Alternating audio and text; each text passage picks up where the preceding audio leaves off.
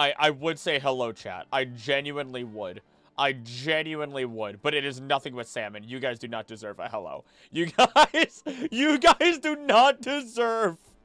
You do not deserve a hello. What is this?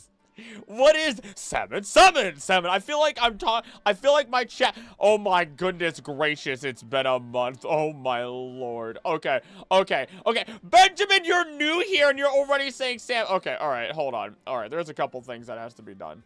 There's a couple things that have to be done. So I just hold on. Just give me a moment. Just give me a moment. Okay. Let me just hold on. Let me just. I've changed how things are displayed, and I have to do a thing now. You're just the dude from Jujutsu Kaisen. Summon roll. Just nothing but bonito flicks. Just that dude. Anywho, wow! Thank you for being a knight of the court for 1 month. What a month it's been. Thank you for being a member. Oh my goodness, thank you for supporting the channel. How to trigger acrylic 101. I salmon Pokemon. There's not even a salmon Pokemon! Salmon emote. Okay, mine, and this is, I saw you guys on, like, Saturday and Friday. Where is this chaos coming from? I'm gonna spray you. I will spray you. I will spray you with this bottle. You are I will spray all of chat. Dude, do not tempt me and watch the Star Signs episode. You know what? That's right. If you don't know where the salmon means coming from, it's because if you're just following the crowd, you need to. Spraying me isn't gonna do shit. At least we know what a salmon is. I'm gonna fight. I have coffee. I wasn't gonna stream until about 11 because Mr. Jaeger had an appointment. He had to go get his booster, so that way, if he eats rabbit poop, as he is apt to do sometimes, he doesn't get sick because he's a dummy like that sometimes. So yeah, he had to get his booster. So I had to do that before work today. Oh. They added music to the places, or additional music and other stuff for free. Well, too bad we're not going to listen to that. There might not be a salmon Pokemon, but there is a Relicanth. Pulling the crowd up the creek, perhaps? Alright, you know what? Give me a moment. I'm just gonna get the duck game going. Because wants to drop kick me. I got this. Alright. As we get started, I'm just gonna do this. As I get started. So, quick housekeeping. You're gonna notice two things. That was weird. That usually doesn't happen. Anywho, you're gonna notice 2 things right off the bat. Right over here. Okay, 3 things technically if you're observant. 1, instead of it saying current memberships, we have new/renewed memberships. Okay? It also has the total goal available. Right below that, I have both of the goals listed. I slowed down on the goals because I currently have 3 goals that I have to get through right now. And let's just make them bigger goals. Instead of doing many, let's just make them bigger. Because you guys are hitting 100, 200 too easily. Speaking of, you guys hit 100 last month. I did buy the green screen. So the green screen will go behind me. It'll be fun. It is a full, like, 5.5 foot wide by 6 foot tall green screen. So, you know, if you're doing the math, that's twice my height. Plenty of space to do anything, whether that be for streams, videos, or even just small little, short, like, skits that I have to do for some of my videos. It'd be really nice to actually be able to do that, or any ad placements, for, like, the Teespring, which has merch on it. Fantastic, you know? So there is all of that. And then, to follow all of that, then, hey, Thermos, howdy, everybody. I didn't say hi to everyone. How's everyone doing? To follow all of that, at 400 and 500, we still have the same goals. Community chosen tattoo, and then the multiple generation Nuzlocke, where I am not allowed to, if I black out, not empty the box, if I black out, or if, and I'm not allowed to use the same Pokemon throughout the entire thing. So if I catch, like, I don't know, a Pidgey in the first game, I can't use it for the rest of the 9 generations. Oh my god, there's 9 generations. I'm not doing Hisui. I'm not calling Hisui. Can't wait for the salmon merch. I gotta work on that at some point. That's the other benefit. If we do hit certain amounts of members, of course, we do get more emotes according to YouTube. So there is that. I mean, of course, I got to do more of that anyway. Sorry, I just got a direct message. I want to make sure I resolved that so that way I don't think that I'm getting blown up suddenly for no reason. Other than that, this needs to move over. This is going to drive me crazy. There we go. Other than that, I have 4 videos. Okay, after today's research stream, I will then have 2 videos I need to record. And then overall 4 videos then that I can edit. So I might go a little crazy. We'll see. My plans are, I've already revealed them, are the stolen afterlife of Pokemon. Basically every Pokemon that also emote in the fish, oh my gosh. Basically every Pokemon that was a human, that can eat souls, that burns souls, that use them as fuel, that steals your soul away, so on and so forth. The stolen afterlife of Pokemon, okay? Really cool. I'm really happy with the thumbnail for that, actually. Then I have 2 other videos. I want to make the quiz live stream into a singular sort of, just highlighted video. From there, I have the Ultra Moon Nuzlocke I want to crunch down. I do have to script some stuff for that. And then finally, I do have the pet video. Stream mode. I don't know why that still got me.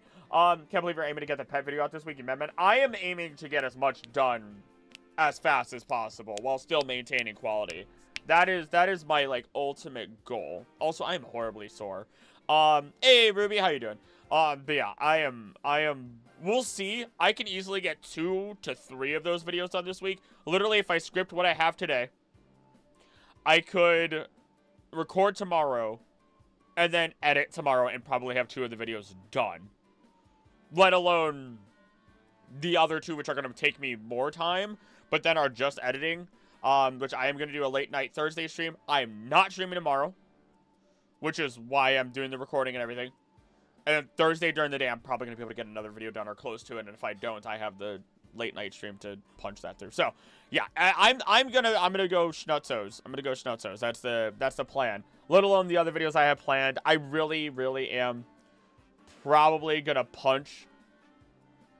I probably am gonna go ahead and punch and look at a couple other videos. I actually don't want to say them because I don't want to keep promising videos and not do them. What are we researching? Actually, that brings us to what we're researching today. Howdy there, Hag.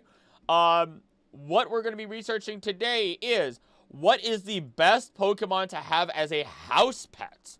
Allow me to give you guys the parameters that we're working with today. And you guys, of course, in the Discord or even here, can make your arguments as to what... Salmon, I'm going to fight you. As to what you think is appropriate. So, Machino, fight me. Actually, Machino's on there. Machino's on there. I actually made a Fido. There it is. So, let me throw it this way. I'm just going to read straight from the script.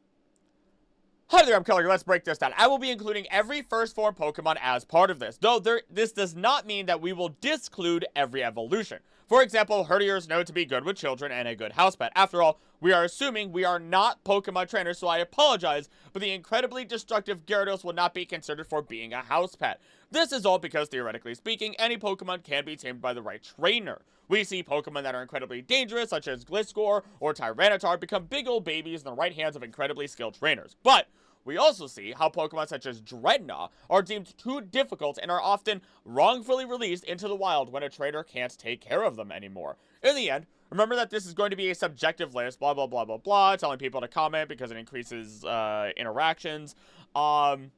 And I do say, I also got a number of responses from you in my community post and the community Discord and live stream, I should add at this point. Community post, live stream, where I completed this research, and in the community Discord, so I'll be considering those Pokemon as special cases if you have an argument for them. Finally, before we get started, I'm automatically eliminating any Pokemon that is known to actively hunt down humans or are so dangerous that we can't even touch them without dying. This means Pokemon such as the Litwick line, which it will consume or burn souls, Lampet, specifically going to people who are dying and devouring their souls as they draw their last breath, or Pokemon such as Cantonian Muck, which, if we just touch it, we will contract fatal illness that cannot be cured. And then I would get into the actual video itself, starting with, as we go through, region by region by region. So let's see. Fido, makes it a bit more reasonable. Argue Flareon. Eve, I was very close to considering Eevee for the thumbnail. I have not drawn the thumbnail yet, but I'm very close to drawing it. And it's still a toss-up as to what I want to do. Golett, easy. Do you understand the number of people who have said Golett in the comments, actually? There are a number of people who said Golett in the community post. On a serious note, there it is. Did I make a good case for Komala? I have not thoroughly looked into it, but I read it, and I was like, nope, that's pretty solid. Like, anybody who made an argument, I've not fully, like, processed everyone's arguments yet. My Gara house. Hear me out, Gasly. Hear me out. I don't want to die. Do you not see my shrine to Gengar up there? Do you not see this shrine to Gengar? I love Gengar. I love that whole line of Pokemon. But by all means, they are deadly. No Mad Cargo guy, no Drifloon pets. It's funny because Drifloon is discussed elsewhere. Can't believe Golett has gained a cult. I accepted it. The second Biggins jumped into the community, I go, ha, this is how it happens. Hear me out, Ditto. That's a lie. I can absolutely believe it. Let's see here. Let me open everything up. Ditto's pretty solid. Maybe Yamper. It steals children. No Drifloon. It's the best pet. It'll never leave you alone. Theoretically speaking, there is one Pokedex, the Ultra Moon Pokedex. Or sorry, the Moon Pokedex, I believe, or the Sun, not Ultra, just regulars, that does distinctly state that it carries people off, and then it gets larger while the people are then gone. The first thing that was said to me when I entered the server was, Biggins, you want to join the turtle call? You ain't wrong. Also, I just realized we don't have audio for the game. We need music. I'm gonna put on Cuphead music today. I'm feeling it. Also, Botanic Panic, first song, is also the name of my grass-type deck in Pokemon Trading Card Game Pocket. TCGP, whatever. Anywho.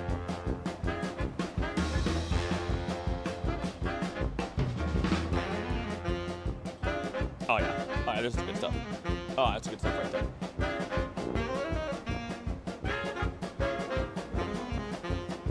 Alright, I have the energy I need. Running his own cult as he deserves. Alright, let's start with the Pokemon found in Canada. I just realized the music is so loud. I am so sorry. I blame star signs.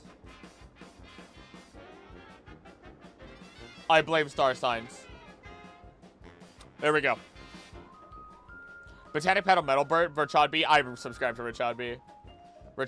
Richard. Hear me out, all my little turrets. The perfect time to use that emote. Okay. That should be good. Yeah, it looks. Even if I'm quiet, I'm still hitting. I'll lower it just a little bit more. There we go. That way, if I'm quiet, I gotta remember to do that after star signs. All right, I have my script over here. I need to look at. Onix is a first form Pokemon. I mean, I did make the roll. All right. Let's just do complete Pokédex. National Dex of Pokemon. All right, Bulbasaur. Obviously, Bulbasaur is an easy one to say yes to. Actually, its entire line is fairly easy. I mean, again, that's a pretty easy one all in all. Turtle Call is the best cult, not that there's much competition. Great Turtle will descend and shelter us from the heathens. Oh no. Type Null. This is loud for me. Type Null actually is. I mean, I don't know if I'd count Type Null as a good pet though. I probably shouldn't consider legendaries.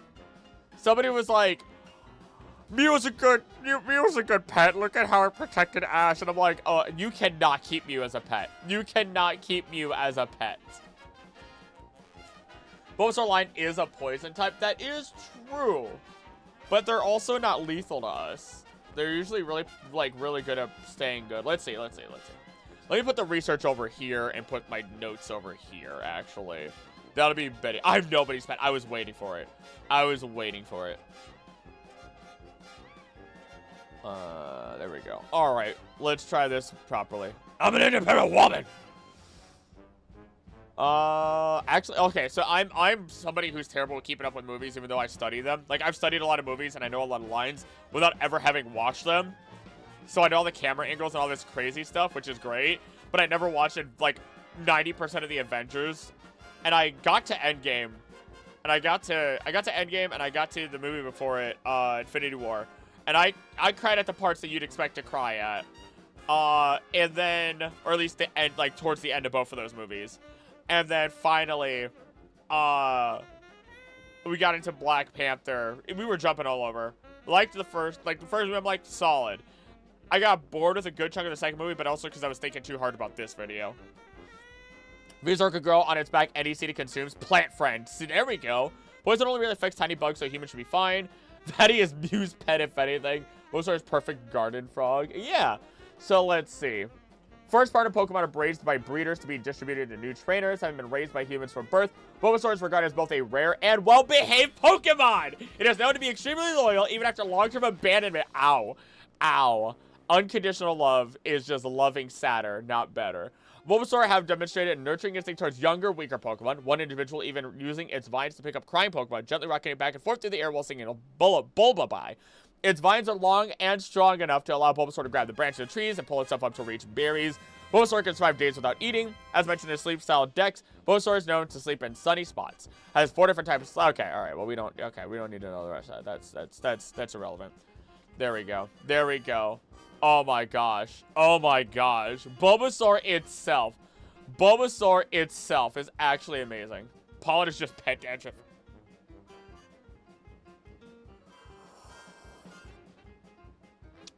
How did that get so cold so fast? That is like a little warmer than room temp. What the heck? So much for having really warm coffee. That is actually amazing. That is actually amazing. So right off the bat, it gets a pass. Right off the bat, Bulbasaur gets a pass. Bulbasaur gets a pass. Hear me out, Gardevoir. Gardevoir's, if you're, the Rhodes line is actually not a bad line in terms of a. Makes me uncomfortable to say that they're a pet Pokemon. Any humanoid Pokemon feels weird to say as a house pet. I wish I had pollen instead of dandruff. Allow me to spread my my seed. That's literally what you just said. That's the equivalent of what you just said, Ruby. Right off the bat, Bulbasaur gets a massive pass. Loyal, friendly, and incredibly caring.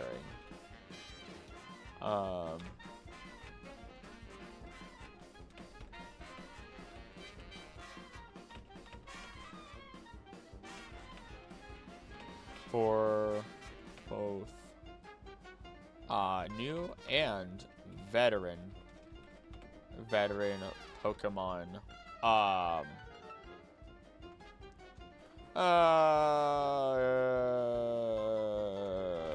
Both new and veteran individuals within the Pokemon world. Hey, Vatty, how you doing? Well, that was easy, but what does it say about Ivysaur? Does Ivysaur change at all? Spends a lot of time in the sunlight, blah, blah, blah. So what's interesting about this line is that they do evolve through just getting their sunlight. They don't have to fight.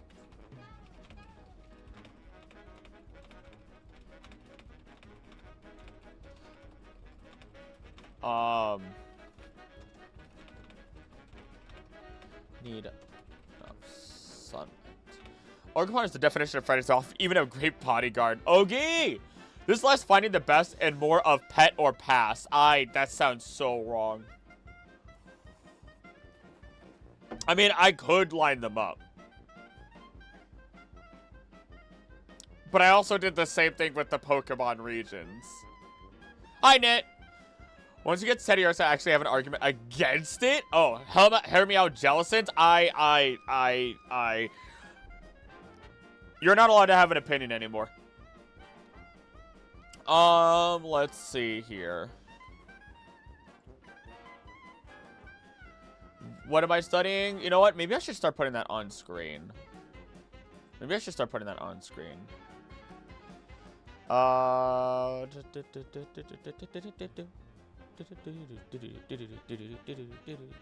know what? Or I could put it in here. current research, colon, best house pet, best Pokemon house pet. And then all I do is pin. And there we go. Perfect. Done and done. How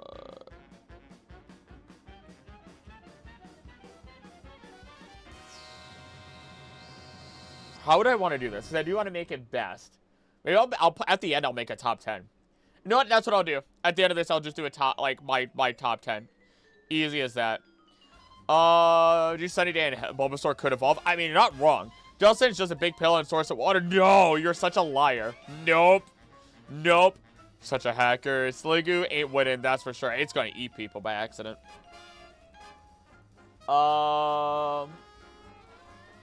Let's see. Which?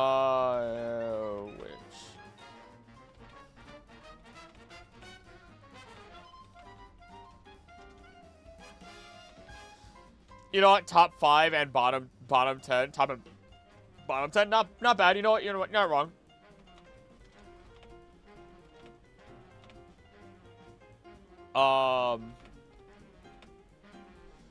There we see. Curse. Terribles, you're actively deciding to choose all the Pokemon that'll kill you. You are actively choosing every Pokemon that will kill you. By some of them literally by just touching you. Alright. So let's see.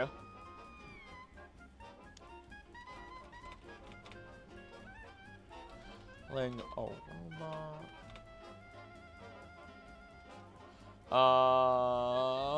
there we go.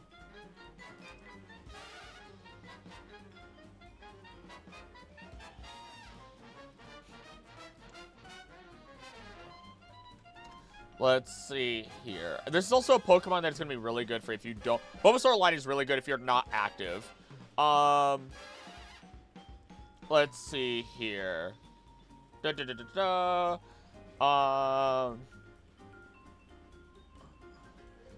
aroma, sunlight, blah, blah, blah, blah. Strength of both every star in his plant. So the... What was it? So the temperament and attention necessary hasn't really changed.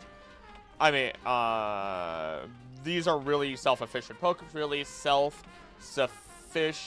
Pokemon. Sonic probably isn't gonna be a good pet either, as long as you keep it from getting stressed out. Remember that comic where Kanto stars are shown wetting the bed? Bulbasaur seeded it, Squirtle water gunned it, and Charmander burned the house down. So today we're gonna see which Pokemon are tops and which are not possible. What about Spoink? I really want to hug it. I can hear you getting a chuckle out of this. Let's say Esper would be a good pet, but then open its ears and everything goes kaboom. If you hug, you don't have to stop bouncing. These are really self-sufficient Pokemon. Great for people who are really busy in their lives. But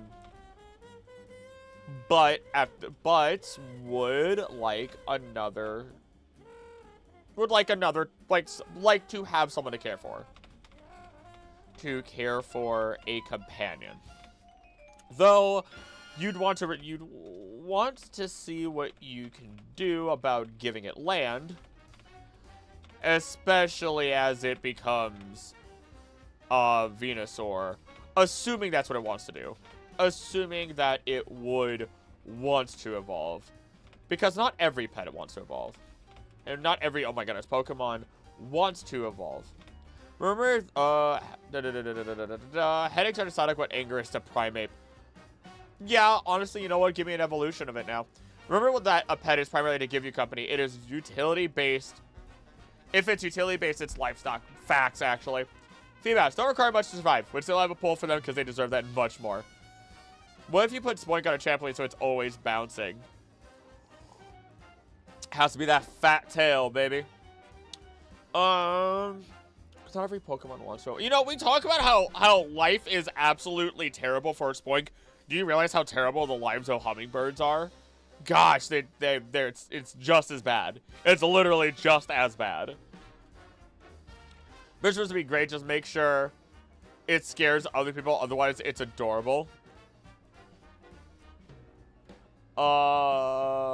Let's see.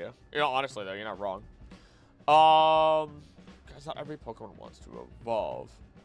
All right, Venusaur.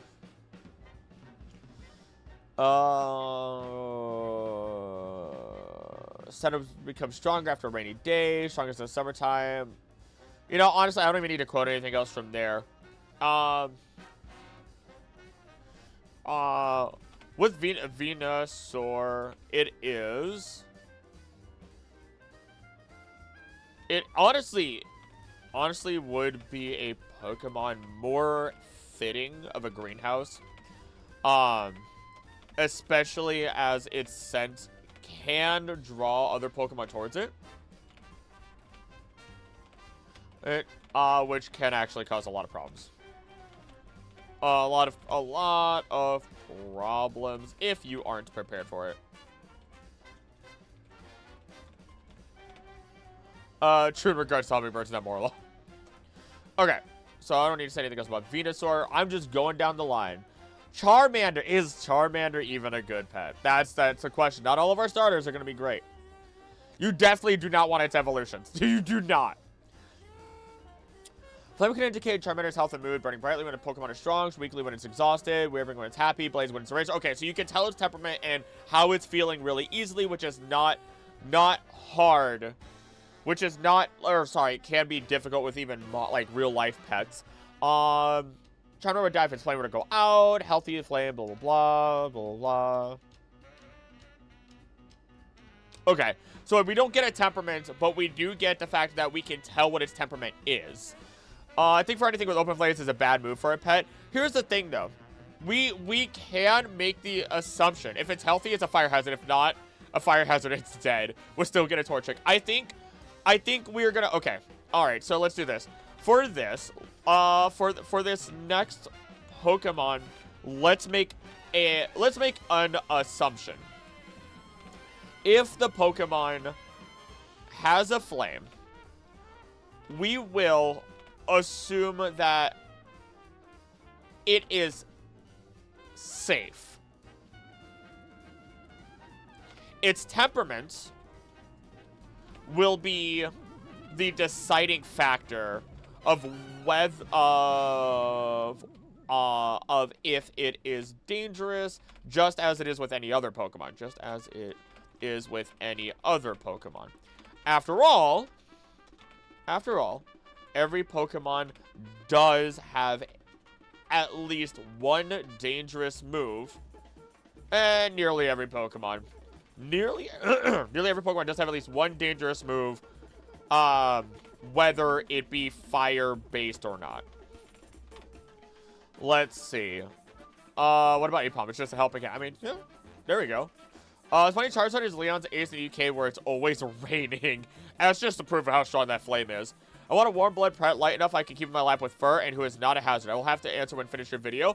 I'm going to tell you right now, Growlithe, Flareon, both of them are going to be fairly safe without causing too many problems. In addition, if you don't want those, then yeah, I mean, honestly, yeah. I think we can answer a lot of these. I might not even have to script most of this. I might be able to look at this and be like, okay, I know this Pokemon, I know this Pokemon, I know this Pokemon, I know that one, blah, blah, blah, blah, blah. Manga X Callum's Charmander was a bit of an unlucky guy whose tail always lit up things on fire. Normal little guy who'd walk around holding his tail up. If it has a flame, it's safe. New educational video. Extremely mischievous and unwieldy. Apom. I already mentioned Apom. On his side, I mean, it might be. Pets can get real upset. Old Grey Kate, 17 years old, get angry because we went outside without her and she peed inside. Yup. Always gonna have those. Always gonna have those. No matter what, there will always be a risk. And some Pokemon will get upset. Just as real life ones will. Just as real life animals will. it is up to you to make responsible decisions as a pet owner. A pet owner slash partner. Don't mind me putting responsibility back on people. Okay. With Charmander, the primary, oh gosh. Charmander, we do have the issue of the open flame. Which might cause some problems here and there. Especially as we can't just put it out.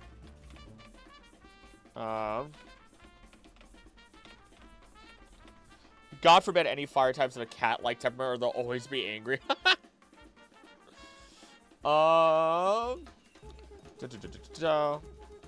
Despite this, though,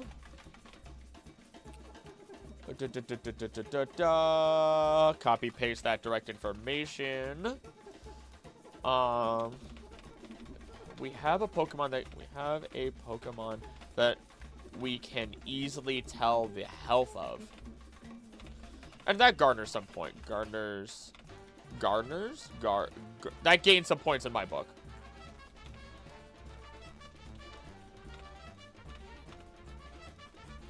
How long have you been listening to this? Has this been a repeat? No, it's just 3 minutes long. No, this is Flow of Fury. I'm stupid. Wow, I was out of it. Best house pet, though, Stakataka. It is both a house and a pet. My definition is the best house pet. Shut up. Shut up. Alright. If it's healthy, the flame is a hazard. You're going to keep a pet and actively keep it unhealthy unless you're a monster.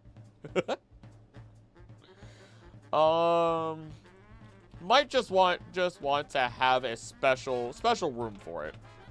If anything. Kind of like a bird room. Kind of like having a bird room. It might be a less than conventional pet.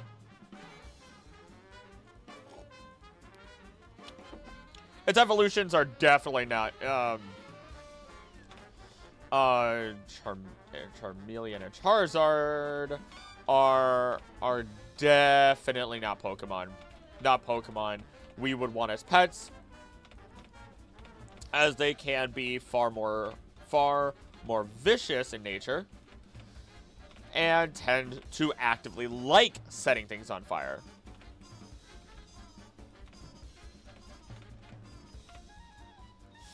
So, not a great house pet. It also be easy to take care of. You even get free money from Payday, but that may be considered counterfeiting. That is the exact thing that was starting to get thrown around in the Discord, which is hilarious to me. Also, Nanu had like 17 Alolan Meowths. Alright. Squirtle.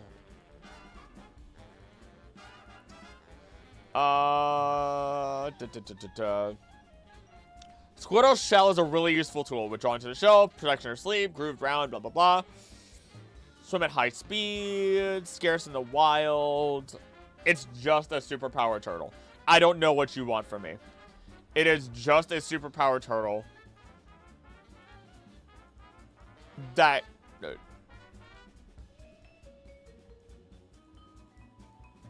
It's just a superpower turtle. I don't know what you want from me. That's all that it is. No temperament stated, nothing along those lines. There are Pokemon that can be houses, like Dodonzo. He's a house for Tatsugiri. Dodonzo is the 4 Pokemon. You're not wrong. You know what Dodonzo and Tatsugiri's relationship reminds me of? It reminds me of that, one arthropod that crawls into your mouth. Not humans, not humans, not humans. It will crawl into a fish's mouth and replace their tongue. Ugh. It's like the tongue louse or something like that. It is. Do not look it up if you want. Like, they by themselves aren't terrible, but when you put them into the, like, situation of it, they're the worst. They're scary. Not humans yet, at least. Never, never humans. Never. The odds are so incredibly low. They just do not... They're also just not actually... Well, no, they could get big. Never mind.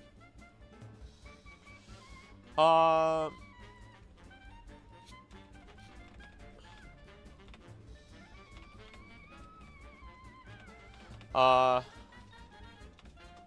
odds are low, but not zero. I don't think, you know what, hold on.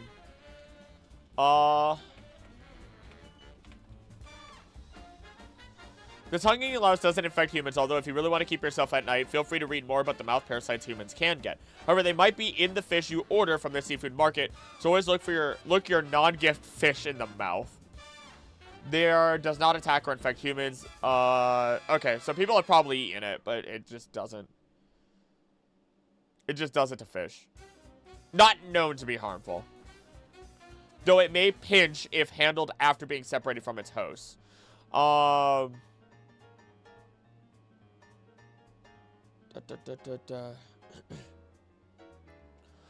there's a whole other worm that could do it, though.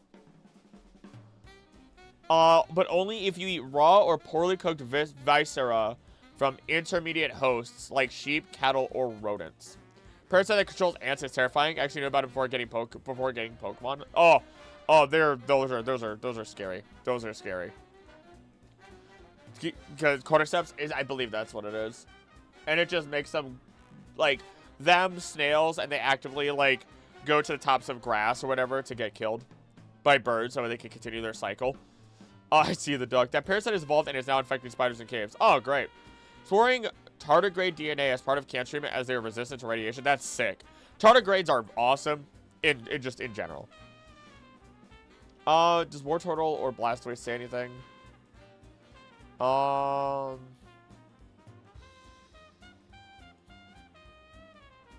mean, I don't think you'd want them so much as pets either. Personal, it's even more scary now.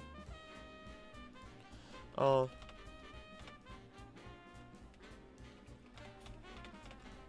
I have a duck? If you don't and you'd like a duck, just let me know which duck you'd want. That goes for anybody, really. Adders.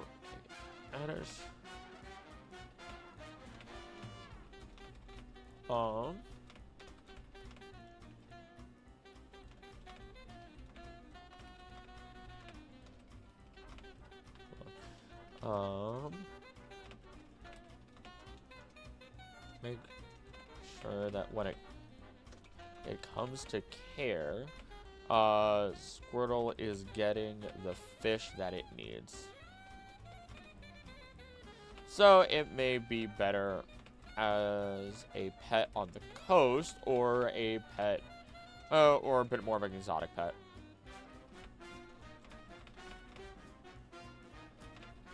Starter Pokemon. Who would have guessed?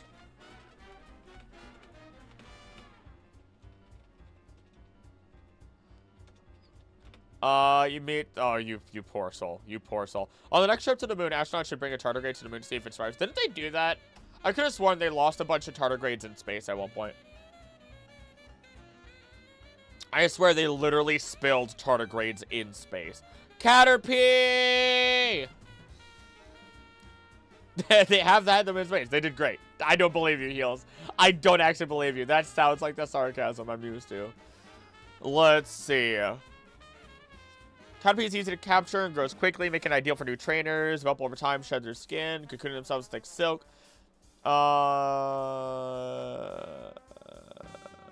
Favorite food is the vermilion flower. Interesting. Drools out strings instead of saliva. Okay. Okay. Don't listen to his duck lies. I asked for a rock-like duck so I could be Golem, and he gave me a rock and roll duck like a... Wait, what? That's what you want? The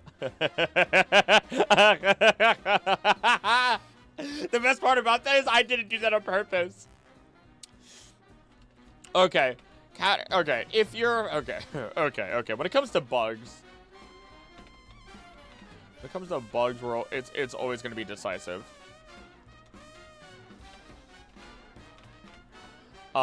Divisive, sorry. Divisive. He'll telling the truth. Tardigrades have been in space and it did great. Oh, okay. Oh, shuttle, space station did fine. I want to be the tomato duck. Something extremely funny about a tomato being named after a strawberry. Here we go then. All right, let me get that. Where's the tomato? I think I saw it right there. Let's see. It is a strawberry though. It is. It's got seeds. It's got the seeds. It's got the seeds. Keep it as is. I could.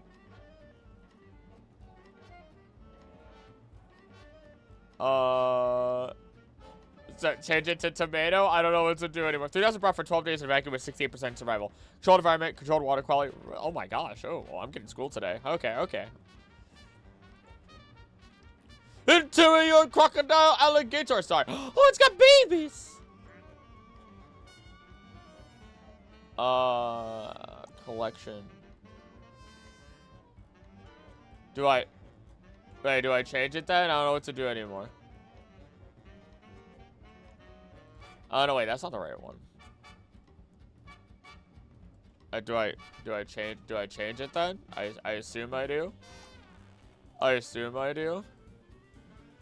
If not, I'll find out. Change it to tomato. Oh, all right, hold on, I got this. I got this.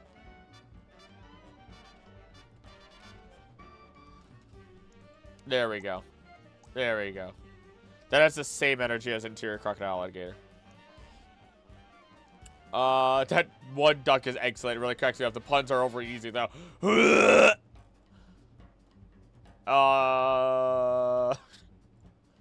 Where was I? Okay. So extreme temperatures in vacuum. They're more resilient than I thought. I just knew they were really weak to pollution. Pollution of bacteria. When you're as small as bacteria, it's like fighting a monster. Okay, the Caterpie line grows quick. Grows quickly and is just a caterpillar. Caterpillar evolving as a normal, well, as a normal caterpillar will grow and change. Metamorph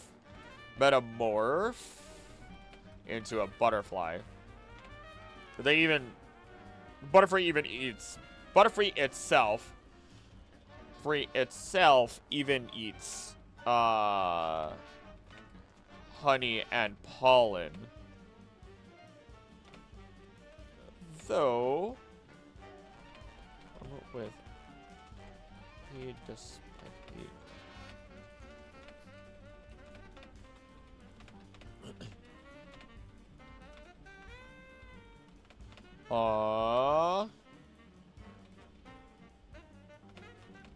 be hard to clean up. What are you researching? Pokemon food chain? That's an oldie. I have yet to redo a Pokemon food chain. One day I will. One day I will. Also, how you doing, Ludra? Duck must be an expert in the field. Looks like Shell a good guy. Looks like they can totally fake a yolk. Now, Omelet, you finished, but I gotta go annoy you. Dead. I am physically dead. I am physically dead. Butterfree can also be a problem, though. Be a problem, though, due to its scales. Did you see the pin message? Ah, you're good. It happens. Do you understand the number of people who walk in and ask, "What game are you playing?" And I'm like, it's in the title. It's in the title. Ah. Best pet is obviously Hydreigon. Oh my goodness. The wings of Butterfree are coated with poisonous scales that easily fall off continuously as it flies. If inhaled, it results in several status conditions. That is terrible. Not another one. Most people don't like puns, but I beg to differ. I love cracking these jokes. Great for the Benedict of humanity. Explain your 50. I'm gonna drown myself in coffee one of these days.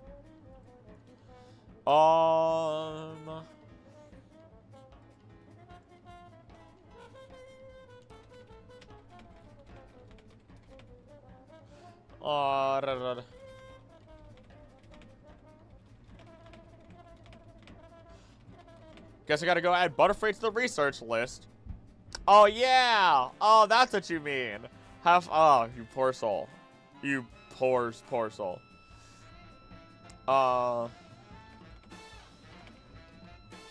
Or poisoned, or both at random.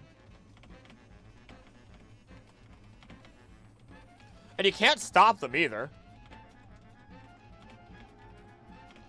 them from evolving either. They literally just evolve by existing as normal caterpillars.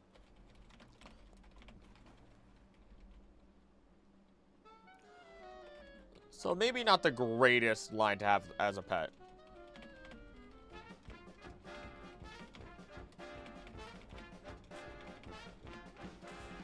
Alright. +1 ulcer. Who's next? I don't even need to talk about Weedle. Do I even need to mention Weedle? I don't think I need to mention Weedle. Weedle will actively, will be one of the Pokemon. It's the same exact thing. You cannot stop Weedle from evolving. It will evolve on its own. After eating enough, it will try to kill you. That's just it. Pidgey, though. Guz is the best boy. Your Pokemon will all have to evolve eventually. What is going on here? Weedle having its own mansion. A brother had his own room with 14 people? Pidgey has an extreme sense of direction and homing instinct. Travel straight back to its nest regardless of how far away it has flown. Docile Pokemon prefers to flee from its enemies rather than fight them. Okay. Classic bird Pokemon that might actually be great for people who keep pigeons. People who keep pigeons in real life is actually Pidgey.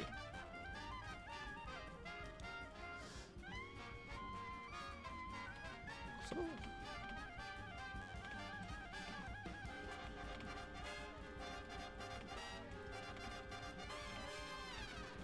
more skittish in turn, more conflict avoidant. I just realized. Shiny Spinneret, Topu Chocolate, Guz the Weedle, Professor Fairy. Egg Duck and I were talking. Its least favorite day is Friday. I'm Fatty. I'm gonna suplex you. I'm gonna suplex you. No, I'm gonna suplex you. Weedle, pause. Music cuts. No. Hydreigon is great. Sure, the Pokedex has aggressive, but that's because it's been loathed and hunted in the past, so its aggression become ingrained in its behavior. That is true. That is true. This is a house pet, though. You are not keeping it as a house pet. And also, that was part of the rule set. It's like any Pokemon can be trained to love you. Any Pokemon, but we are not trainers in this situation. A pet Yorkshire. There's no amount of coffee can prevent the headache. I also am going to finally reward myself tomorrow, I think. I think I'm going to go to the gym, and then I'm going to have sushi. I've been saying I should get myself sushi for a while. Just go spend 15 and go get a bunch of sushi. Just once a month. I need to treat myself if I'm going to be working this hard. That's why I can't say Golurk. He isn't a good house pet. Let's see. Salmon, bleh!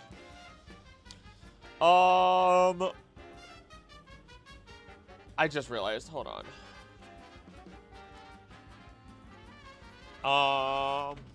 And would require pretty basic food all in all.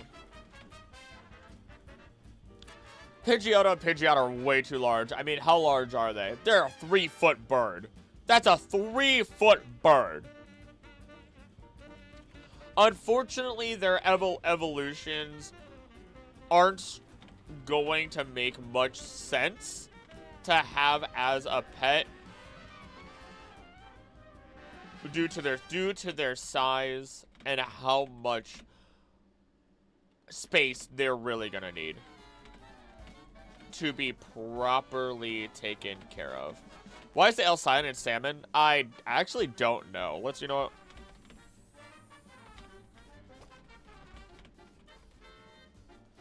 It's about the word salmon, why it has silent L and why falcon has a non-silent one. It's the same story, plus a bit historical accidents. The word salmon comes from 13th century word salmon, which you'll note doesn't have the letter L in it. So there it is. It was later added to make the word closer to its Latin roots. Okay. The word salmon comes from the Latin word salmo. In Middle English, the word salmon was spelled salmon or salmon. The L was added to make the word closer to its Latin root. The L is silent, and the word is pronounced salmon. And there we go.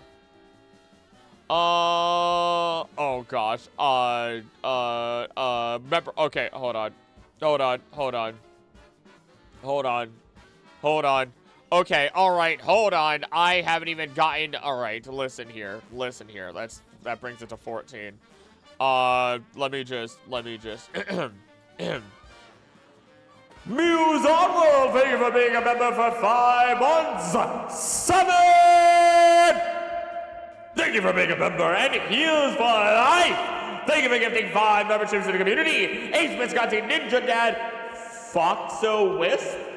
Okay, Ocean. Sorry, I just had to make sure I didn't say that name wrong. It would sound like I swore. Ocean R and Netrexy, welcome to Big Wonders. Members for Team Salmon memberships. Thank you guys for supporting the channel. Oh, hi Siri. That reminds me, before I forget, okay. Not only did I buy the green screen, and that's coming in this week, so we'll have it this week, I think tomorrow. But, actually, hold on, let me check. But while I talk about it, I'll tell you guys. I also have the Pokemon food video, in the works. And by in the works, I mean, I bought an official Pokemon cookbook, so I could cook Pokemon making Pokemon the way food intended, as Rub from the community said. Let's see here. Arriving today. Hey. Oh, the green screen arrives tomorrow. The food book arrives today. Heyo. Let me see here. Let me see if I can show this without showing any pertinent information. Whatever. I've shared it with. Oh my gosh, yeah, there's like, let me zoom in. There's drinks, there's dessert, there's food. Like, I'm gonna try and make a proper fun meal or two, we'll see. Just swore on stream, Yuri. Parrot duck, I wanna be the parrot duck. Okay, I'll hit you with it. 16 months in, oh my gosh. Pamela starts being upset that Yuri didn't get a membership despite her already having one. Oh, we just had drop off. Oh, Parrot Duck doesn't have a name either. There it is. There we go. Done and done. I love this music so much. I've listened to it so much. Alright. Rattata. But if you like mice, sure, I guess. If I got another one, I doubt anyone would be complaining somehow.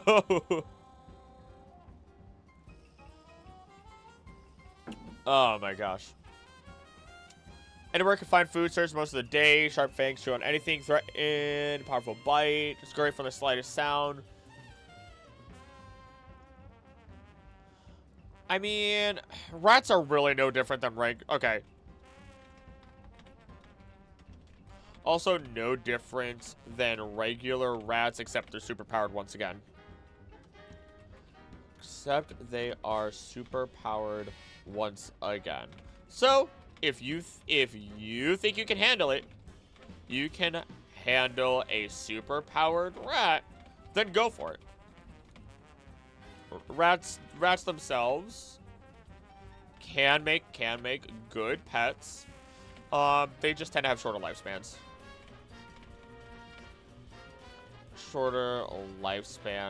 And only because of cancer for that matter, but I'm not going to put that in the video. Due to medical complications more than anything. Like, it's sudden medical complications. Good stalker while multitasking and doing some exercise, but I will not tell you when so you can't yell at me. It's hard to keep posture while laughing. Yes! Someone should make a Plants vs. Zombies cookbook and teach a bunch of vegan recipes with the plants in the game, not including inedible ones like torchwood. Snow peas. Raticate is actually kind of vicious. Yes, very much so. Kakuna Rattatas. Stalker. Be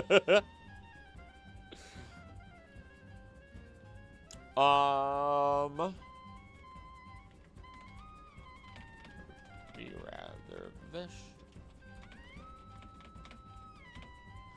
Going to consider eradicate. Think you can handle a superpowered rat to go for it? Alright. Keep going down the line. We have eradicate. Spiro is actually not going to be a good one, I imagine.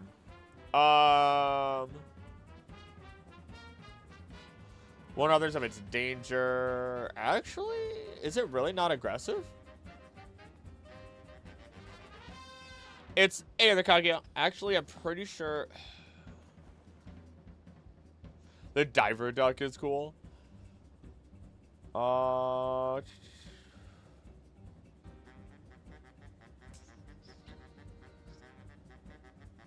Okay, Spiro are like the red-winged black-winged birds of Pokemon.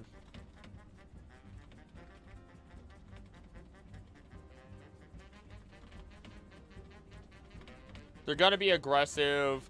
They are shown to, okay, Big N's got me. They are shown to be aggressive in the anime. They ultimately are not meant to be house pets in the slightest.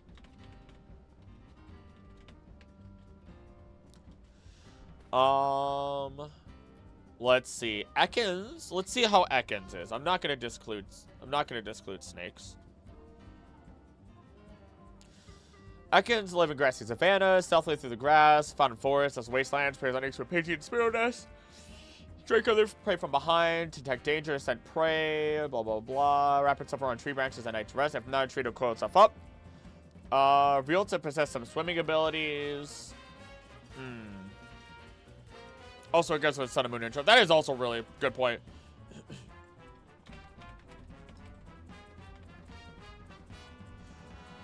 Oh, 3 Spiro in the first episode. Oh, a lot more than just 3.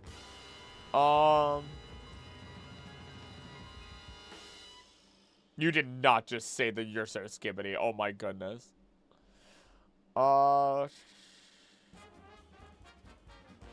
It doesn't say that it's aggressive. Ekans doesn't say that it's aggressive, oddly enough. The only problem is you're gonna be providing big pieces of food. Snakes are cool. My cat and snake are best of friends. Hey, Sir Backwards, how you doing? Also, I used to have snakes. I used to have, oh my gosh. One of them was named Org, after the dragon of Dragon Tales. He was an orange one, though. Oh, you're so Phantom Tags. Say Yuri, I can't believe it. Revenge of the Aggressive Flossing. Need Foomer translation for Skibbity. Oh, no. Okay. No, okay. The problem with Ekans isn't that it is aggressive. In fact, the issue lies in its diet. The fact that it has to eat... The fact that it does have to eat other Pokemon or their eggs, more specifically birds, as a primary source. But no, I don't even have to say that. The fact that it does have to eat other Pokemon or their eggs does create a little bit of a problem. I don't want to think about Pokemon pet stores where that has to be provided. Although we can also ignore some of these dietary preferences thanks to the Pokemon world having food created by people such as Brock, our Pokemon breeders, that do allow Pokemon to achieve all of their dietary needs without sacrificing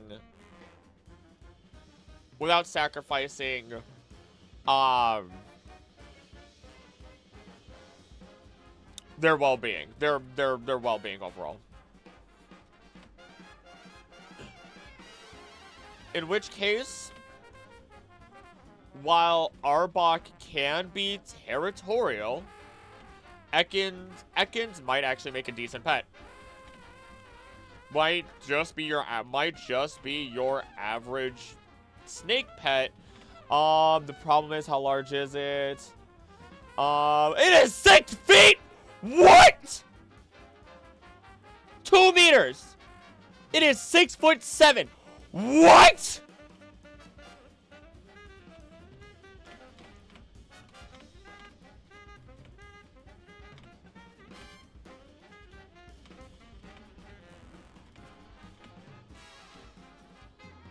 I don't think that's legal.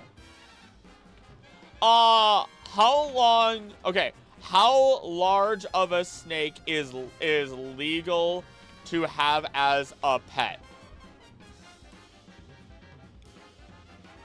You have to get a permit.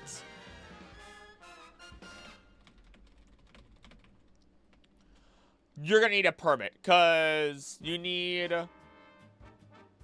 up to 6 feet can handle by one person. For each additional person, you can safely handle another 3 feet of snake. A person may possess up to, okay, Wisconsin Legislature N1615. Captive wild animal farm. Confinement. No person subject to Chapter 169 statutes may possess captive wild animals unless the animals held in captivity are confined at all times to appropriate pens. That doesn't tell me anything. Proper care, blah, blah, blah. I can't believe I'm reading my Wisconsin state statutes. I have the book in the other room. I have not had to study these in years. Years I have not had to study these. Is there anything about snakes? Snake ownership. Possess. Okay, doesn't tell me anything. Meter tall and Ekans could be good for farmers if they got rodent problems. True. Short for some snake pets. That is actually true based on what I'm seeing here. The single life is great. Permit for a 2-meter suit part snake is going to be way too expensive, Mr. DNR. Thing is, I did not even have to research it for the DNR. I had to research it for my degree. Or I had to, for the one actual specified degree that I had to study and have the Wisconsin State Legislature. Which is ridiculous. Oh my gosh. I had to know, or I had to be able to search up quickly, fire, trespassing, general firearms, extreme cases such as mayhem, which is basically when somebody chops off another person's ligaments. I've seen your bones. Don't forget you can buy Pokemon in the game. That is also very true. That is also very, very true.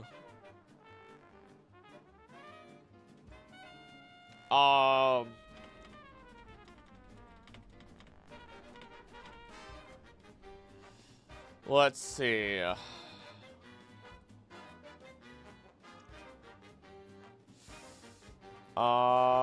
Maybe you don't need a permit, actually. You're just gonna need some room.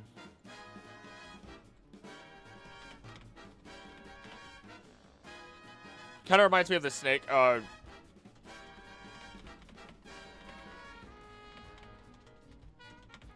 door on its own, which I think was a banana boa. Banana boa. Game Corner breeds Pokemon as just prizes, which is a little weird, especially considering the game there is Game Corners that are run by Team Rocket. Raichu Love Song. Gambling for a snake sounds even worse. Oh my gosh, he's an unknown and the household utensils like the cup and keys. Oh gosh. Hopefully it won't be unacceptable. Pikachu. Pikachu. Alright, Pikachu is an okay. Pikachu. Outside of Ash's Pikachu being a jerk because it can. And because of how because of its own past.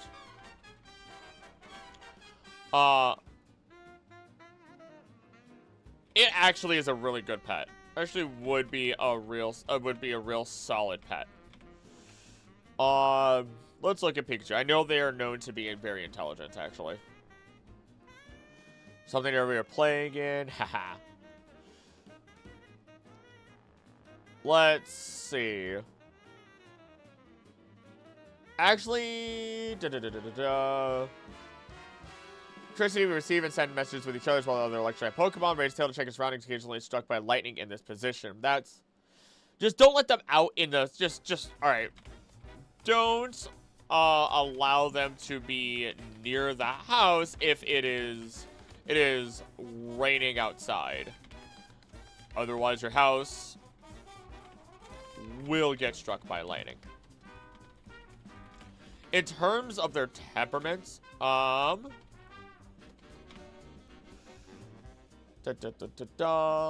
see.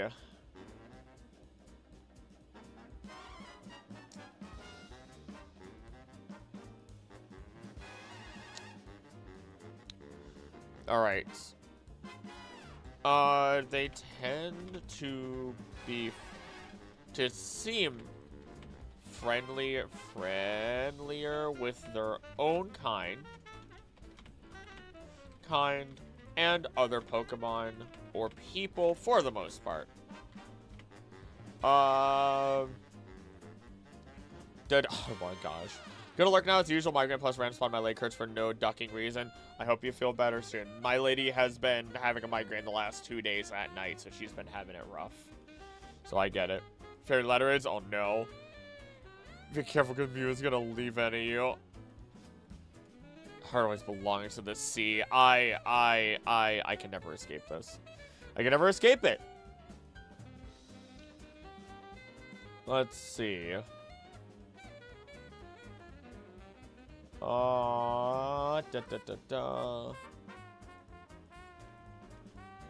we go. They also stick to a diet of berries, primarily stick to a diet of berries that they like to roast with their electricity. So all in all, a fairly expressive Pokemon with an easy diet, but might still require more attention. Since they are fairly sociable.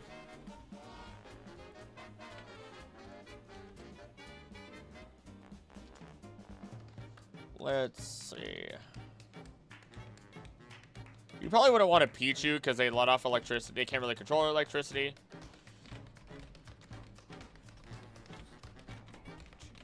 Ah.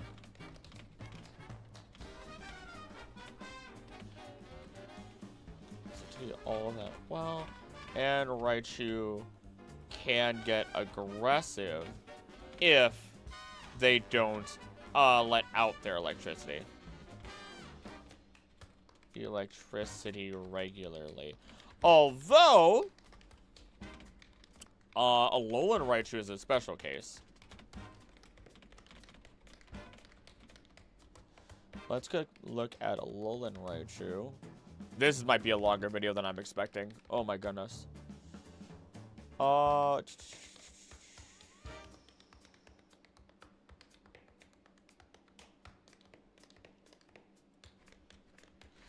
In fact, it is much friendlier, enjoys pancakes, serving them, being intelligent enough to learn how to intelligence enough to learn how to serve pancakes to people,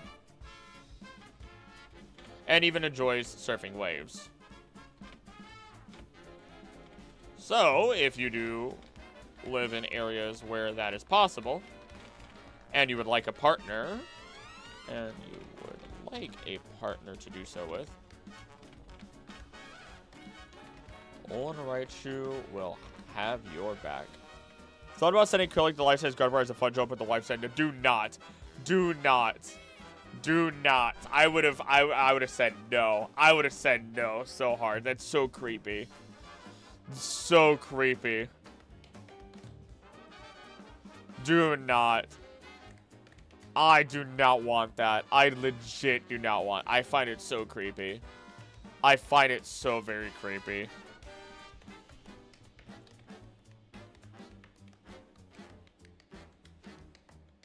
I hate that I read that. I'm not reading that out loud, Vatty. I hate that I read it, though.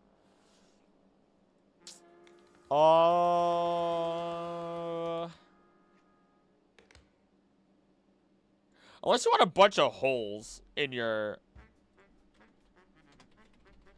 they are pricey. Yeah, that too. Not money worth spending on that.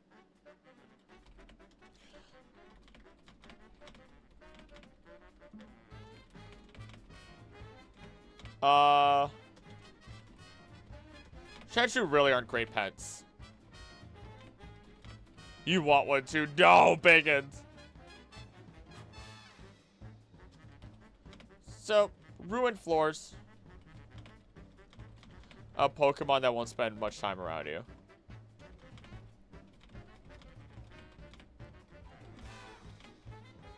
For a joke, at least, I'm not spending it. Same slash isn't considered. Nidoran male and female are also... Male and female are just poisonous rabbits. The end. The hard part is actually that... What is it? Let me actually look at Nidoran male and female real quick. I want to double check some information here.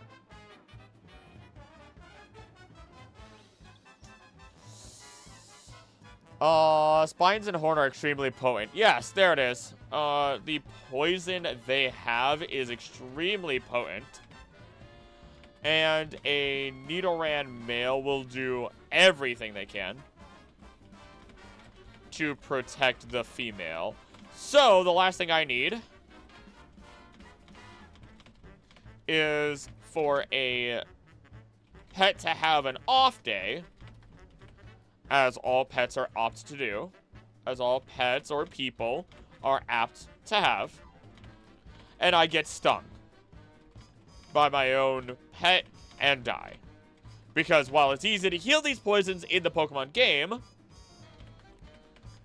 these poisons into the Pokemon game, that doesn't mean they are, doesn't mean that the said poisons aren't deadly as we look at the Pokédex info and more. Have a Baneri now in Star Signs can't beat the allegations anymore. Think about Nidoran female and its evolutions. Think as it evolves, the poison actually becomes less potent and minimize the risk they're young. You might be right. But I don't think we're keeping a Nido Queen in our home. But I am curious, actually. I'm not seeing anything. Keeps the barbs tucked away to prevent hurting each other. Oh, okay. Okay. Okay, you know what? I will include that, though. Professor Fairy. Still had to fight it. Ranger capture ability.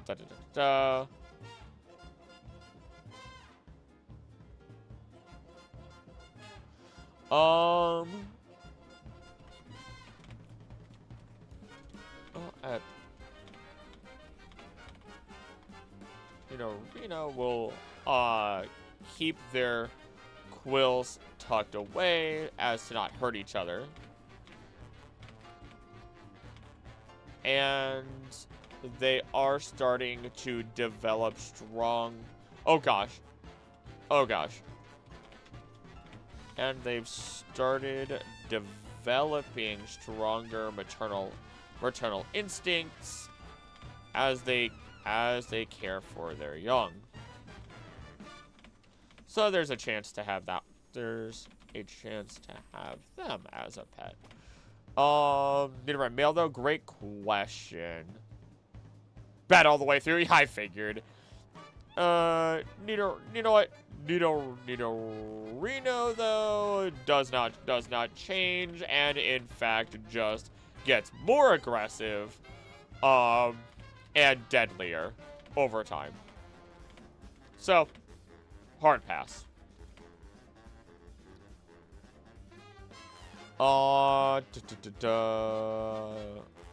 Scripts wordplay. Actually, yeah. Lore Pokemon Rangers catch Pokemon and Pokeballs because it takes away their wild side, whereas a Ranger captures them and allow them to return to the wild. Not wild side.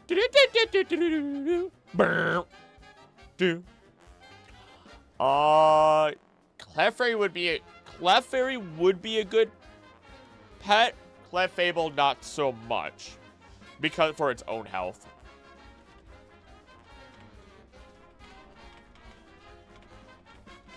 Oh, especially for people who are night owls.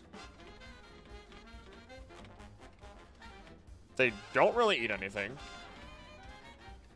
They dance under moonlight. Dance under the moonlight. And they drink water in the morning. Otherwise, they don't do anything.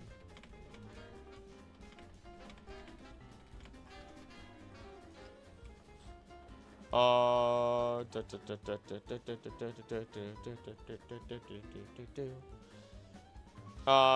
that would be considered risky or dangerous unless you confront them first.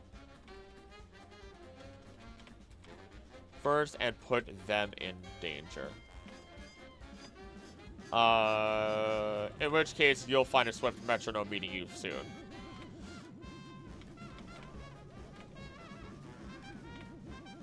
Metro.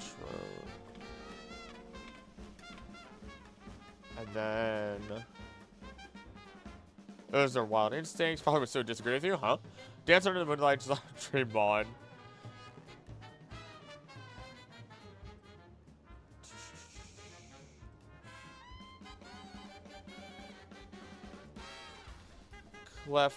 Clefable would be tougher, considering that it likes the quiet, and even a pin drop can be heard. How far away? Is it a mile or is it 3 miles away?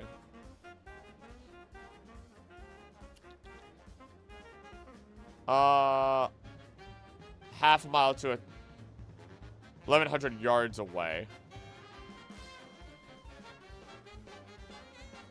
Or just some...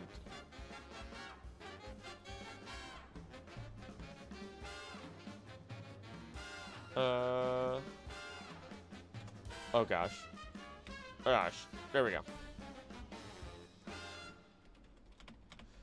We wouldn't even want to live in the same home as anyone.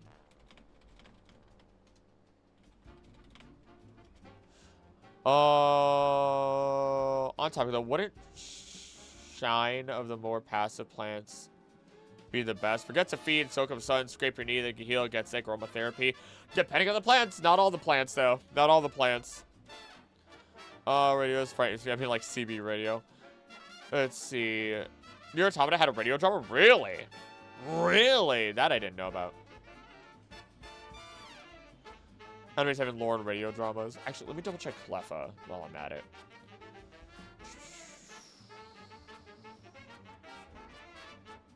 You could have Cleffa.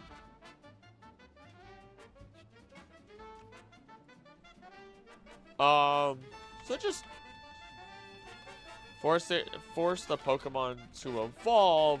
Although, from even as a Cleffa, they tend to instinctually lean towards wanting to find moonstones.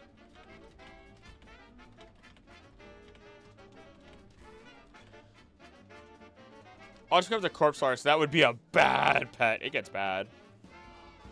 That gets bad.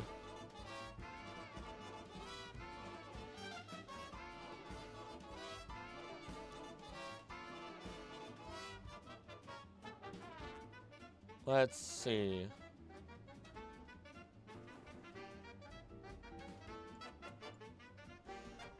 Every Pokemon. Oh gosh. Vulpix. How friendly are you, and how difficult are you to care for? Da, da, da, da, da.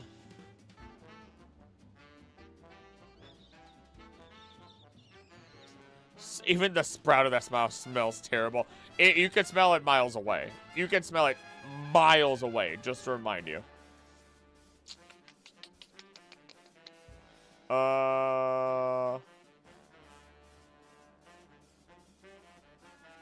Red foxes are pets. Like, you can have a red fox as a pet now. Okay. Vulpix makes things a little difficult. Considering that red foxes can be pets now, can be properly domesticated pets now, but they're still...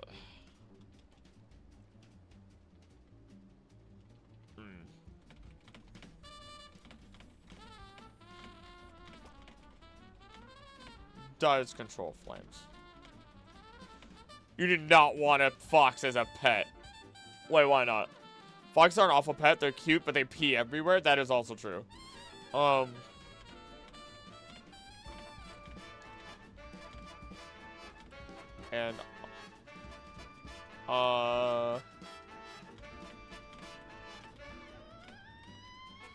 everywhere.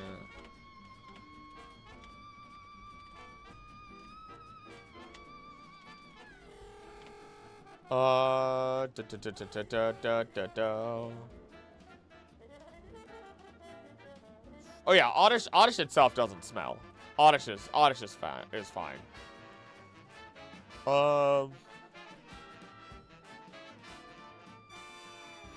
Except they do it 24/7.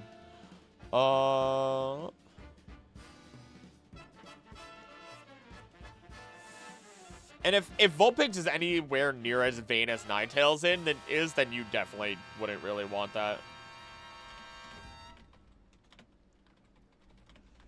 Yeah, as vain or adverse to touch as Ninetales is, then you definitely wouldn't want one as a normal pet.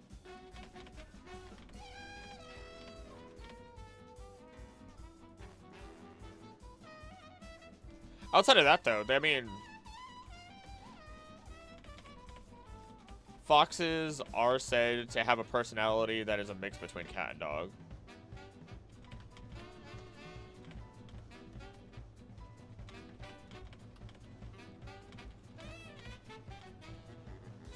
How much exercise does a fox pet need?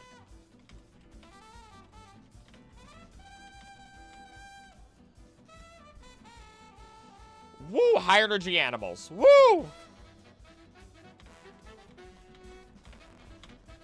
3 to 4 hours of playtime. Or of exercise. So if you're an active individual and willing to make the fox your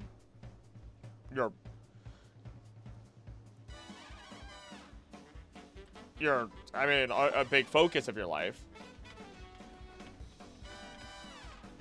Go for it. Go for it.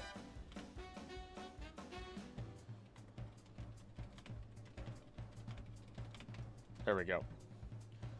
Prison in a flamingo floaty. Curses! Foiled once again! Jigglypuff might be nice just to sing you to sleep. Actually, its evolution would be great too. Really should be considering Igglybuff.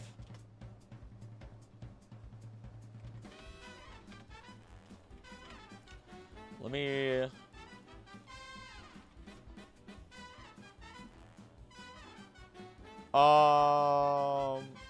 Yeah, okay. Not bad.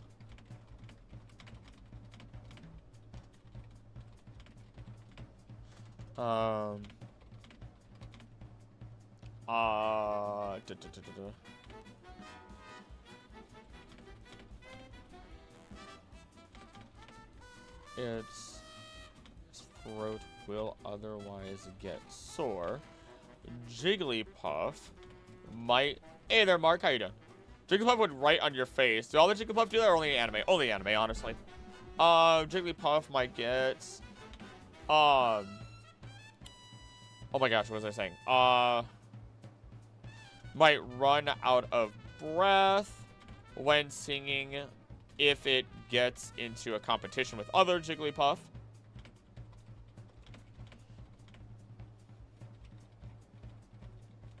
And overall, if any of the individuals get upset, they may expand. More specifically, Wigglytuff can is said to expand indefinitely. Meaning, if you make it upset and it throws a fit, you could have everything in your house destroyed. Everything in your house slowly destroyed. Or it just blocks you out of a room entirely. Honestly, pretty tame compared to other Pokemon. Wigglytuff is actually said to even have incredibly soft fur. Even said to have incredibly soft fur. To the point where some people have a hard time not petting them anymore. Overall, simple, friendly, comfy Pokemon to probably cuddle with, really. And they might even sing you to sleep. Might even be good for people with insomnia, as they can sing you to sleep. So I believe that would be a best pet. It's a hat. Then it goes, happens when I upset my cat. Got it. What is this? Do I have an actual? I do have an actual message.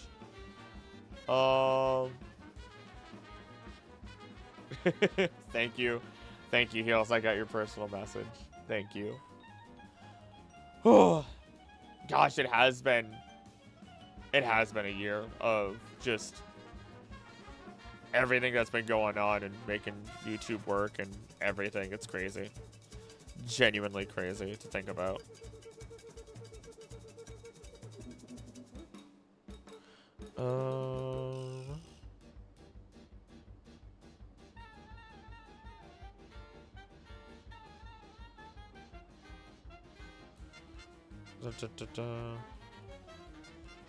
Igglybuff never stops bouncing if it starts. Oh my gosh, you're right.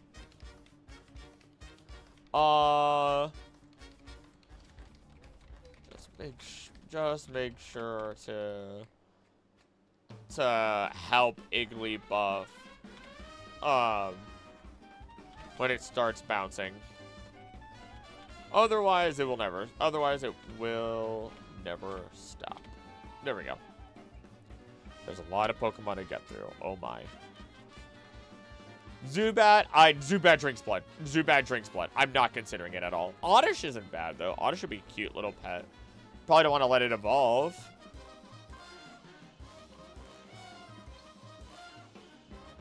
Oh, it probably evolves on its own. And it scatters seeds all over the place. Interesting. Brown's making his sidekick Calliope. Oddish is a hard one, as most plant Pokemon, plants-related Pokemon might be. Because while Oddish isn't bad, in fact, it might be great. Great for night owls. Once again, its evolutions can cause problems, or at least Gloom might with its stench. If you are lucky though. She needs a Psyduck pet. I mean, Psyduck wouldn't be a bad pet. I just gotta worry about the stress. Low stress environments. Low stress environments though.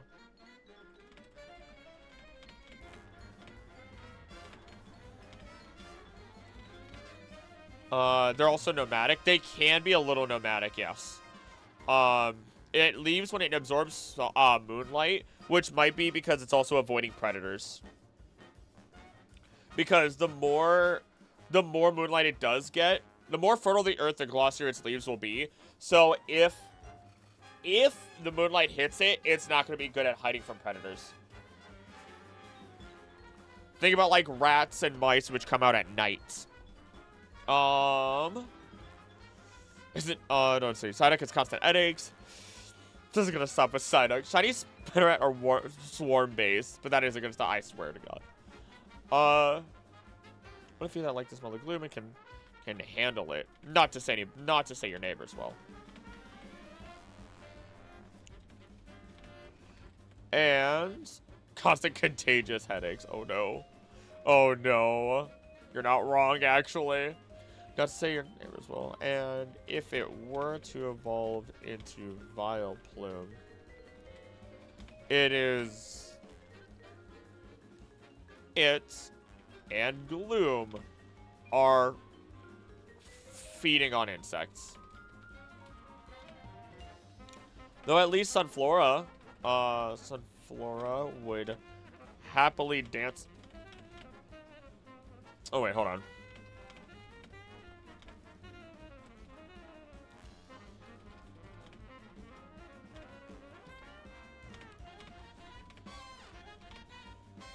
Let's see here. Blossom. Blossom's a good one. Blossom is actually a really good one. Which is actually what I was noting about right now. Let's see. Draws out warm sunlight. Interesting. Oh, it is drawn out by warm sunlight.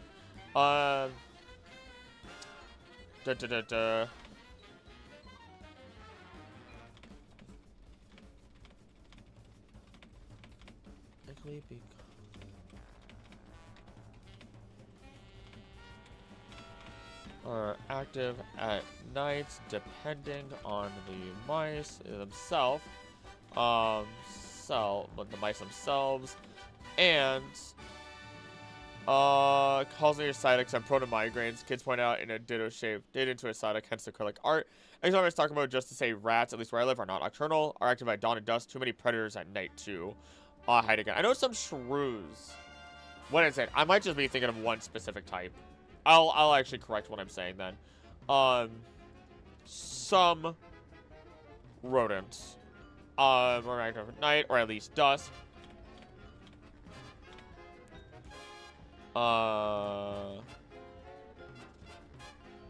Themselves. I think it's primarily in warmer places, but I'm not sure.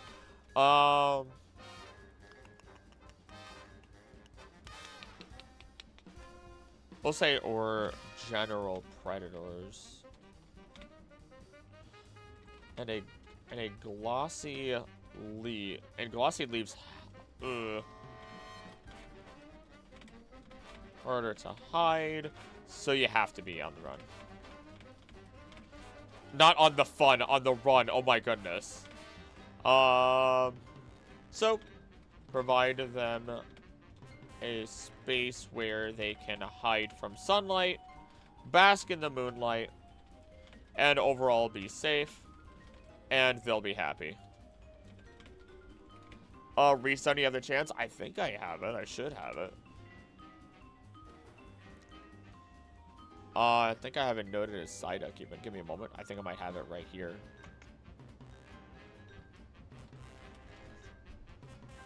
Oh gosh.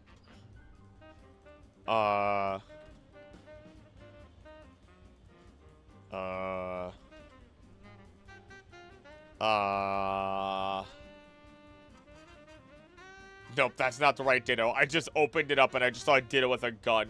I just opened it up and it loaded. I thought I found the right one. And then I just saw a Ditto with a gun.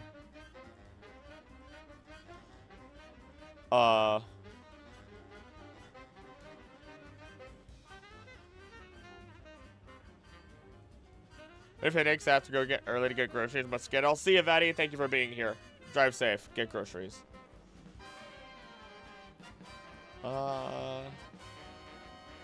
I will try to find it.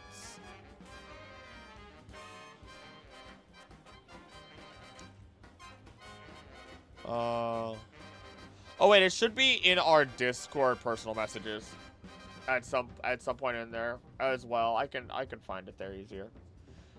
But that's the first thing you said. Thank you. Did I say Sunflora? I meant Blossom. That's why you said Blossom earlier.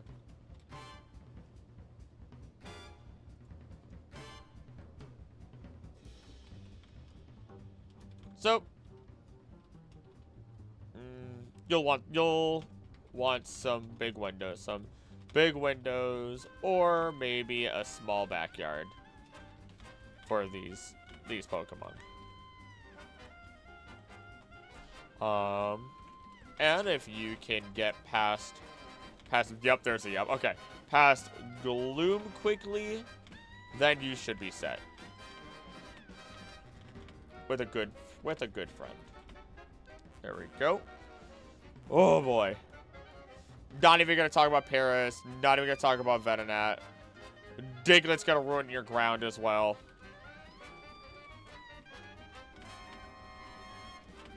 It is a mole that is not a house pet. I'm not even gonna consider Diglett. That is not a house pet. No, it does not go in the house.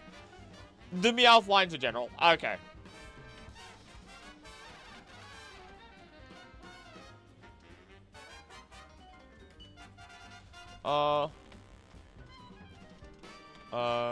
General, depending on the region, gives us a bit of an array of personalities. Just as any real cat will.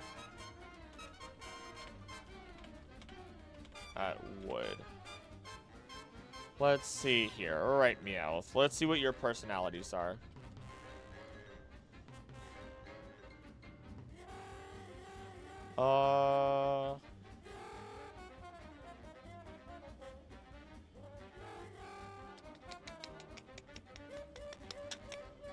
Let's go with this.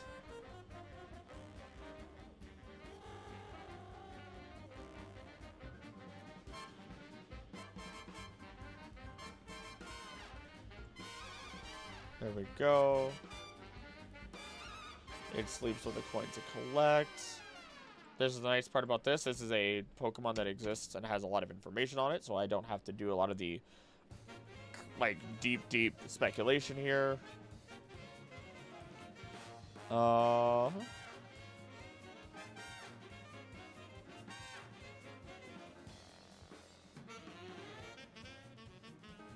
Let's see here.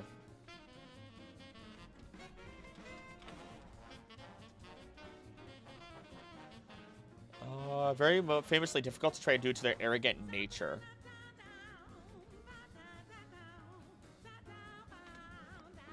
Thank you, Cuphead.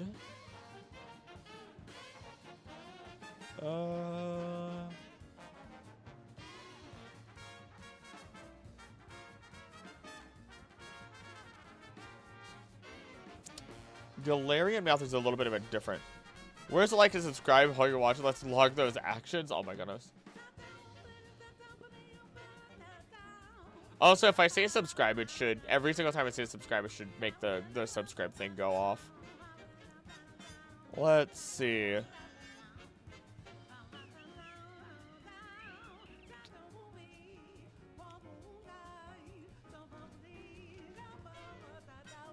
Let's just do this.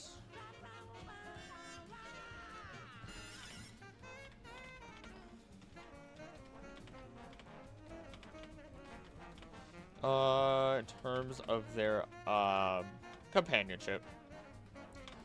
All fairly easy Pokemon to explain in terms of their companionship and how they like to be treated. So if you can somehow manage to have extra coins, like, oh wait, you know what? Hold on. Just watch out with leaving coins around, because companionship sandwich. Like, I'm gonna fight.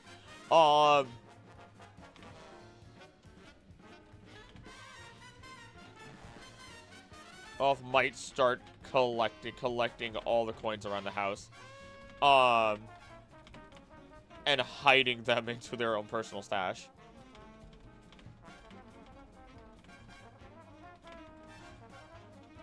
It's just a normal cat, though. It's just a normal cat with powers, and a little bit of greed.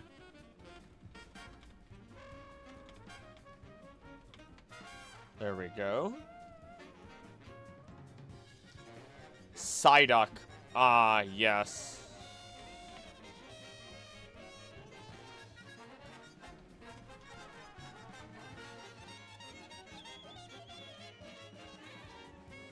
Oh, some sleepers. We call it episodes.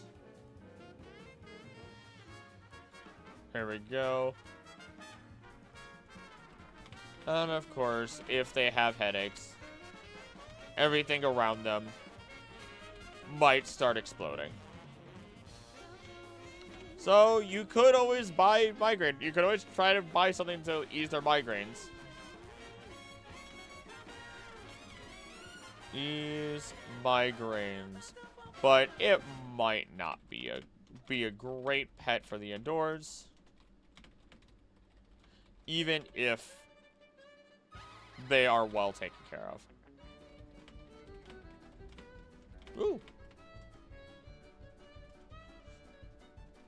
Ooh. Ooh. Ooh. Ooh. Ooh. Ooh. Ooh. Ooh. Feeling it. Feeling it. It's here. Minky, I'm not even going to consider. Growlithe. Okay. We're the real ones. One that many people are going to love as a house pet, even if its evolution is massive, is going to be Growlithe and Arcanine.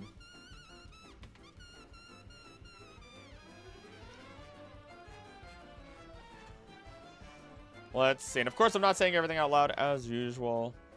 Ah, perfect. Perfect. Ah, I just need the Fry. I need the Fry's dog meme, but with Growlithe instead.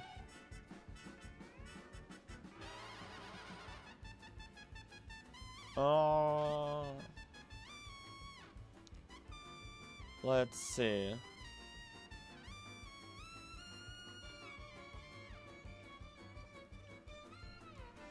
Meteor's gonna reconsider his pumpkin patch and make a salmon. No, no. Oh, I have coffee still. I really need to move my coffee maker up here. That's what I really need to do. This research is actually gonna take way longer than I expected. Probably because there's way more information. I'm already at the end of page 8. I'm already at the end of page 8.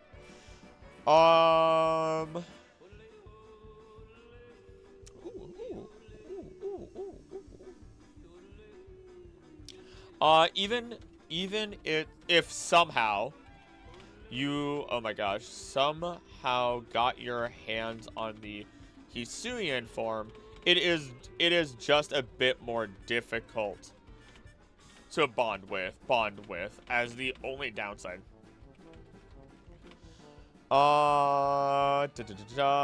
It has soft insulated fur.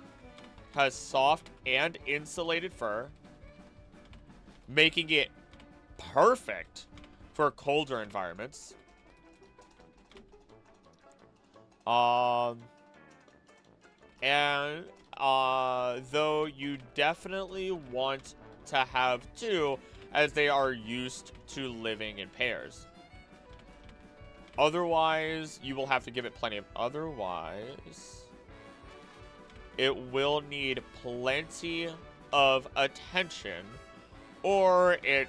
or you'll have to give it plenty of attention. So actually treat it like a ferret. Treat it like a ferret. In that case. Based on Google search, Growling and Sylveon are best for pets. Sylveon? I mean, maybe, technically.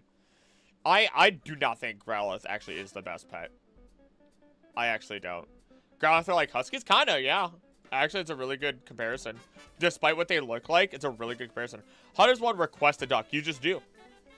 You're not, yeah, it's not like a membership or anything. You just request it. If you see a duck you like, just do it. It's not like when I draw people's favorite Pokemon. Poliwag is... Poliwag can't really be a house pet. Which duck is heels? Great question. I don't know. Can I have a purple duck? Is there a purple duck available?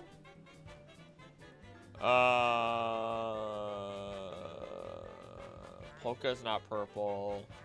I don't think there's a purple duck right now. Look at that scuba diver.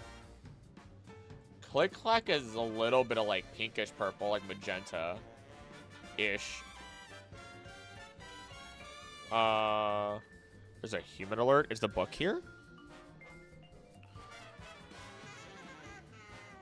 Is the book here, or is it just a windy day outside?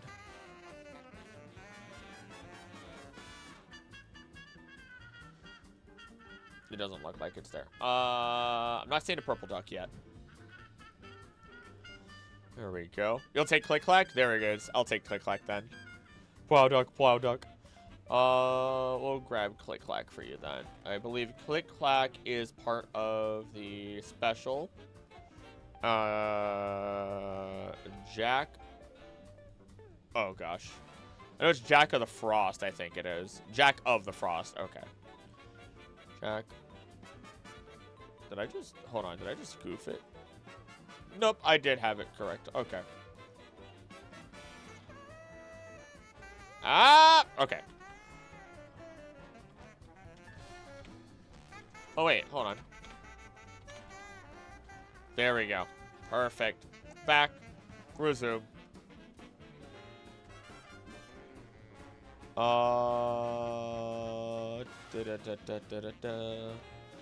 I need but one question. How did you download Pokemon Xenoverse? I don't. Oh wait, I didn't.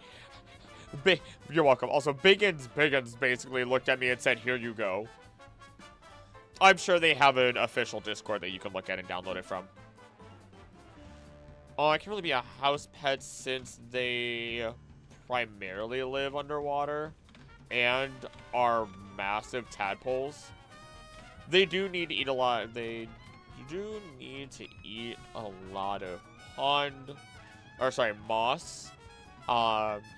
and will eventually start walking on land. So time to spam the golem. Do not spam the mole. That's a bad idea. Do not spam them. Do not spam the golem. I would highly recommend just look up, see if they have a Discord.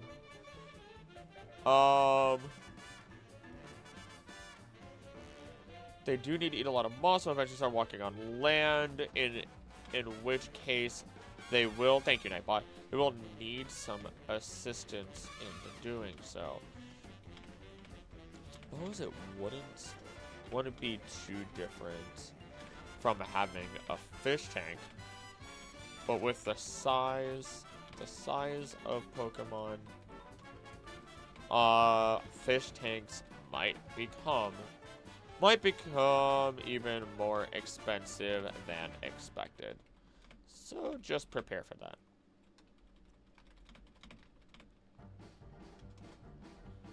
There we go. You're not. Abra's just gonna disappear. Abra is just gonna disappear on you.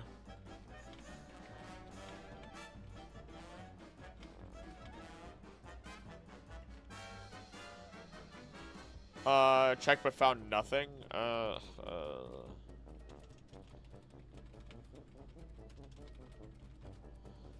They have an entire wiki. All right, hold on. They have their wiki. They have an official site where you can download the game. They do have an official site. Go to their wiki, and on the right-hand side, download the game, official site, click, click, click. All done. A fish tank with Magikarp. The Gyarados pops up. Nope. Nope.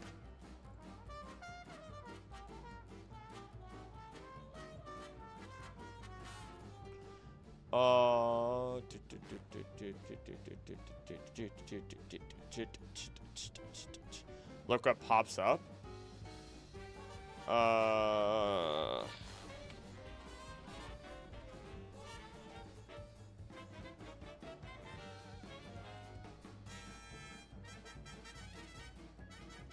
Oh, that's weird.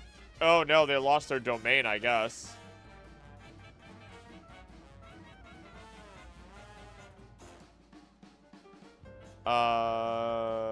Invite invalid. The top one works just fine. Don't click the official one, click just Discord. Not official Discord, just click Discord. It looks like the Reddit is fine also.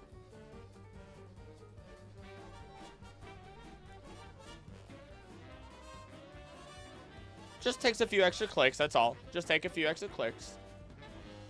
Let's see here. Yeah, just whatever the regular Discord is. Also, I realized I didn't cover everything about regular old Arcanine before moving on. Alright, there's a lot of motion alerts at the front door. It must be a windy day out and I didn't realize it.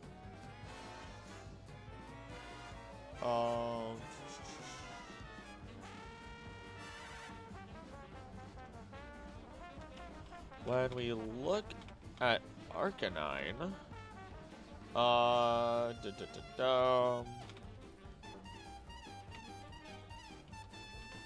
also be a great guard dog and perfect for sharing treats with or hiding treats in for the future. For credit, because I wanted to play a risk analyst, Pokemon World is a hellscape of additional risk. That sounds so ridiculously close to what you do. I do not imagine that being fun.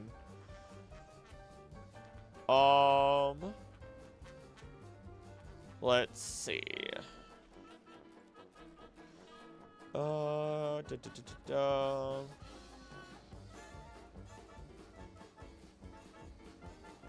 Sleep at a supremely comfortable sleeping spot. Sleep 7 hours. Innocent child sleeps. Okay.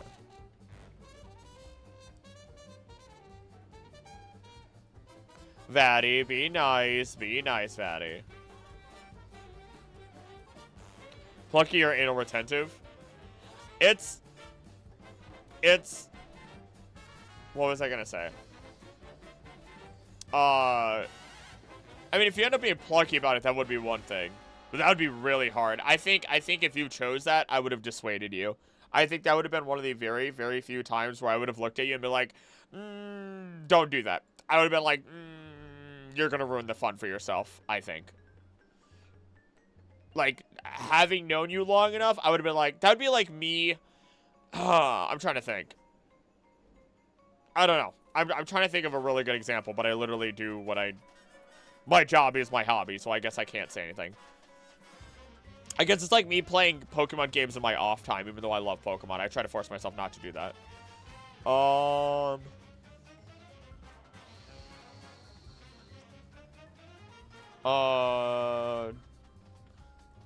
Break the immersion, ruin the fun. I feel like you'd ruin the fun for yourself. Oh.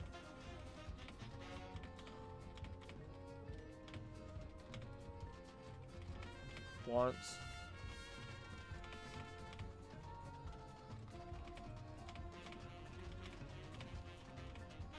To assist around. Lilith Mordecai run? That one, that's... I haven't even been able to play other games that I really want to play, like Persona, on the channel yet. I don't play any games on my own time. I just do not have the time. Especially lately, actually. For anyone who wants to be more physically active. To be a common Pokemon that people in many professions have, and are incredibly safe and helpful overall, while being strong. Charity stream? I don't think people are gonna Pokemon community. Anywho, I'm gonna do a charity stream for Borderlands. Or through Borderlands. I don't think people are gonna. That's the other hard part about charity streams too. Let's see.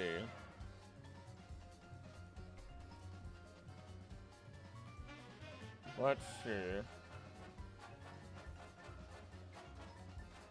Tend to come Pokemon that people in many professions have and are incredibly safe, helpful overall while being strong. Is there anything I really need to talk about with the Machop line in all actuality? Do I really need to talk about them in excess? Okay. The only downside is that they will need to train a lot. It is pretty much all that they and other fighting Pokemon do. So if working out is your hobby, then I can simply cover the general idea of most fighting type Pokemon by saying if you have them as a house pet, you should be an active person in your lifestyle.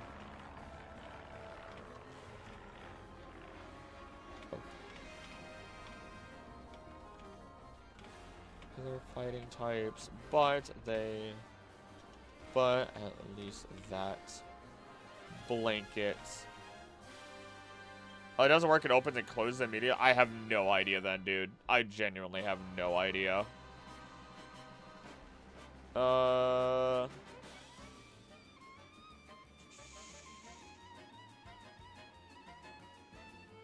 Just talking about other findings of at least that blanket statement is given. I am not a Wikipedia. I apologize. I am not a Wikipedia, so I do not know.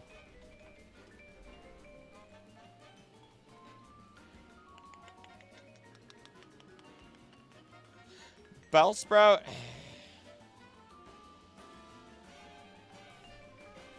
I mean, Bellsprout's kind of fine. I mean, but the second it starts to evolve, it starts to eat. I mean, Bellsprout is fine all in all. Maybe a little clingy, if anything.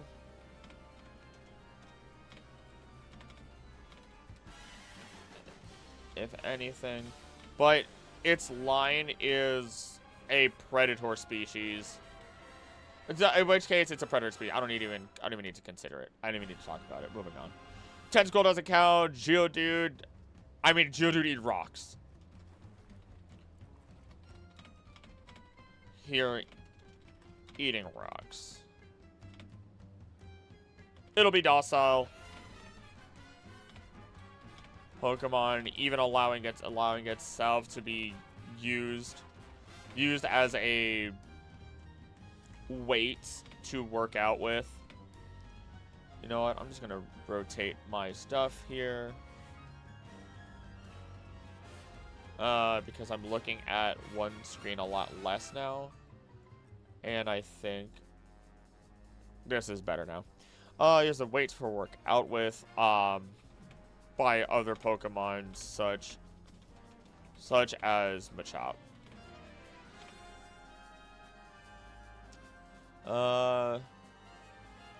Is it really? I don't see Geodude. It's just a rock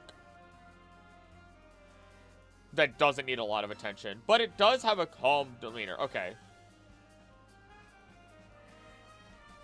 It's just a rock that does at least have a calm demeanor the longer that it lives. And are typically rounder due to experiences. And now for a while, make good trades. Have a great day, everyone. See you, Heels. Thank you for being here. You have yourself a great rest of your day, sir.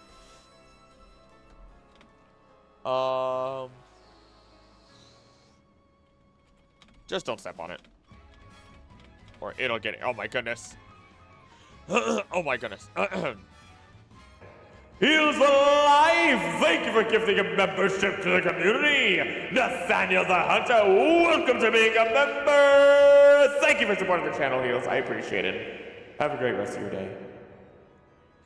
People do keep pet rocks. You know what? You're not wrong, I suppose.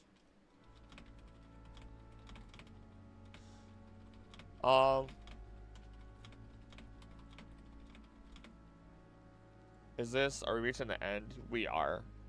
You know what? Persona. Striker's OST sounds great.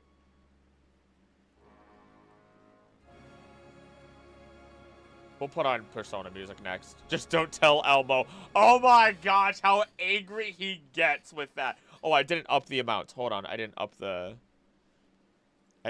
funny number. There we go. Ooh. Ooh. Ooh. Ooh. Ooh. Ooh. Ooh. I'm waiting for that book to get here. I'm like, I want that book to be here so that way I can go grab it.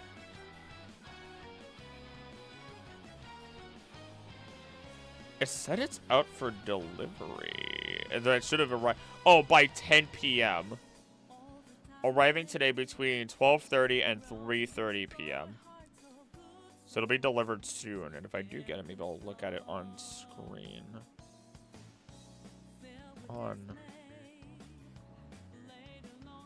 Wait, did they make another one? Did I buy the old one? Better not have, I swear. Oh, that's a Pokemon baking book. Okay, this is the Pokemon cooking book. Okay, I'm good. I'm good. I would have been upset. I would have been so upset. Oh.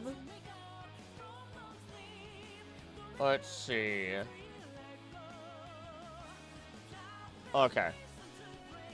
Just to, actually, now that I think about it, don't keep a Alolan Geodude as a pet, since it does have a level of magnetism to it, and your electronics will get destroyed by that. Me walking through the server room, slapping down magnetic stickers on every server. Boo, boo, boo, boo. Everything just explodes. Oh, man. Let's see. Ponyta is a wild horse that is not a house pet. Slowpoke is not a house pet. Magnemite, do not keep that as a pet. Farfetch'd, maybe. I mean, maybe.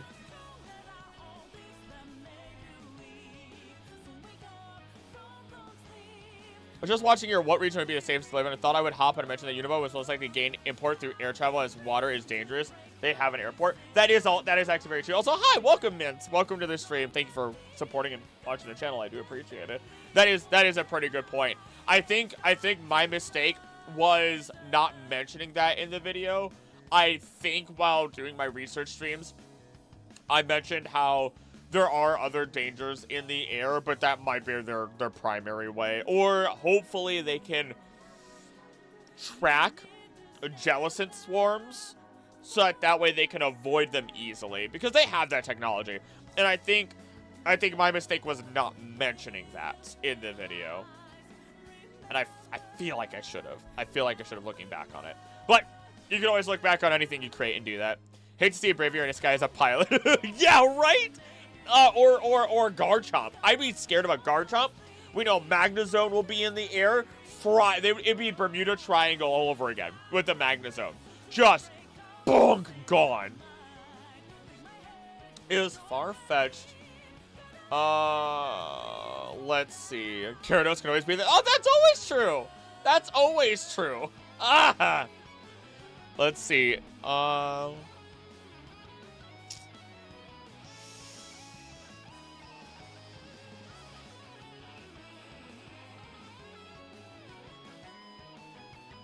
Should I actually be including more Pokemon than what I'm going through? I mean, Ponyta doesn't. I mean, okay. Isn't really a house pet either. considering that it is a full-grown pony. And needs the out. I don't even need to mention that. I feel like people will have... Am I really gonna say this? I can hope that people on the internet will have common sense and will not try to say that a pony should be an indoor house pet. I can pray. I could at least throw in the talk about Magnemite and why that's another terrible decision. Or Magnemite, for that matter. What about Slowpoke, actually? Love time, Cinchino. That was one of my first bets, and you are not the first person to bring that up, and it would be a really good one. Sorry, Cinchino. Ever since the Poke Rap, my brain has started to rewire names and how they're supposed to be said. Let's see. Not Farfetch'd. Who was I looking at? I was looking at Slowpoke. Slowpoke is so docile. I mean, Slowpoke is great if you want to veg on the couch for like 500 years. Can I say that? I feel like I don't think that's become enough, like something that's, hold on.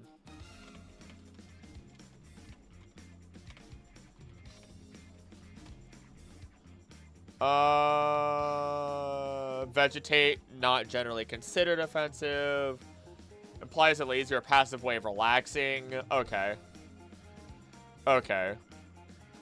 I just wanted to be sure. I didn't imagine it would be. I just don't want it to become a problem more than anything. With at least, like, simple things like that. The real problem with this calm and oblivious Pokemon, is the fact that you have to inspect them often. Since they will not feel, oh my gosh, feel the pain from anything, for up to a day. At minimum, meaning, I don't know, they could be horribly injured and you wouldn't even know until they're just, you know, be horribly injured and you wouldn't know and can't treat them properly. Okay, Farfetch'd.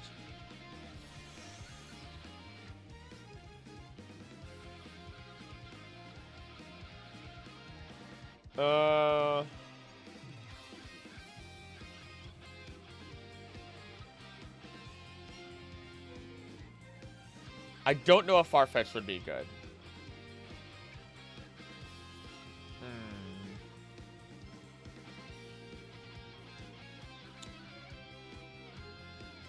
I mean, Farfetch'd itself, okay, it does say Farfetch'd is more... If you want to have a duck as a pet. Ducks as pet aren't too uncommon these days. And Farfetch'd and its Galarian form wouldn't make bad pets. Let's see. Just make sure, okay. It has its stick. Just make sure it always has its stick. As it is unable to live without it, to defend it with its life.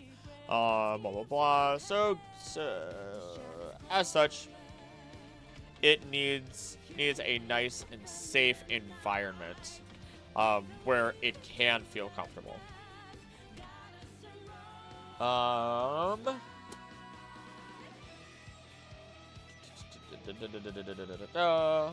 It might also be a great Pokemon pet to assist outside if you are having trouble with other Pokemon that might be destroying your garden.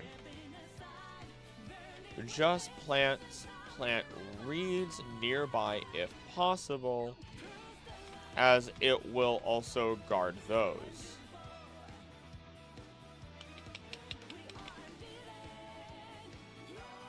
Is Surf Fetched actually... Okay, nope. You wouldn't be able to get a Surf Fetched because it wouldn't be fighting very often. Fetched is out of the question, since it would have to survive many battles and would be unlikely to happen since we aren't trainers. There we go. Hello to all of my lurkers. I hope you're all enjoying the time, playing a good game, getting work done, cleaning the house, whatever it is. And if you're not, hopefully I just reminded you to enjoy yourself or get stuff done. Hey, Dino King, I put the milk tank milk in the coffee. No. I mean, it's just cow milk. Who cares? Who cares? It's cow milk. Dodu will be a big bird. Is a big bird. Like, how big of a bird is it? Isn't it 4'1"? Is it 4'1"? 4'7". 4'7" to be exact.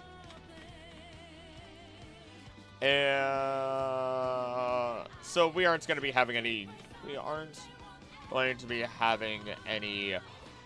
emu ranches anytime soon. That's bigger than Mew. Everything's bigger than Mew. Chat seems dead today? Nah, chat's just vibing. Chat's vibing. It's also like the middle of the day. I'm doing research.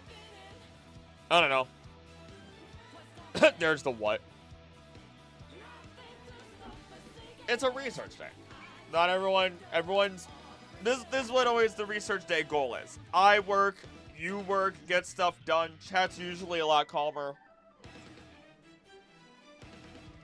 And I put on the background, like any of my videos. Speaking of that, like, since Mints popped in and mentioned it, the what region is the best place to live in video was popping off. I wonder if it still is. Okay, it did slow down now, but it did pick up quite a bit.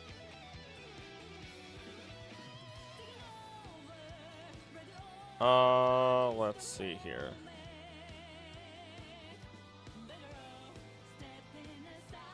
I just realized this song probably has some level of... Oops. I mean, it's in the game. It might be fine. I'll find out. If there's... Cause less of a dingus when Pokemon are not in danger. Yeah, actually, thanks. If I were at a party playing Truth or Dare, I would get Dare to go back. No, dear heals.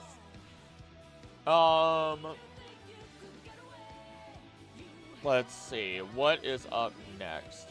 Seal, we're not considering. That is, it is, I'm not even going to mention it. I'm not even going to mention Seal. Grimer and Muck, no. Shelter, you might be able to. Castworm would be a nice pet, but you could also just use a weather app. It would be, actually, though, for real, in all seriousness, Castworm would be a great pet overall. It's super kind, it's docile, it's friendly. The only downside is you won't be able to touch it when it's in its sunny day form, because its sunny day form does cause burns if you touch it, if I remember correctly. At least you can't touch its, like, head. As I grab my face. Shelter, okay. Shelter is another good aquarium pet. They do need...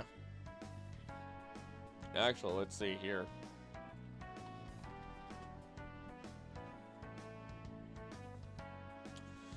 Shelter has an unusually strong appetite for the tail of a slowpoke, develops a symbiotic relationship with the dopey Pokemon. Fantastic, blah, blah, blah.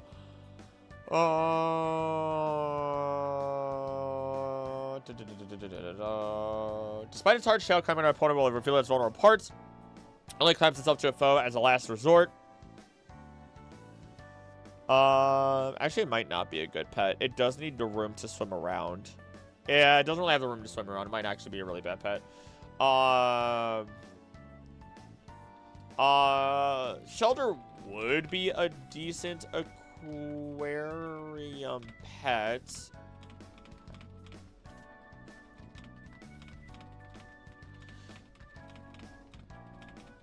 Like to swim throughout the seafloor that it calls its home, and is likely using it as a form of filtering to eat food whenever it is waiting for its next meal to try and attack. To bite its tongue. Bad house pet, one backyard pond, and boom. I mean, you're not wrong. You're not wrong. Maybe you know what?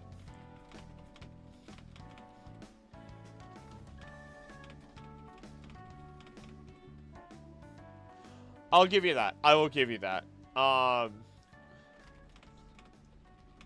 And they likely will not bite you unless you grab their tongue, making them another docile Pokemon. Yeah, okay, that's it. While also not needing a ton of attention. Spritzy was used as a house pet, as a pet for royalty. You're right. You're actually right. I'm slowly, so I know you weren't here for it. I'm just moving down and through the regions. I feel like being in the house is the stickler for a lot of Pokemon. That's why we're willing to break a couple of the rules. Like, I'm willing to break a couple of the rules.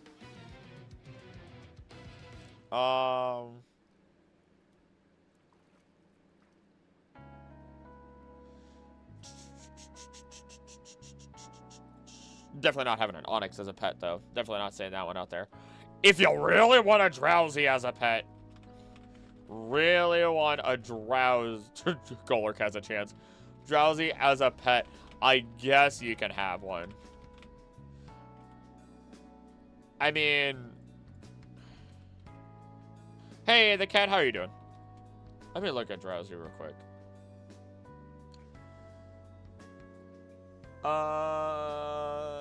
Known to love fun dreams and become ill from bad dreams. Rarely eat the dreams of adults. Children are tastier. It remembers every dream it's eaten. Shows past meals to the person it trusts. That makes me so... Who let the cat in? So it's not a bad Pokemon. And if you have good dreams, you can feed it without having to worry about actually buying food. But the idea of it stooping over me every single night is a terrifying concept that I want nothing to do with.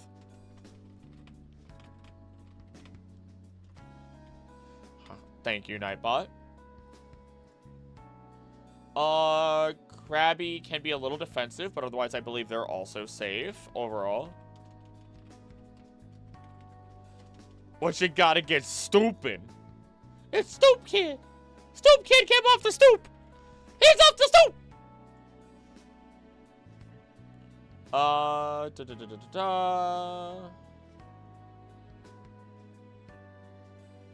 Let's see. Okay. Krabby needs very little social activity since they typically keep themselves. In terms of food, they're not super picky. And will eat what they're given.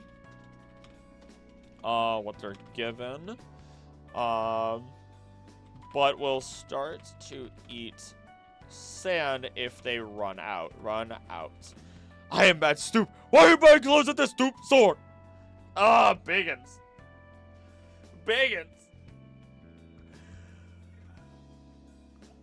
Oh, also, I am so sore. I worked out 2 days ago. Like, so, Anna wanted Wendy's, and I was like, I just ate, and I want to go to work out. And she's like, you don't want anything? I go, no, I'm good. Just, you know what? Because I was going to go with her, but then Jaeger decided to throw up in the car because he hates the car. He absolutely hates the car. So, I tell her, I'm like, just go to the gas station that's nearby, please, and grab me a C4 energy drink. I used to take pre-workout before working out. I haven't done it in a while. I just want to feel it again, and I want to go overboard today. So just get me one of those cans. I didn't tell her what flavor, and I'm like, and we're good to go. She comes back, she has 2 cans. I'm like, oh, she goes, you didn't tell me what flavor you wanted, so I just got you 2. And I go, that was the point. I didn't care what flavors they were. And she got me watermelon, like Jolly Rancher watermelon flavor, and then the other one was Hawaiian fruit punch flavor. And oh my gosh, they taste so good. And I feel like TV static is coursing through my veins. Every single part of my body is just TV static after drinking those. And I was so jazzed up and ready to go. I'm like, this is so addictive. And I now remember why I stopped drinking pre-workout. Because, oh my gosh, it feels awesome. But it's money that I shouldn't be spending. If the soup store meme has a lisp, the stoop store. Fun fact, computers work just like us without flesh, acting like neurons sending electric impulses around the computer, which means we are just sending toasters made of meat. Let me just tell you this. We are a pile of meat within a armor of bones within a suit of flesh. That is the meat mech that we are piloting. I'll give you that. I'll give you that.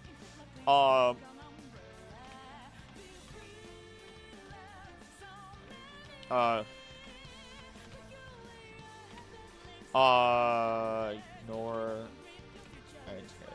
their needs because they are eating this.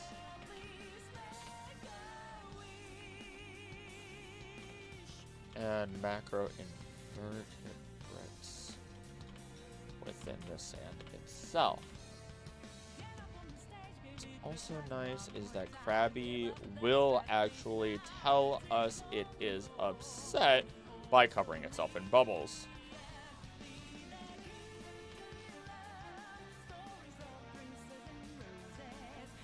Decent at all in all. Decent,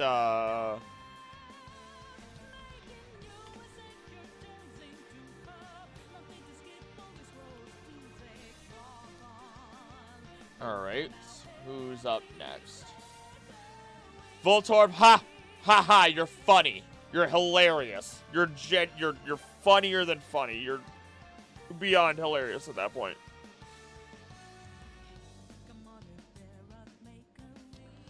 Ugh. Execute's an interesting one to think about as a pet, actually. Like, let's think about that one as a pet. Hold on. Let me execute. Let me just take a gander at execute. Because we look at execute. Communicate with each other. They like to stay safe. They're nervous and cowardly otherwise. And it uses psychokinesis to get away, to make its, like, natural predators go away, right? Otherwise, they're not aggressive. They're friendly. They're actually not bad. They're actually not bad.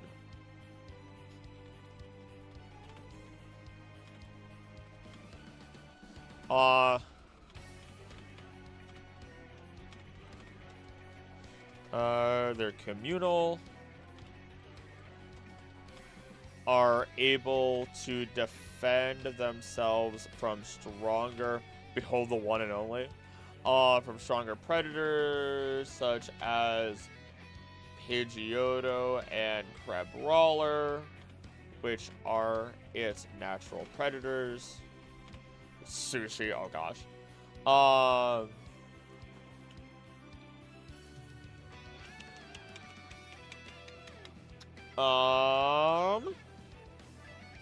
And are welcoming towards other Pokemon of similar sizes. They're cowardly if they're cowardly if they ever reduce to less than 6. So technically, you'll always have 6 pets. Technically. Until it evolves, at least. And then you definitely want to move it outside.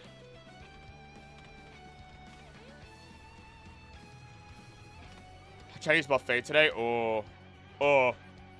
I thought about going out, but we had 3 eggs left, so I ate those in a sandwich with pepperoni and cheese. And I'm like, that works. That works.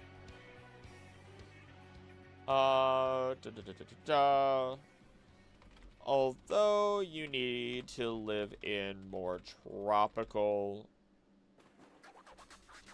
or warmer regions in general. What the heck is this? Okay, this is still Personas. Okay.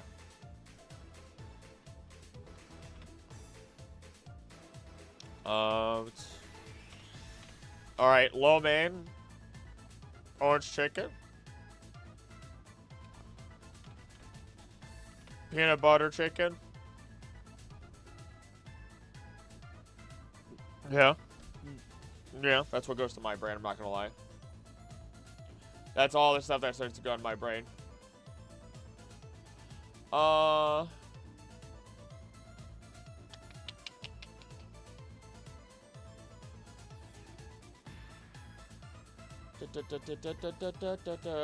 okay. The next problem though is that its evolutions are not solitary Pokemon. Often enjoying the company of other Executor, for that matter. So, the other issue is that if the heads fall off, they will form more Executes, which will eventually become more Executor, and the whole process is very confusing. Confusing as to how they really reproduce, as it seems like some weird mix of it all.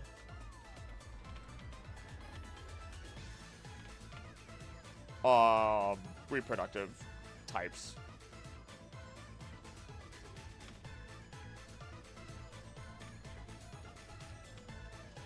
So sure.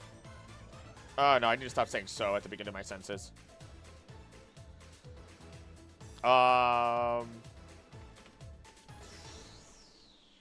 You just might end up with an entire backyard of these things at that rate, and they will likely wander off eventually, needing more space than you can provide. This music is too intense for me today. Or at least it's for Persona. I need Pokemon hype music.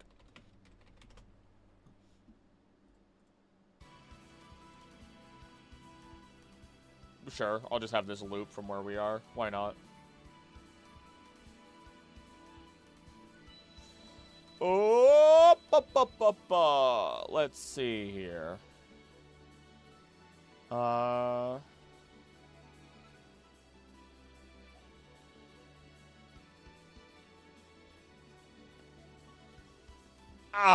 Good neck cracks. I'm at 11 pages. I'm at 11 pages. Oh, Cubone. Do I even need to describe why Cubone's an amazing pet? Do I even need to describe why Cubone is an amazing pet? Yeah, sure. It's gonna be needy. It lost its mother. What do you expect? It will have separation anxiety. So just be prepared for that.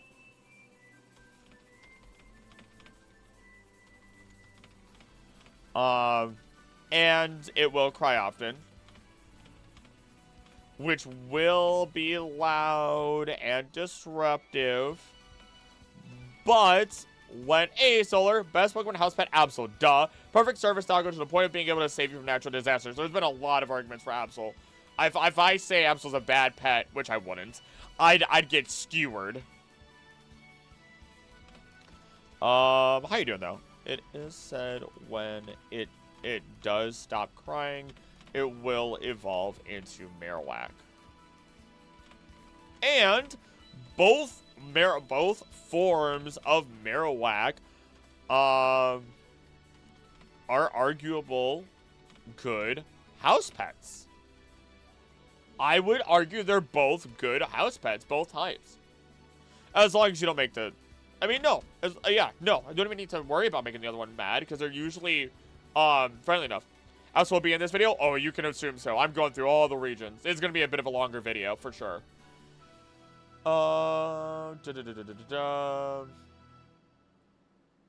If ferocious and violent. Ooh.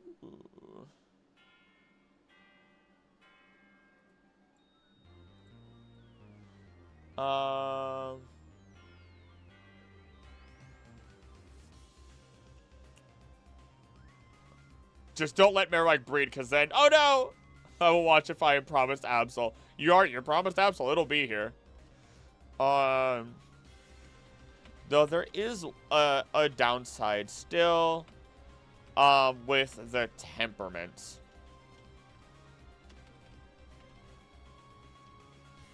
Arguable good house pets. There we go. Space virus.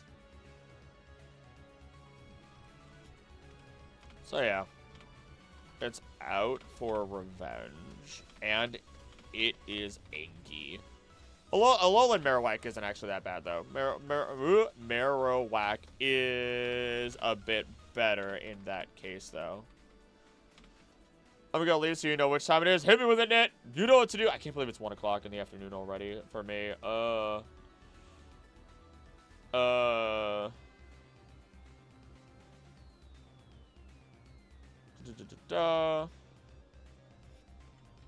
It is communal, often making friends with other Pokemon, especially weak ones that need help. All to the point of even mourning them after their deaths, dancing, burying them and dancing, burying them and then dancing in their honor. Not gonna say this part out loud because I gotta leave it for the video.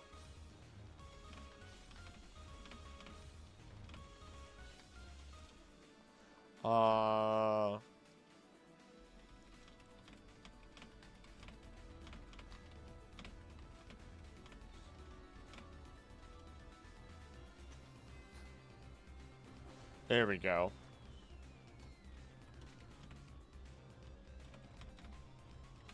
Protective. Hardship.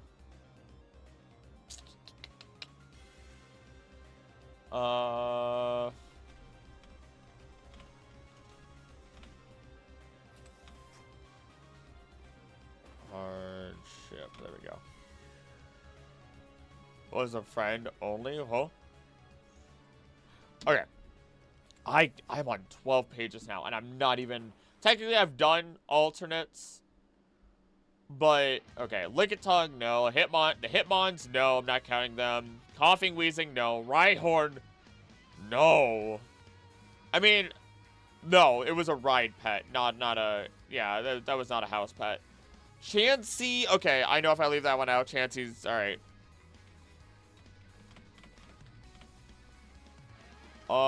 During your production after an egg is fertilized, any excess chromosomes are usually discarded through a process called meiosis, but occasionally, this process fails to occur. Ooh.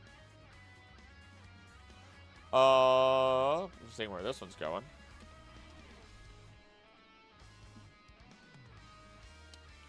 The happening line in general is just like having an in-home nurse. It's like having... And a bulborb individual will develop irregularly due to this chromosomal abnormality. Specimens like this one are stronger than the average bulborb and can exhibit more aggressive behavior.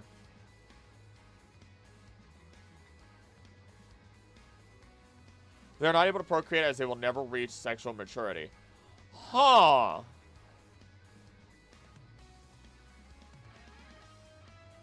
Interesting. Now that has me questioning how... Interesting. Now I have moved from the computer. Oh, you're good. You're good.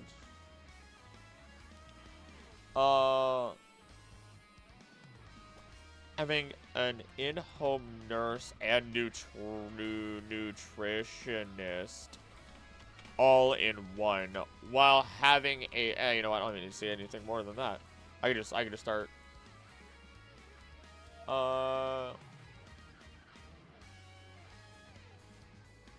Let's see.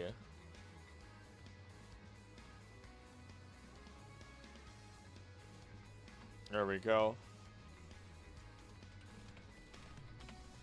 Make sure that it never loses this fake egg. Then we look at Chansey. Never share its eggs with those with evil hearts. Oh my gosh.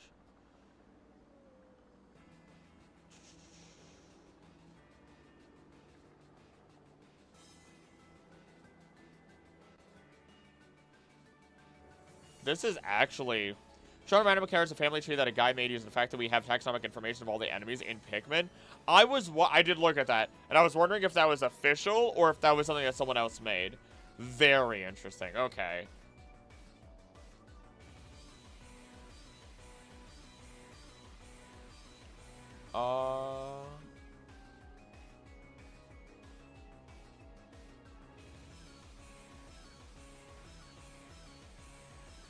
Wow. Okay, sorry. I was reading all the Happiny information, and they make ridiculously good pets. Like, just, they are an in-home nurse. They're doctor's doubles. Their eggs are great nutrition. They're highly valued. Like, you literally could, if you treat they're not weak. So, okay. Oh my gosh. They are strong. They are kind, great with kids, and other Pokemon. Their eggs are highly nutritious and valuable.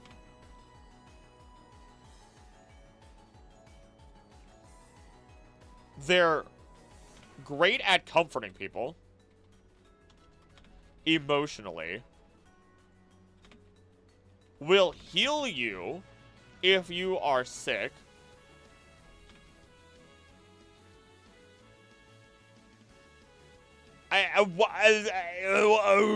This is like the perfect pet Pokemon. I'm not even joking.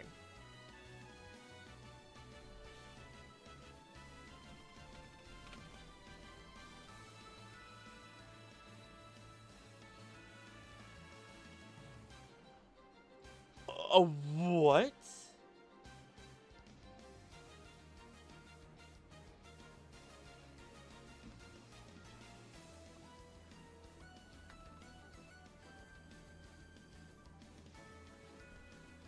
This is actually not expected. I did not expect the Happiny line to actually be such a great Pokemon to have as a pet.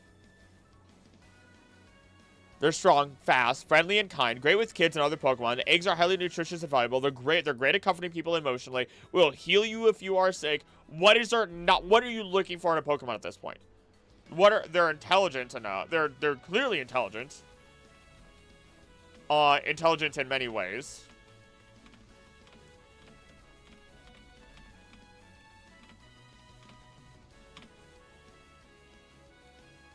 Oh my gosh.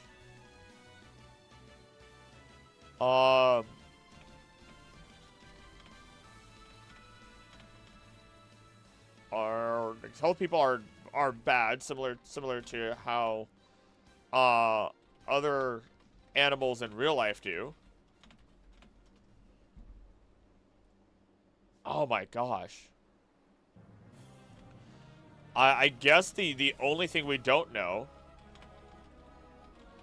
is how active they are and how much attention they need. We could imagine that they would make amazing service animals. Making service pets. And similar to dogs such as German Shepherds, will need a job in order to feel fulfilled with their life and stay happy. Why is... Hold on.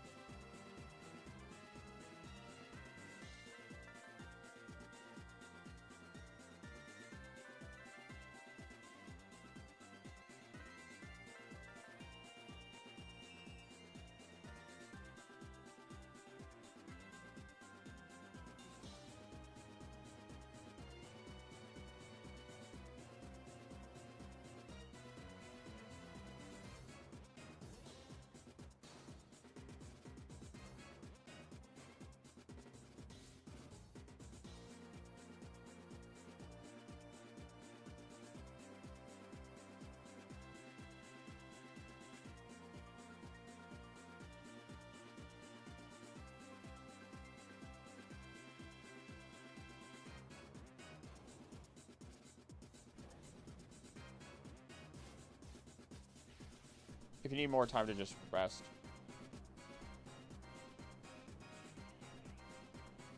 Okay, that's okay. That's okay. If you need extra time to rest, I mean, I'm gonna be in my office anyway, so we can always go later. We don't have to go right away, okay?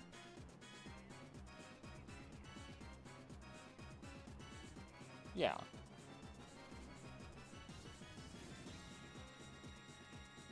Okay. Okay. I mean, I'm sure it'll be okay then. Alright, I'm gonna keep doing my research then, okay, love? Alright, bye-bye. Drive safe. Okay, chat. Good night, Nit. Bye-bye. Hopefully, I still caught you, even though I kind of waved. Best pet for profit would be any Pokemon pickup. Replaying Emerald, have a max money with a team of Zigzagoon. 300 hours, no shiny. Oh my gosh. 3rd entry, common name, Jumbo Bulborb. Scientific name, Oculus Kageyami. Russus. Polyploid. Black and white theme. Also, the fact that they have scientific names. Then you'll play pick when it's getting closer. At some point, I have ideas. I have a lot of ideas, Nit. But I will never say ideas if I have no intention to follow through with them. I think,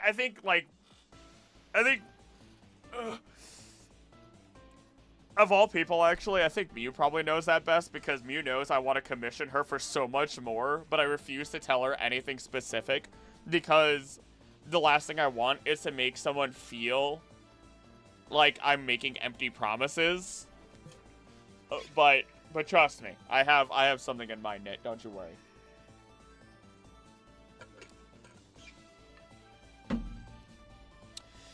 Just a matter of working hard getting this channel to keep boom, boom, boom, boom going up. All right, Tangela as a Pokemon, actually. We are only at 114 of 1,025, but at the same time, some of these Pokemon will be able to blitz through pretty quickly.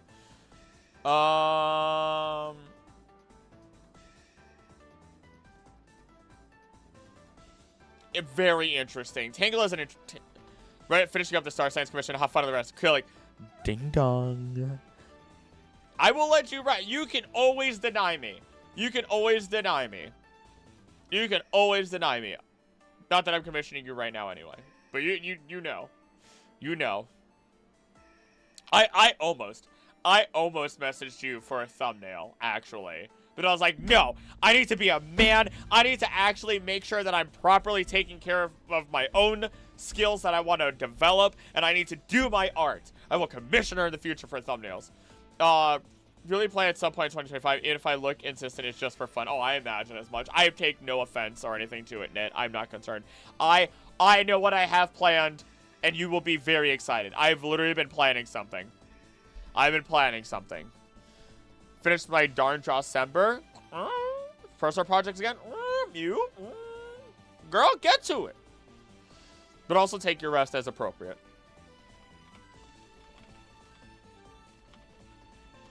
And interesting once more, as with any other plant Pokemon. Hi, Cook, listening to you at work. Have a good work day, Memento. Also, I love your name, Memento Mortem. That's such a, I actually really, I'm somebody, Memento Mori. That's something that I try to keep in mind, which is repetitive in a weird way to say out loud. I know you can't comment back since you are at work, but no, I try to keep Memento Mori, you know, and, I don't know. I don't mind being reminded of things like that. It motivates me. In Legends, there's a mission to catch and give a Tangela to a non-trainer. There we go. Thank you for that, Sir Backwards, actually.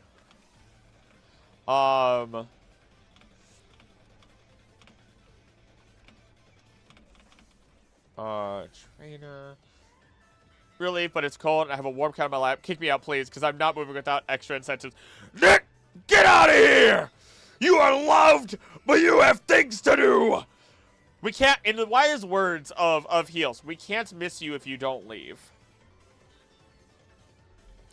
We decided to wait to do groceries later. You take care of them. People, be responsible. Vatty, if you have to, put me in your ear as an earbud, put your phone in your pocket, and go get food. If you are anything like me, which, to some degree, it feels like we are similar in some of our decision-making and attitudes, you need motivation sometimes, and to just go do it. So go do it! Anywho, do whatever you actually feel like. If I gotta motivate people to do things, you do it. Jokes on Heels, I missed it regardless. Catch people, bye. Leave you to Vatty. Bye, Knit. Good night, Knit. See One Piece really always think of Knit and Biggins. Oh my gosh.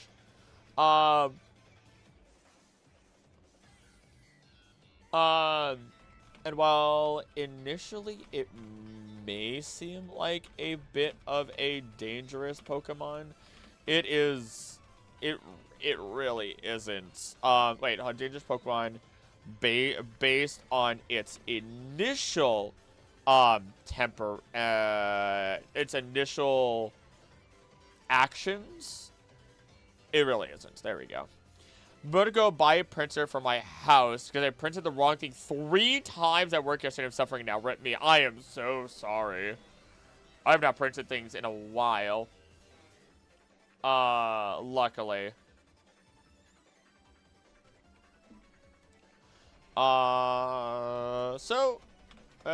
Okay.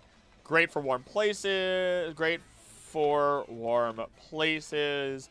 It is easy to escape from if it does accidentally grab you. And it is pretty cute to think of it swinging on tree branches as using its vines. Ooh. Ooh.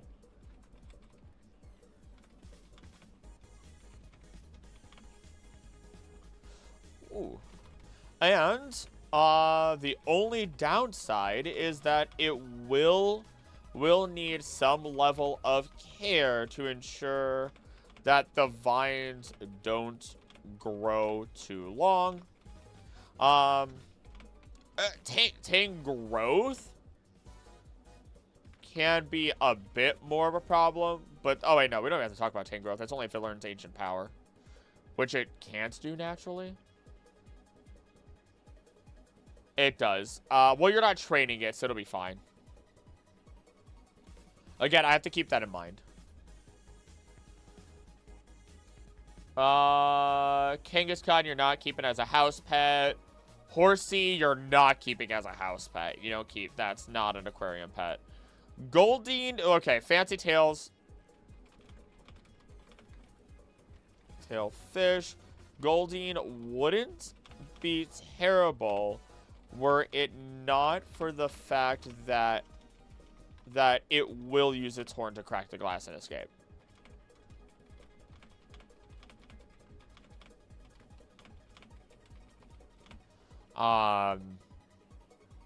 They are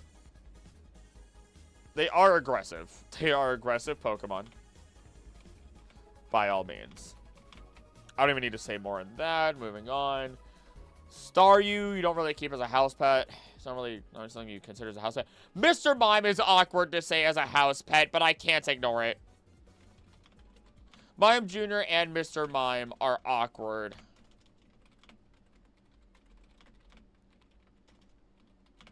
House pets, but they also they're actually amazing. Amazing. If we can look past the idea of Mr. Mime being so humanoid.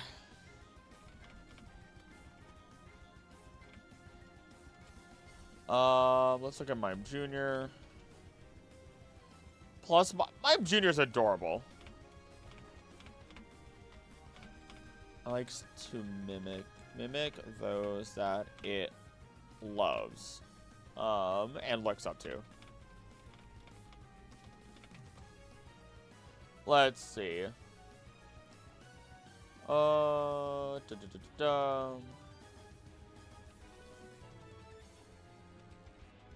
They're also very social.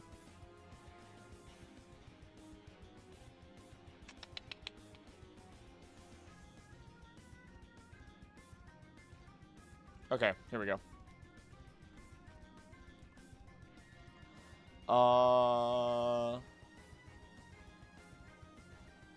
The fact that it can sleep on a pantomimed bed is really weird. That's a bit weird.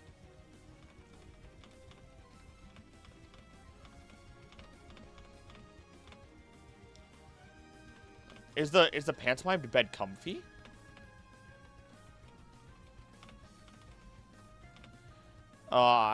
It just looks like it's floating. I don't know how I feel about that.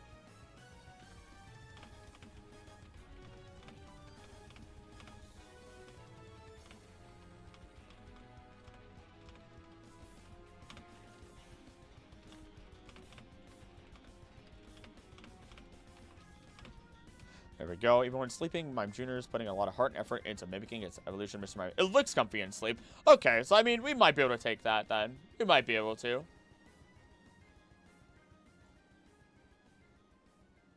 Let's see. Then again, everything looks comfy in sleep. That is true. I haven't played Sleep in a while, and I quit because it was just crashing on me right before Suicune came out. And I was like, control yourself. Speaking of, Suicune's in Unite, and I might play Unite for the first time at some point. I'm also supposed to, I think next week, or whenever I finish Breath of the Wild, or maybe just next week in general, I'm going to start going through the Pokemon Emerald Nuzlocke, where either A, it is going to be a Pokemon Emerald crowd-controlled Nuzlocke, or B, it will be a Pokemon Emerald crowd control too many types. I cannot Nuzlocke that. That one is not going to get Nuzlocked. And people will just get coins to bother me for free. Oh, the lady's calling me again. Hello. Okay, that's fine. I'll just take the coffee milkshake they have. I'll take the coffee milkshake they have. That'll be good. Okay. Sounds good. Okay. Bye-bye. The lady still has a killer migraine, turns out, so she left work early. Like, killer migraine. If only she drank coffee, I'd just tell her to drink coffee. Make it go away. It'll help for a while. But she also does drink Mountain Dew quite a bit. So.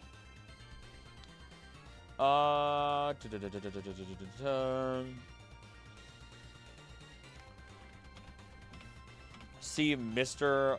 Mime in the anime, preparing food, greeting guests, watching TV, eating potato chips, you name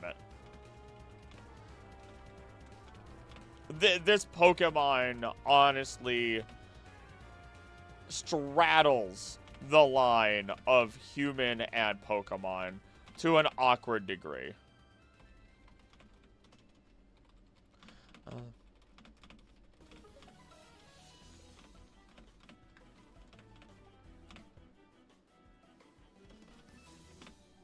There we go.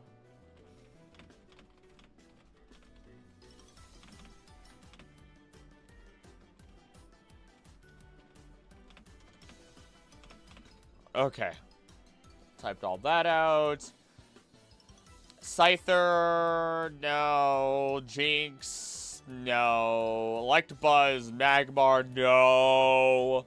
Pinsir, no. Tauros, no. Magikarp.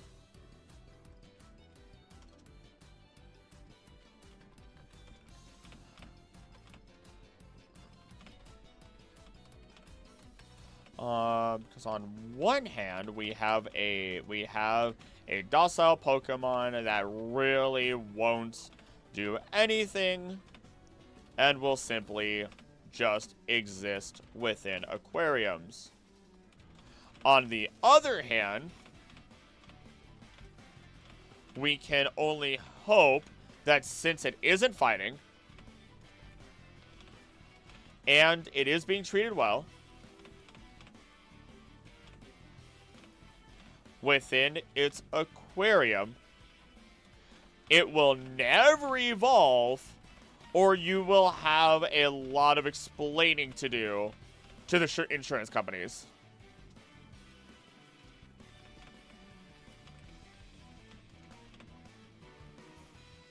They're also really hardy,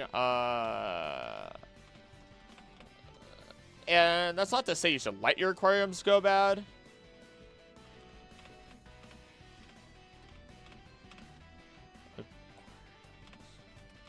Filthy.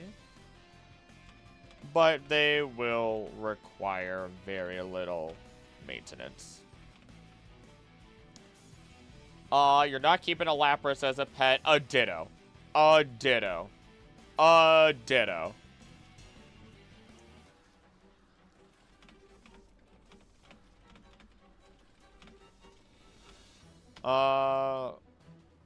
If you want one pet that is all pets, there we go.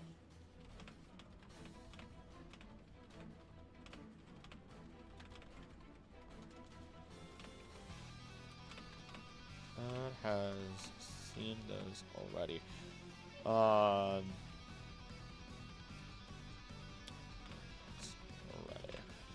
The other animals already.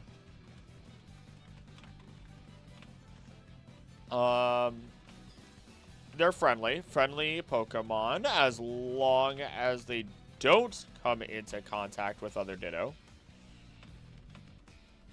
And even then, they aren't aggressive.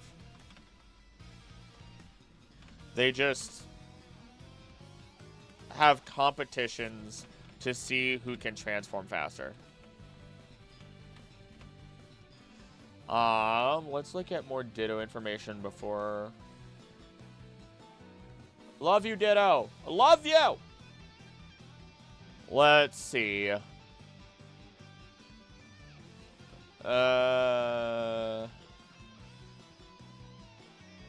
DSL transformation, blah, blah, blah.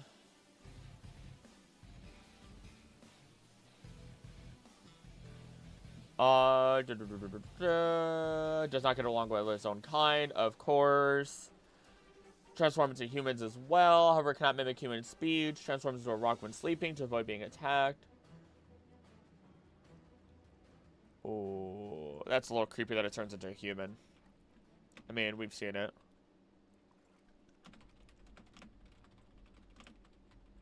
Especially if you end up with a more mischievous Ditto. Or a Ditto that replaces people like we see in the Ultra USUM games. Oh my goodness. Da -da -da -da.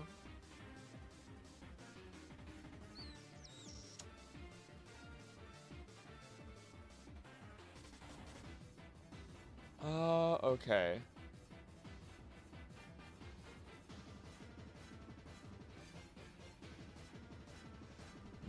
Okay. Overall, easy. Oh, okay. Hold on. And I would like to theorize that you may never have to buy them food. Buy them food because they can then turn into a plant Pokemon and photosynthesize.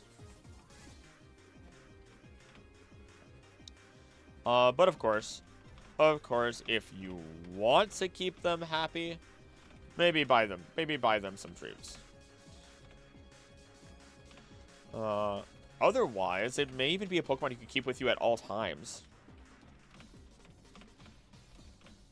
Can keep with you at all times if it transforms into something small. Transforms into something small, or can hide its goopy body in a backpack.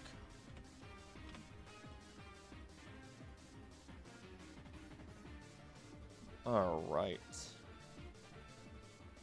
Finally about to... Oh, Eevee. Eevee. Do I really... Eevee's another one where I'm like, do I really need to talk about Eevee? Another obvious big contender. Eevee and its evolutions.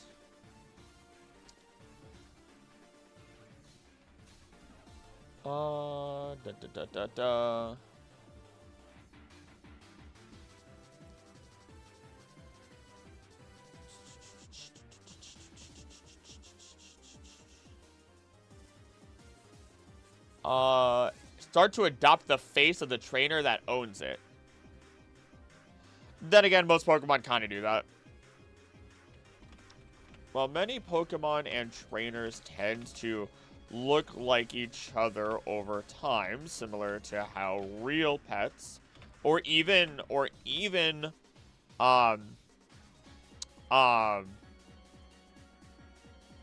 human partners might. Eevee has a proclivity to do the same.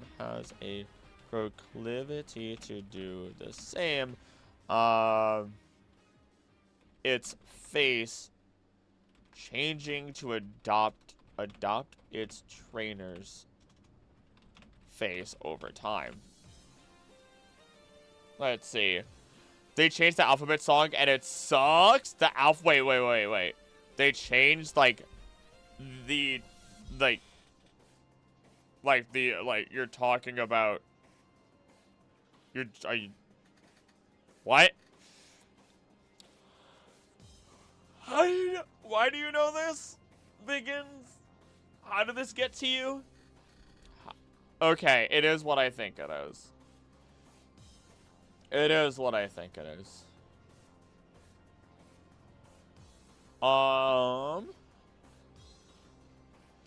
They took that element OP part? Oh, no.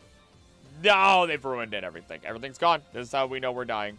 We are in the wrong timeline, officially.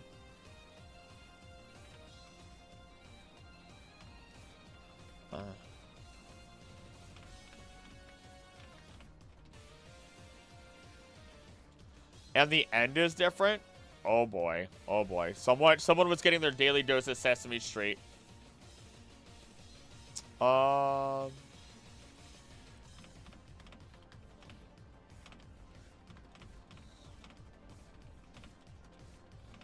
Pokemon that will be very vocal and friendly. It is a Pokemon that we can also suspect needs a lot of attention and companionship.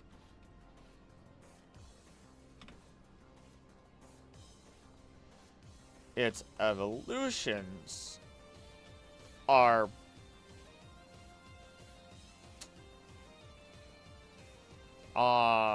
its evolutions, especially, oh gosh, its evolutions can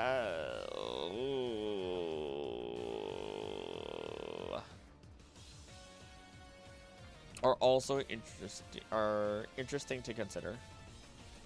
Interesting to consider since they will evolve based on their environments, the bond between you, or even just the stones provided. Oh boy! All right, here's the big one. Let's just start with Vaporeon. No, I don't want to start with Vaporeon. I do not want to start with Vaporeon. It does. Okay, Jolteon has mood swings. Jolteon takes more care. Takes more care since it has a high strung nature and a tendency toward mood swings. It can make it difficult to train. Hey, there's some guy.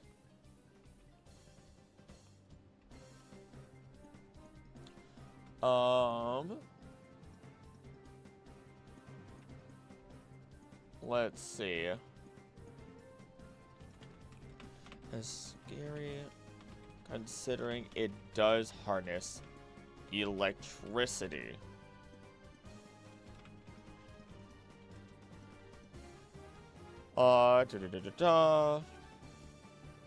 Creates electricity using an organ in its lungs, which causes crackling noises as it exhales. That doesn't sound fun. That does not sound fun to be around all the time. That just sounds like not whooping cough. What is gosh, there's a number of illnesses that have that. Number of different respiratory based illnesses that, yeah, I don't even have to say anything else.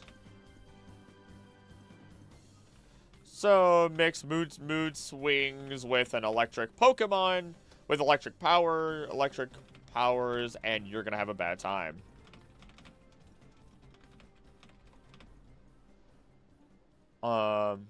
Gonna need to be treating this Pokemon with a lot of special care. Jolteon with a lot of special care.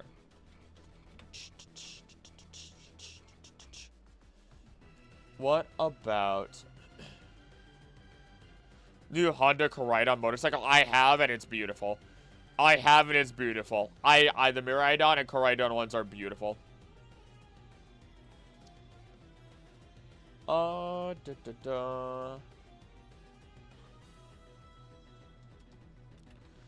Vaporeon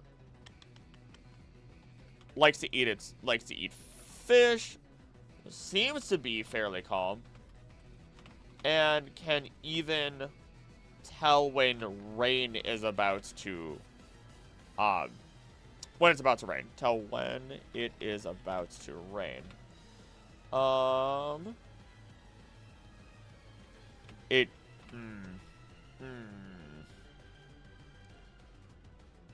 Thank goodness it is a calm Pokemon, because it is said to be able to freely control water. And I don't know the extent of that. But we are mostly composed of water. And I don't want it throwing a fit and dehydrating me.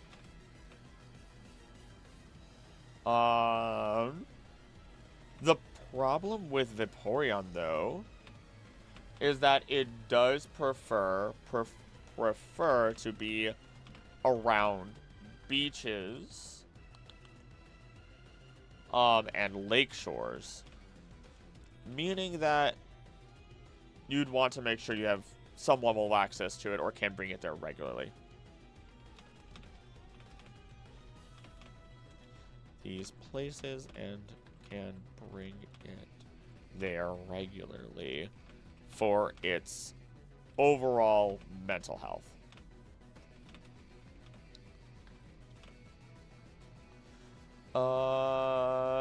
Flareon is probably one of the... I mean, Flareon, I will bet, is a great one. Average body temperature can reach blah, blah, blah. Curious personality.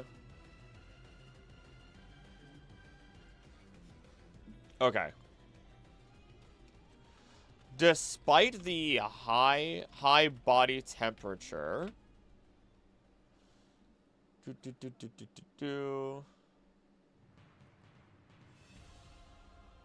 It can regulate itself. Can regulate itself. So I would like to assume that Flareon would actually be a great Pokemon for comfort. A Pokemon... Oh gosh, a Pokemon that could assist with trauma patients and even trauma patients, or even be great for when you live in cold environments, since it'll be able to survive them without an issue. Without an issue, and might even be happier, since it can regulate its temperature easier then.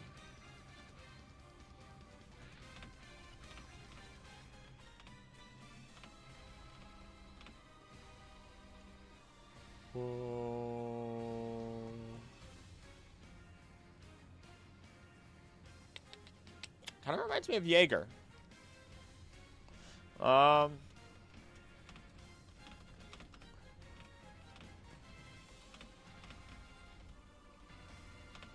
Peppers, but I have one in this house.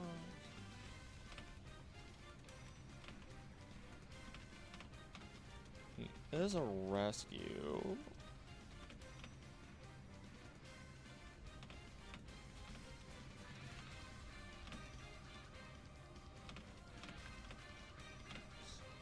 Sorry, I'm like, this is the only downside to these types of streams. Is like, if I'm focusing on the typing and I don't want to say everything out loud because I gotta encourage people to watch the video still, and then I do go a little bit quieter sometimes. But you know what? We're here for it.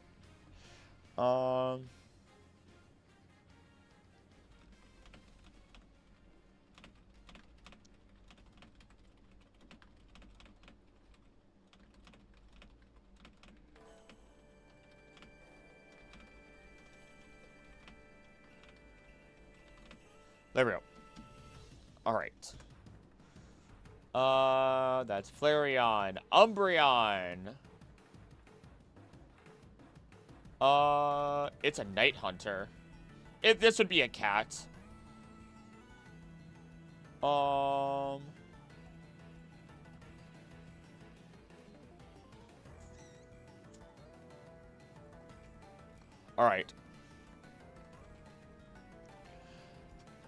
It's nocturnal. It is definitely more like a cat. And overall, the EVs are all mixes of dogs, cats, and foxes, while still getting some level of rabbit influence to their design.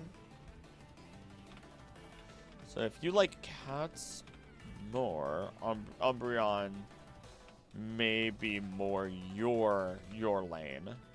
Same would actually go for our next evolution in Espeon.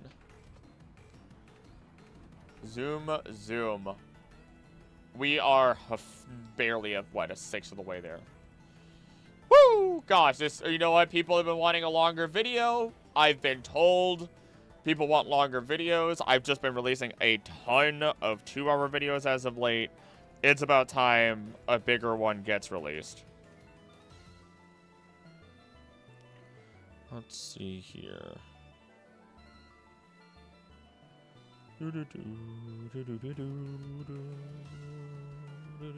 How close? Hold on. I just realized something. Oh, didn't mean to do that now. How close are we to having enough memberships for another emote? Have I hit it? Oh no, we're close. Oh gosh. Oh, it went up actually. It is a further line away. It is a further line away.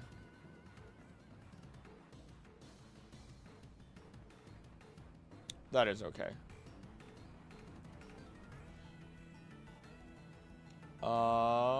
Boom. Nope, didn't mean to open that back up.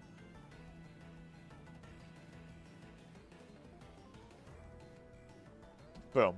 All right, in Espeon. With Espeon, what do we have? What do we have going on with you?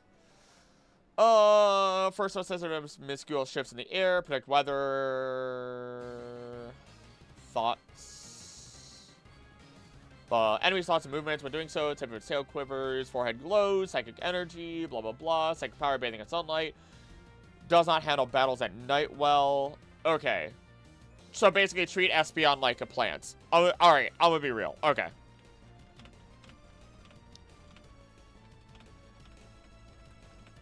It gets weaker at night. It absorbs sunlight for energy.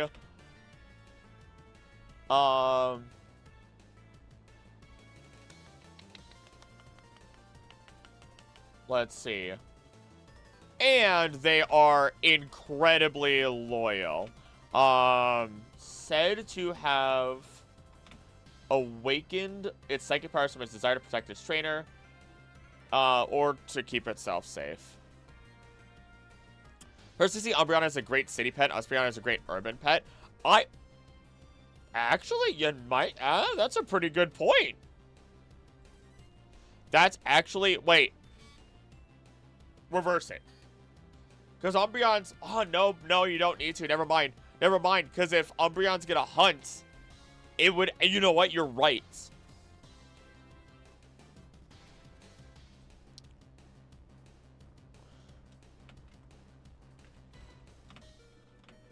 I'm gonna actually, you know what, that's a pretty good point.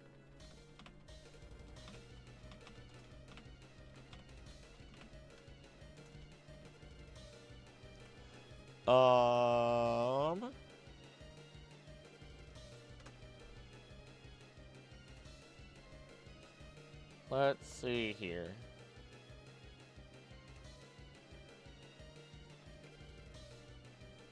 Mix those around. I'm trying to think of urban. Urban, yeah, because you can get more sunlight, less buildings.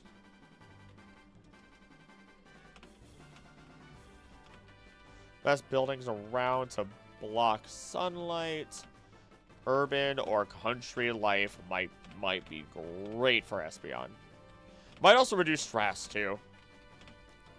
Stress, since it can read all these movements.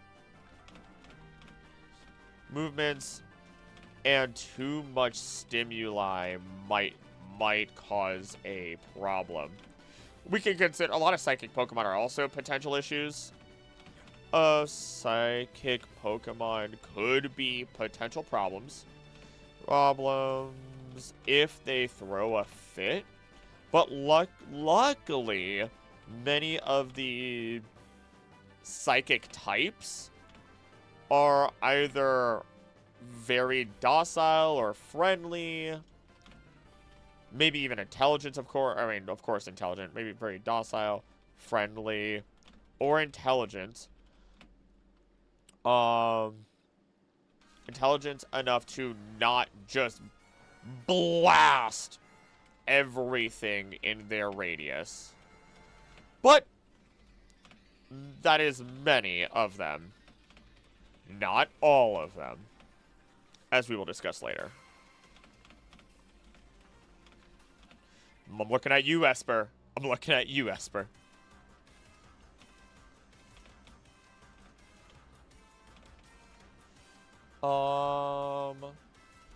Leafeon and Sylveon are great. Again, Leafeon's just going to be another plant.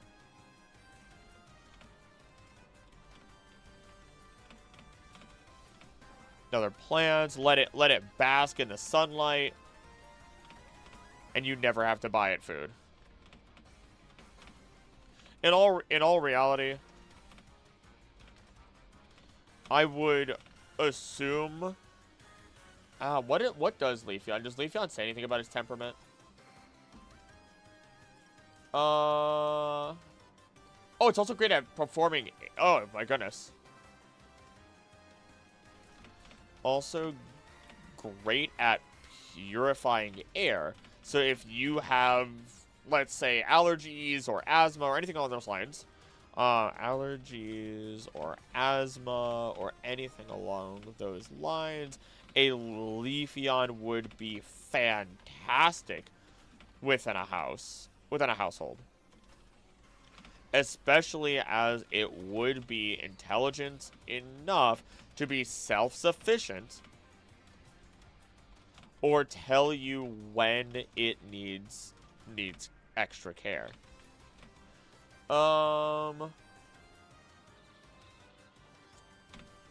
And hold on.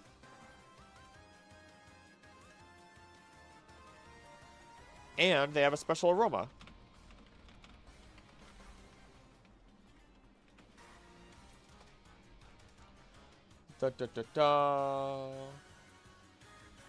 Glaceon, and then Sylveon, and then I can move forward.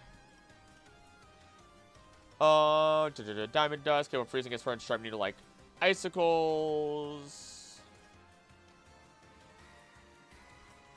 Glaceon doesn't seem to have a different temperament. Have a different temperament.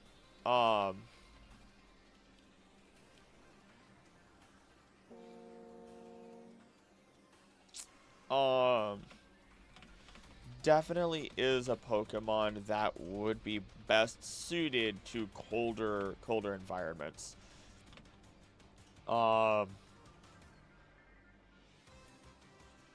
After all, not every ice type can do well in the warmer climates.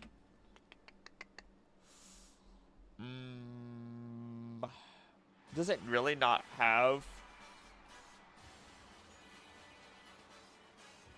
They do hunt for prey. Okay. Hunt for prey. And its body temp can drop below 75 Fahrenheit. Or even... I was going to do something, but you being adorkable distracted me. 75 Fahrenheit to Celsius. I'm not going to do the math in my head. 24 degrees Celsius, roughly.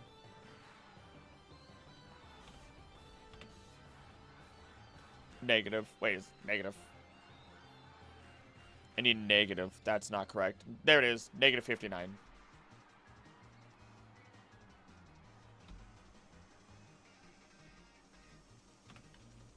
Yes. Which, yeah, I would rather not touch it. Or an industrial size cooler freezer to sleep in. That's good. That's pretty good, though. That's how. All right, time for bed. Gunk.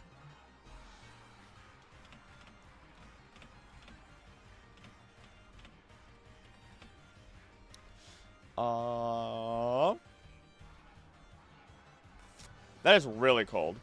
Hello, peeps. Survived dealing with IRS. Oh my goodness, you soldier.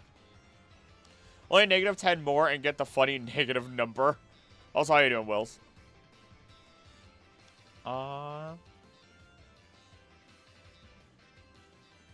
Let's see. That isn't to say it is always that cold, but I know it would like to cuddle, probably. It would like to cuddle. I would rather not be frozen to death after only a few minutes. Finally, Sylveon. Sylveon would probably be great for people who have anxiety. Good night's sleep whenever they go to sleep. When hunting. Actually, Sylveon is incredibly caring. Oh my gosh.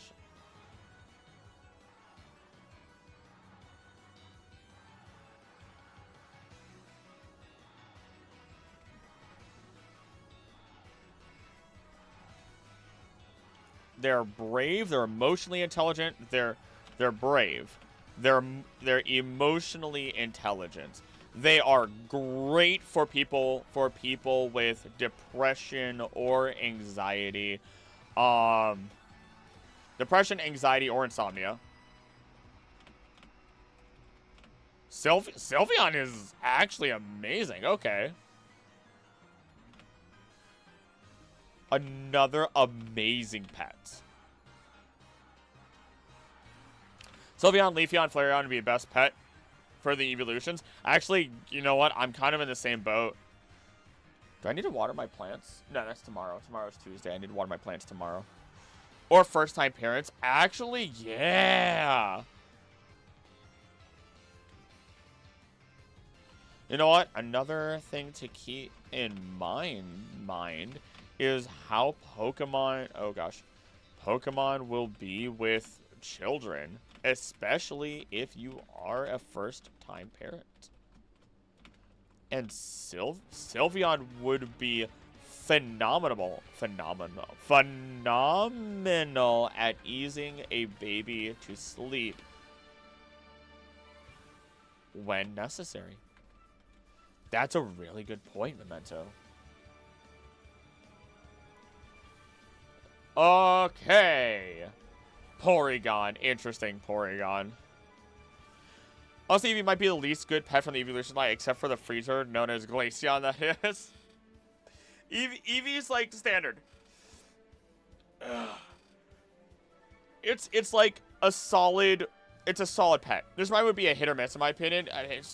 Mr. Mime I talked about earlier. Mr. Mime's awkward, but a really, really good companion. Hey, Rashi, how you doing? Speaking of insomnia... You could use a Sylveon, I'm sure. My brother in insomnia. Eevee is not standard. It can copy your face. Animals in real life do that. Animals in real life do that. Okay, there is typically when you it's weird. We don't understand why it happens, but for people and like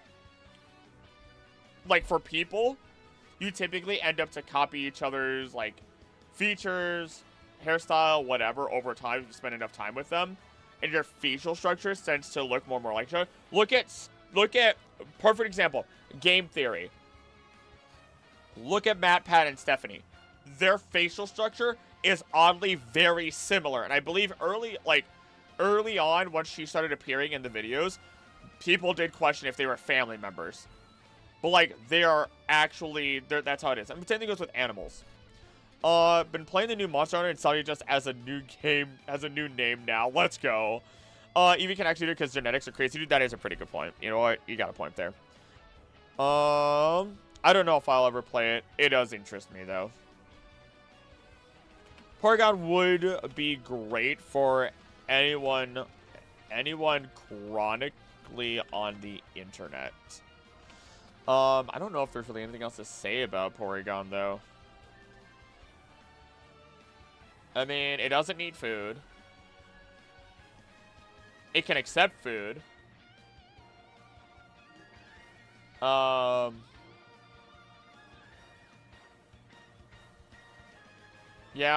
I mean, it's a great pet that's not a pet. I mean, yeah.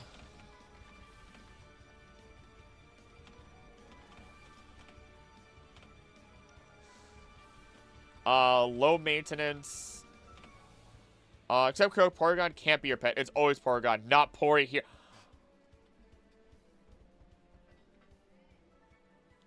Hi, Martini in the hallway. Are you having fun staring at me? Uh-oh.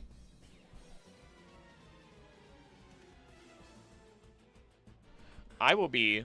Is this a PokePets research stream? Yes. And I will be right back. You guys behave. I'm going to go get my drink from my lady and go use the bathroom while I'm at it. So I'll be right back. Behave, you guys. Keep each other company.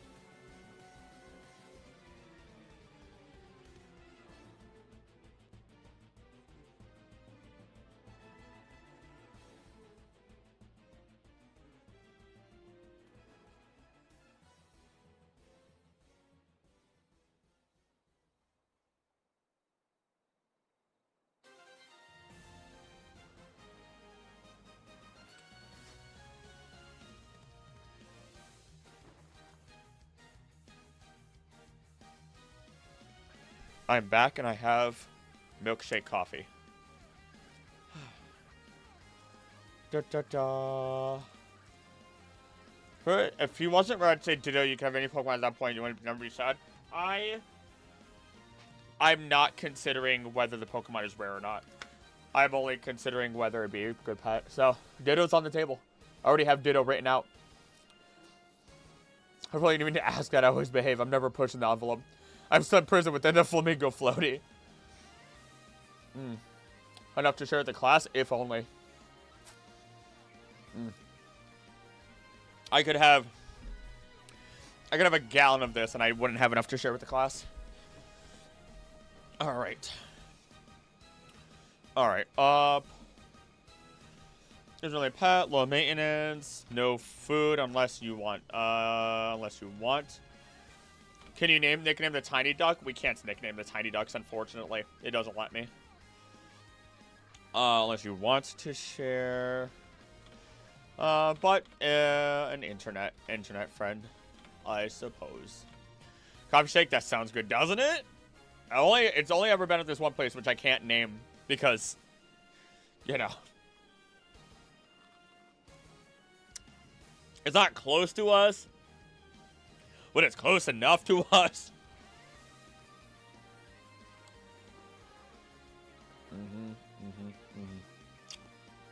Snorlax is not a house pet. Dratini, I mean, I guess you could. I mean, Dratini's a bottom feeder. Enough a bottom feeder that wouldn't really do well in environments where it can be seen, where it can constantly be seen. There is a reason why people called it the Mirage Pokemon after all. It prefers to hide and stay solitary. So maybe a good calm environment would be best fitting. Such a good song. Not close enough to be a daily thing, but it's close enough if you want a treat. Yeah. Cock Shake reminds me of those mom and pop gas stations with the iced coffee. Ooh. I consume so much. Are you taking the amount of food into account? Like, only the filthy rich can afford a Munchlax, even if it's a good pet, with how much it eats. That's, you know what, I was going to get to Munchlax later. But, yeah, I am, like, let's see. Depending on which ones it is, I am. Dratini is like people who steal her bottom feeders, except Dratini brings something to humanity. Like, I think I have it where... What Pokemon? What Pokemon is it? What Pokemon? There was a Pokemon that I said, like, in terms of food. Like, I talk about food here and there. Not all the time, but I talk about it here and there.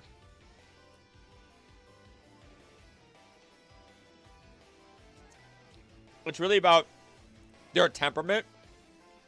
And then how difficult are they to train or stuff like that.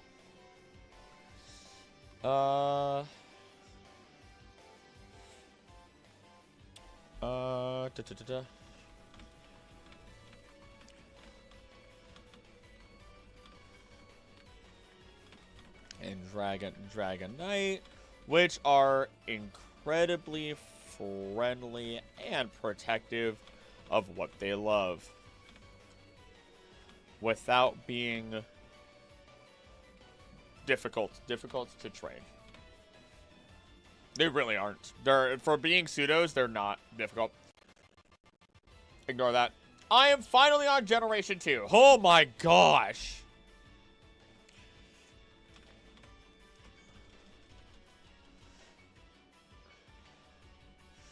Dragonite's just a baby. Put a large baby who has the power of a nuclear warhead behind him. We've moved our way into Johto now, and get to open up with our starter Pokemon, just as we did in Kanto. So let's see. The Chikorita line is a phenomenal line for a pet. You cannot convince me otherwise. You cannot convince me otherwise.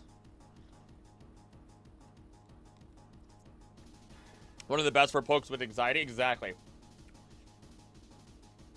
Coziest place to sleep in. Found Let's see. It has a docile and gentle nature.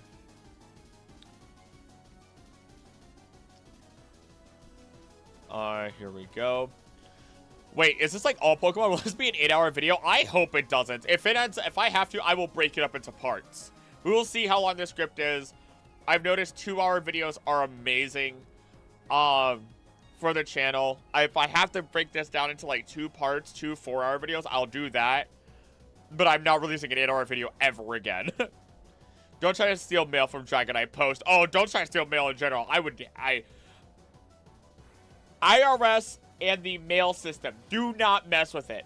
And then you add a powerful Pokemon to that? Nah, screw that. Nah, I'm done, son.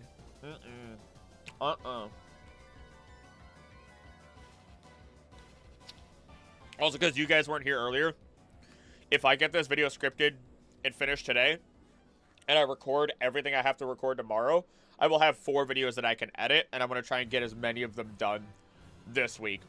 Oh, Volo. Oh, my God. It would be the stolen afterlife of Pokemon. What's the best Pokemon to have as a house pet? The impossible Pokemon quiz that you forced me to do, and then the Pokemon Ultra Moon Nuzlocke. This is not Volo. I was wrong. Sorry.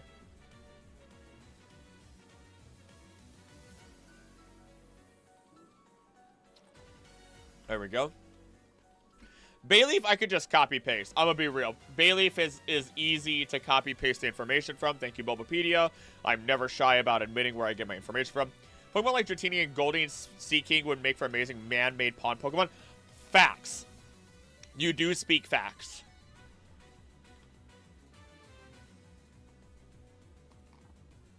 I gotta think about, like, there's more videos I could always do in the future similar to this.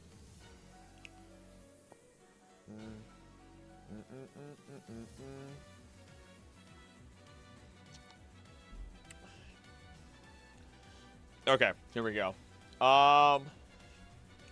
When we look at the Chikorita line, if you have anxiety, anger management, or need anger management, or anger management, or anything, insomnia, anything,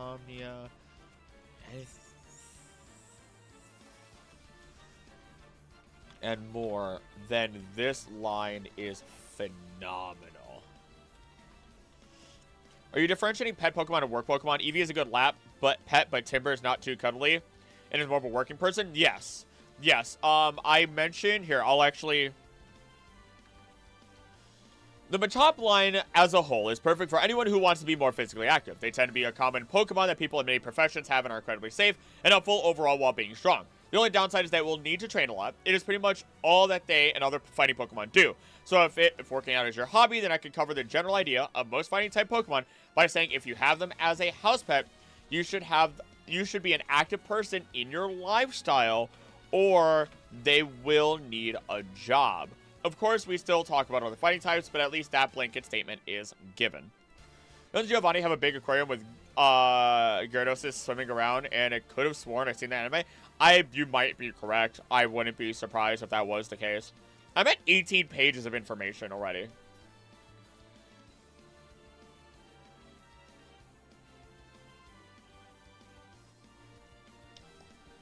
Okay.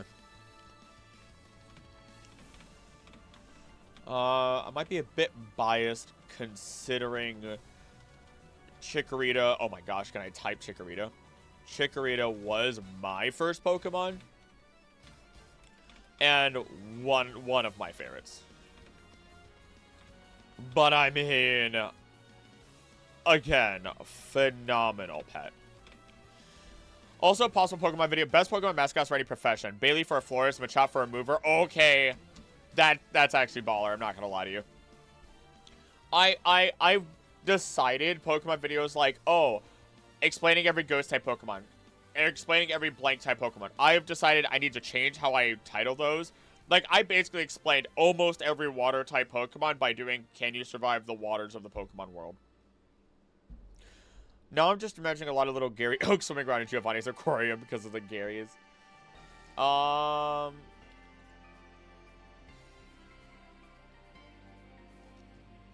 Let's see.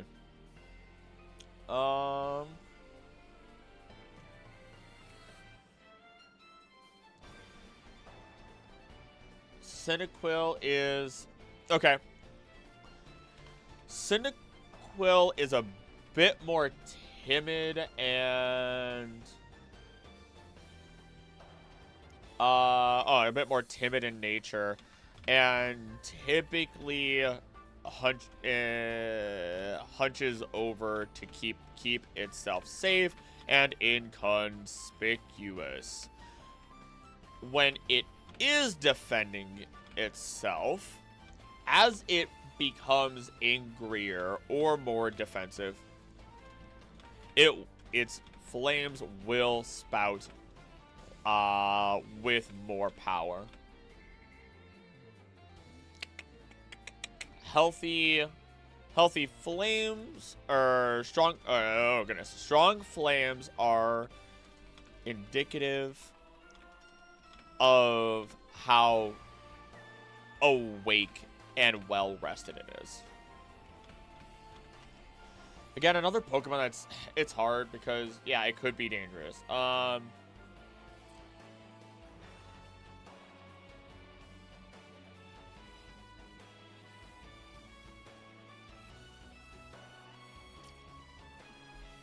Okay, it's the flames on his back blaze brightly while it's asleep, or at least Quilava. So again, we are entering weird territory since these are fire type Pokemon, but we will give them the benefit of the doubt, as we discussed, based on temperament. With Quilava,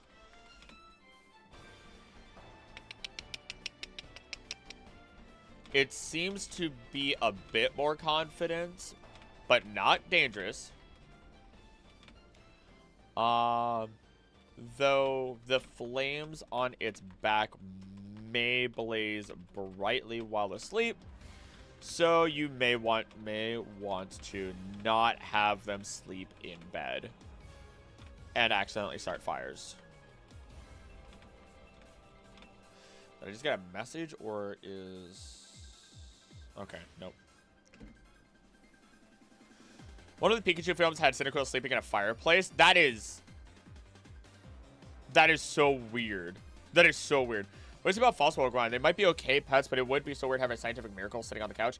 I actually didn't mention Omanite and Kabuto because they are definitely, like, wild Pokemon. I'm considering most first form Pokemon, but those are, like, imagine keeping a squid as a pet.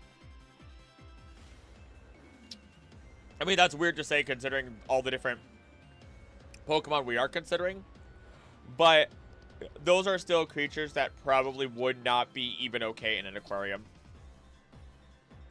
no matter how large.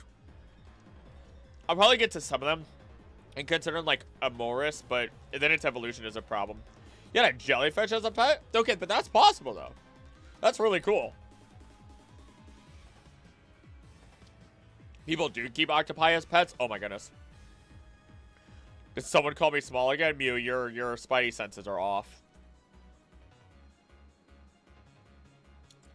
Okay, well, I used a bad example, and there's egg on my face now, but I don't know, I didn't think to include them.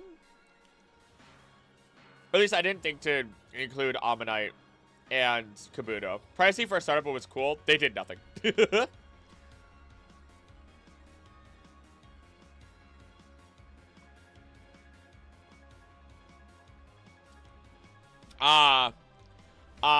There it is. Typhlosion is the real problem, though.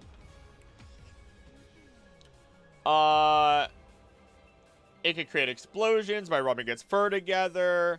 When fully enraged, everything goes up in flames. And the kicker. It is known to toss and turn while sleeping. It is recommended to avoid a sleeping Typhlosion due to it unleashing blast fires from its back by accident. No thank you. No thank you. Not dealing with that in my home. Again, you can always find a way to give them proper enclosures at night. But that's also assuming it would evolve without any combat. That's another thing you guys weren't here for, some of you weren't here for. We are not trainers, so not every Pokemon evolves, and not every Pokemon is on the table for care. Like, yeah, sure, Gengar, my favorite Pokemon. I would love to have it as a pet. Problem is, I'm not a trainer, it's probably going to eat my soul. Or not eat my soul, it's probably going to kill me.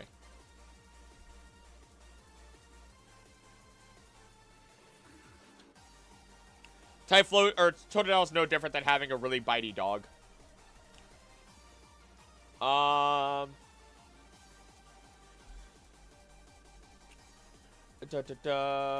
Yeah, no, really bitey dog.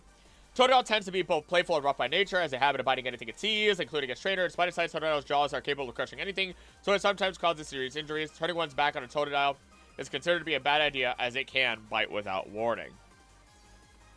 How does Pokemon have forests? With all the fire Pokemon, everything should be fire and ash. Well, 80% of the Pokemon series is ash, I gotta admit. But, great question. There's enough other Pokemon, and not every fire Pokemon is absolutely destructive. Charizard in the wild likes to set things on fire. Also, it's just part of the environment.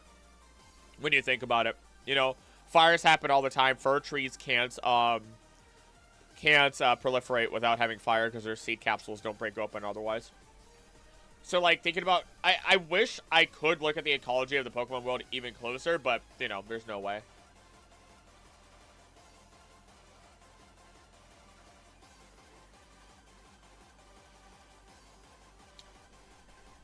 Crocodile doesn't seem to have anything relevant for information. And... Feraligatr doesn't.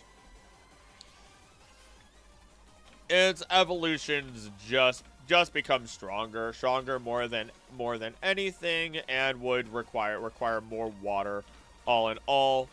So, at least if you can handle the biting of Totodile, you could have a fun bitey house pet. No difference than a dog that likes to bite a bit more. So with that logic in mind, helps a lot. So got the basic, then you say you got the exotic market, snake lizard, yep, open more doors. You can have specialized breeders, yep.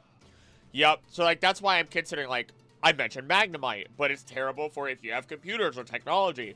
You know, otherwise I wouldn't be considering Totodile here. I wouldn't be considering so many Pokemon. If I wanted to, and I thought hard about it, I could have just broken this down to birds, fish, lizards, dogs, cats, and be done with this. But I'm like, no, we're going to go through all the Pokemon. Firstly, I haven't been on an hourly basis for the PO'd fire Pokemon. Maybe Pokemon have trees evolved to be more fire resistant. It could be that way. It could be. And these are questions I wish we could have answers to officially, but we never will.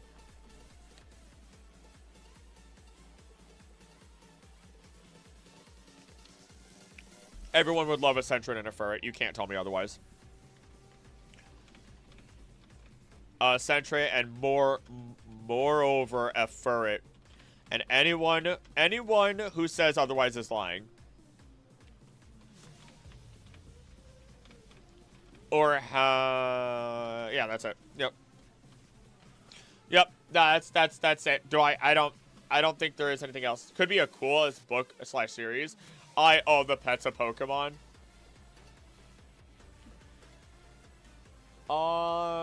Timid nature. Sleep is another Sentret. Oh, so it'd be really cute. It would need you to... okay, so Sentret, in other words, Sentret would absolutely rely on you. Be codependent, and would snuggle plenty at bedtime. Which could lead it to doing the same as the giant... Isn't it 6 foot tall? Pretty sure it's 2 meters flat. 1.8 meter. 5'11". Giant. 5'11" or 1.8 meter. For it. Particular City music plays. Haven't been here for the last hour or so. Someone else named Vatty wasn't coming to call Muse short. Definitely wasn't me. I wouldn't do that ever. Oh my goodness.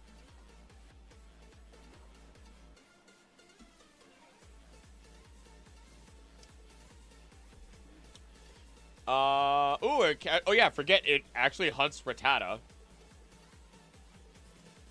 Oh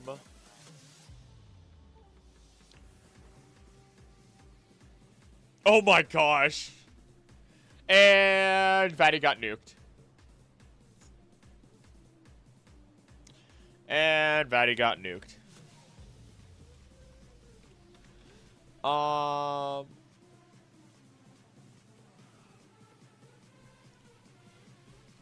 Let's see. May feel most comfortable in an oversized enclosure to meet its natural needs. That's a golden Magikarp.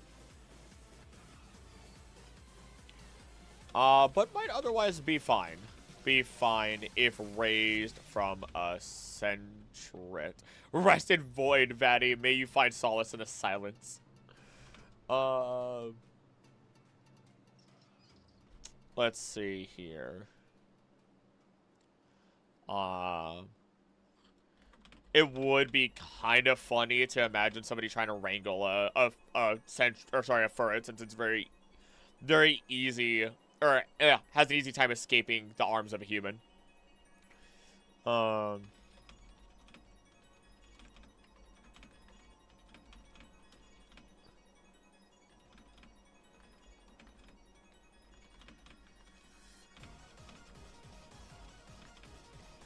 Oh boy. What's next? Hoot Hoot and Noctowl. I mean, yeah, I guess.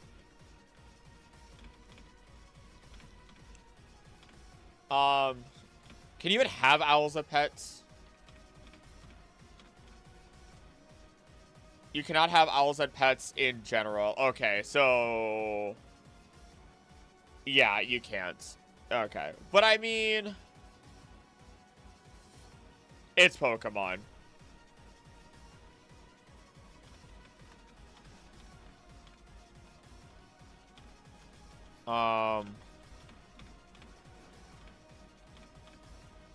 It'd be a bird type, so maybe first hounds. Yeah. Real life, most places don't allow owls as pets, but we're in Pokemon. So, who cares? I think they're both fairly calm Pokemon. The downside is that Hoot Hoot constantly ticks. Thought I missed Krill banishing someone? No.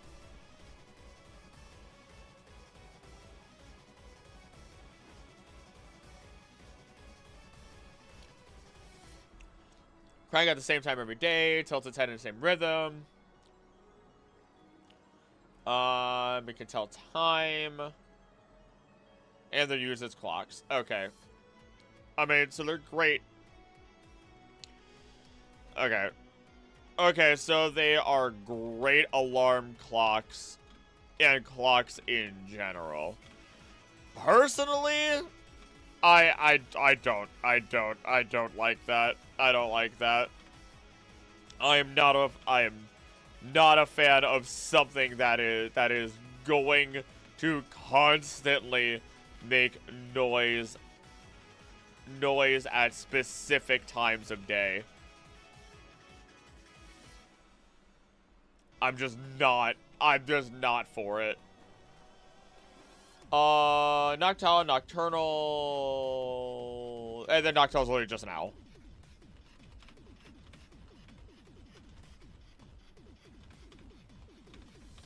Just an owl. So, if you like owls that can tell time and are intelligent without a high necessity for maintenance, here you go. People get pets at times, sleeping on the couch tonight. Honestly, my cat wakes me up too much by throat chopping my neck because she's hungry. I don't need an owl to do that. I am sorry for you. I am so sorry. Hello to all of our lurkers. Hello. I'd like to at least say hello to y'all. Ladybug. More bugs. I don't... that's a good question. Actually, hold on. Imagine being told when you're late to dinner for dinner by your own pet owl. We get told when to go to bed every night by Martini. She will come out between the time of 9 and 10 o'clock every night without fail to meow at us to go to bed.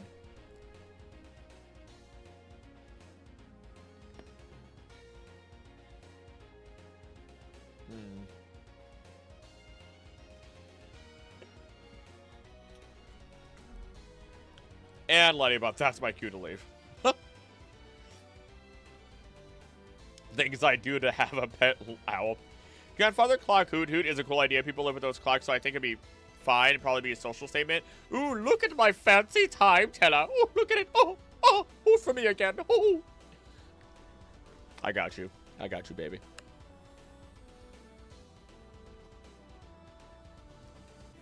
I'm contemplating Ladybug and Letty in right now.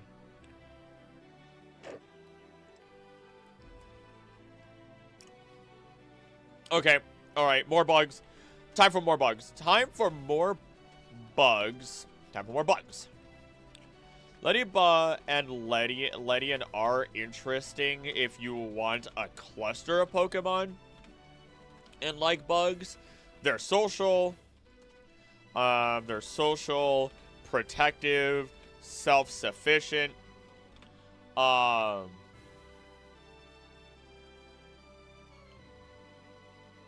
And are, oh my gosh, are shown to serve a role in pollinating fruit-producing plants, usually instructed to do so by means of a special whistle. However, like most Pokemon, it will respond to regular vocal commands. Interesting. Alright, and Ladybug are shown. That said, Hoo Hoo and Octo would make a great pet for horrendously busy businessmen. Actually, you're not wrong. Someone to help you. Actually, you know what? That's a really good point. You'll win on that one. You win on that one.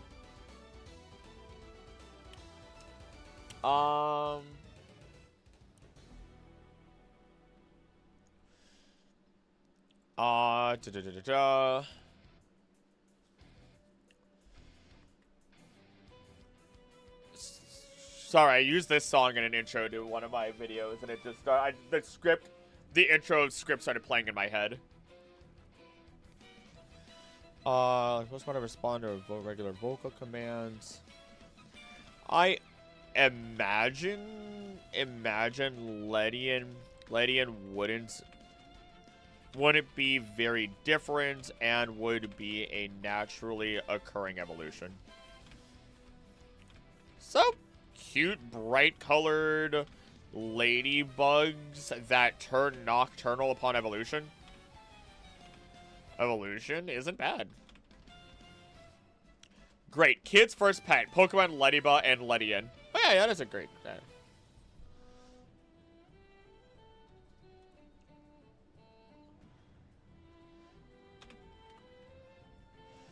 Let's see here. Moving forward. Spinarak. I mean, you could keep spiders as pets, but you probably don't want to. I don't know. Hard to say after that one.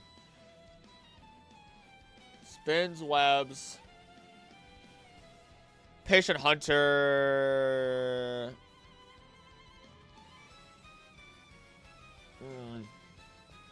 I don't know.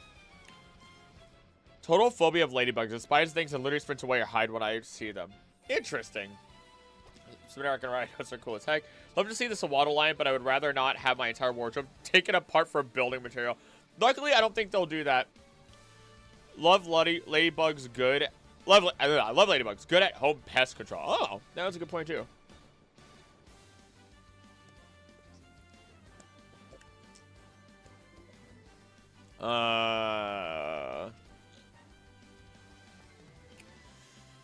Spinarak is a toss-up. Spinarak is a toss-up. We don't have much to go on for its personality, other than it being very patient in terms of waiting for food, eventually evolving into a Rhydose, which is a massive spider that I'd rather not. I'd rather not have that in my home. Have in my home, especially as the venom they produce goes from not very lethal to incredibly lethal. Do you like orb beetle? That is strange. Go outside one day, see a ladybug eating spinnerack out your yard.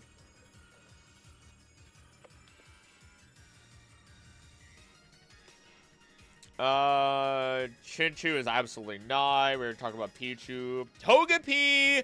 Togepi! Could be like having a pet tarantula as a spinnerack. A spinnerack is still a foot.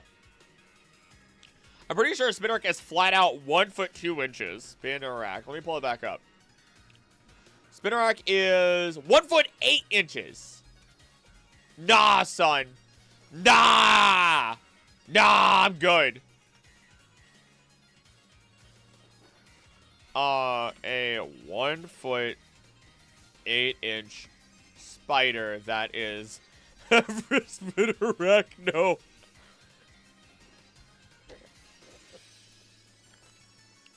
How much do I have in here? Plenty. Where is it? Come on. Be a bird eater tarantula. Exactly. Exactly.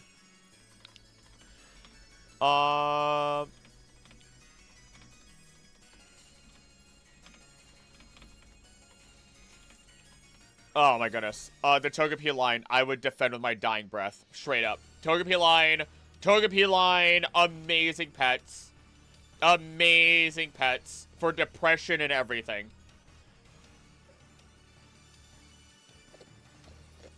Rest in peace, Batty.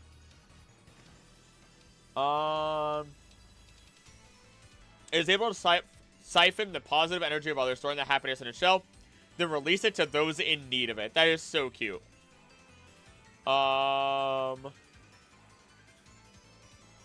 Shares its joy with those who take care of it. Seen as a sign of good luck, especially if you can get it. Turns capable of getting a sleeping Togepi to stand. Calms the soul.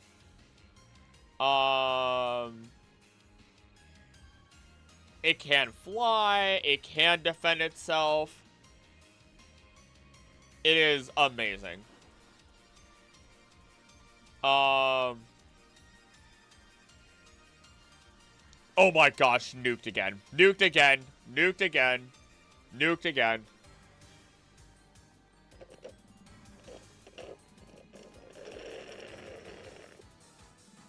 Can't even go take a shower in peace. Poor woman. Poor woman.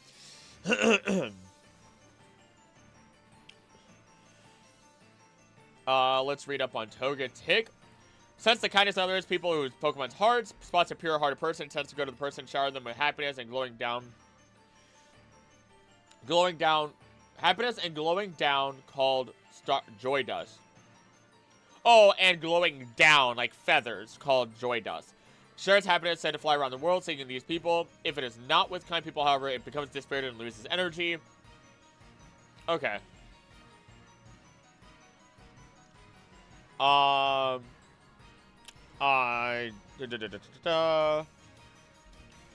Yet another Pokemon perfect for those with depression or anxiety. Though, if you would like to keep it as a pet, maybe consider traveling around the world a bit for your job, as it evolves naturally.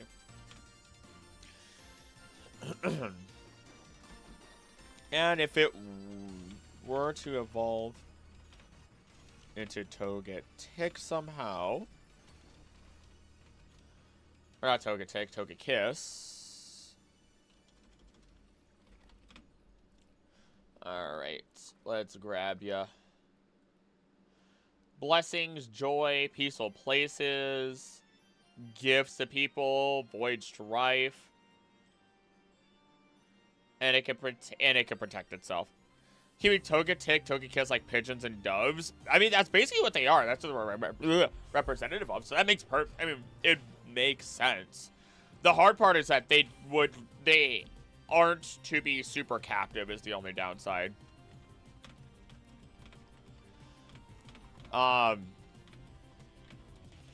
Meant to be kept purely captive outside of Togepi because of what they enjoy doing.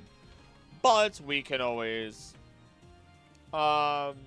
enjoy the idea that they would always come home. I do think that Murkrow would be a great pet if real coverage or anything to go off of. Oh, yeah, no. If we can consider Meowth, we can consider Murkrow.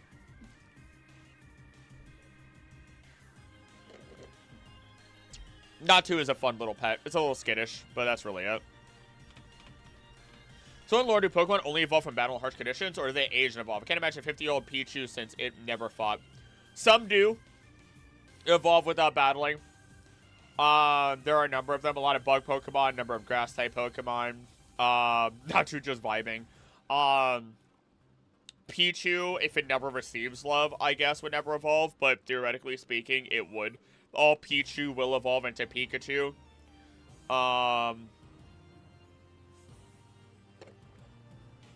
Yeah.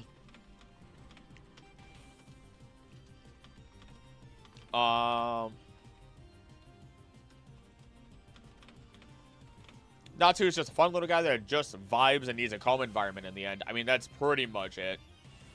Ukulele Pichu would like to have a word with you, Rishi. It gives lots of love, but it wants to jam out. Keeps it from actually evolving. Actually, yeah, that's a good point.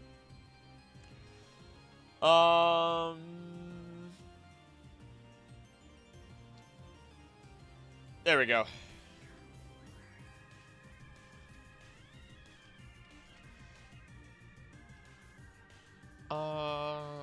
So, no, I mean, Natsu's cute.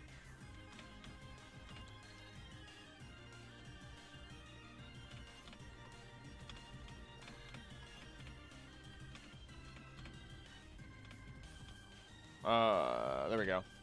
Spiky or Pichu or Pikachu colored Pichu. Oh, Pokemon Ranger Guardians. Ukulele Pichu was awesome. I remember playing that when I was really little. Don't remember anything else. I just remember it very vaguely. It might have even been the demo. Pokemon that can't evolve.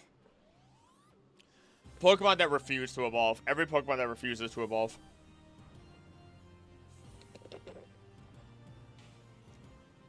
Mareep is not a house pet. But I will talk about it because I did say pretty much every first form Pokemon will be considered. Mareep is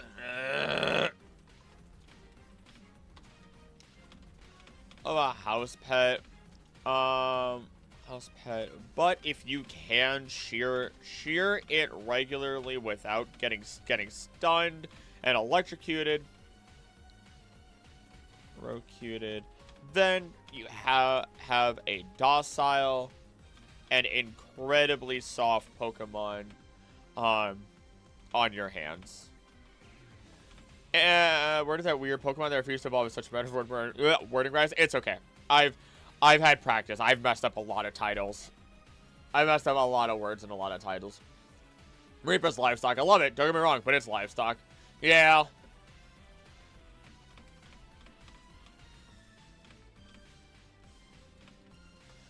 But I know some people are going to be remiss if I don't mention it. Marill.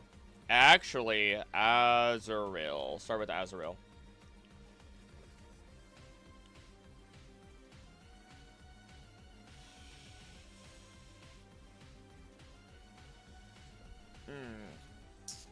I believe the Azurill line is super caring also.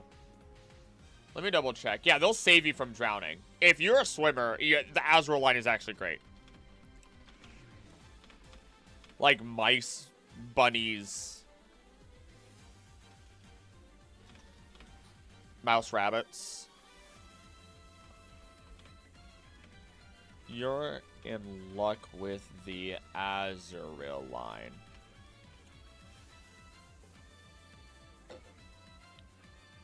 Azrael just needs its tail kept safe, so that way it has all the nutrients it needs to evolve.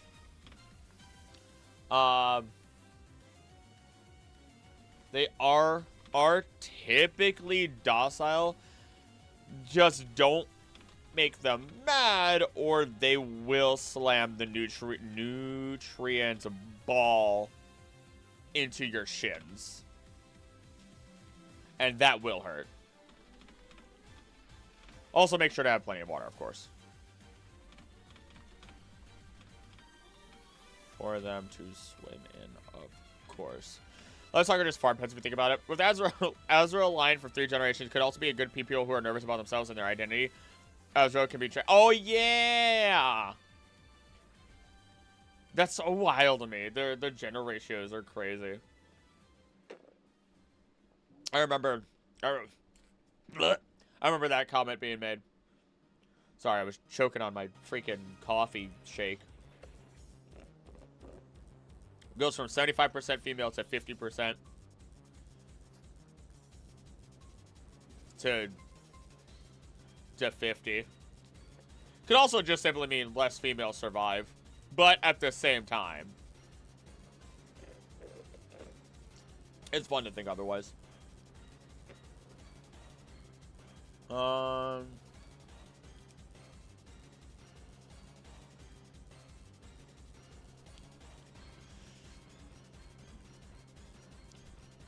This is going to be a longer video than I expected. I'm at 21 pages. Oh my god.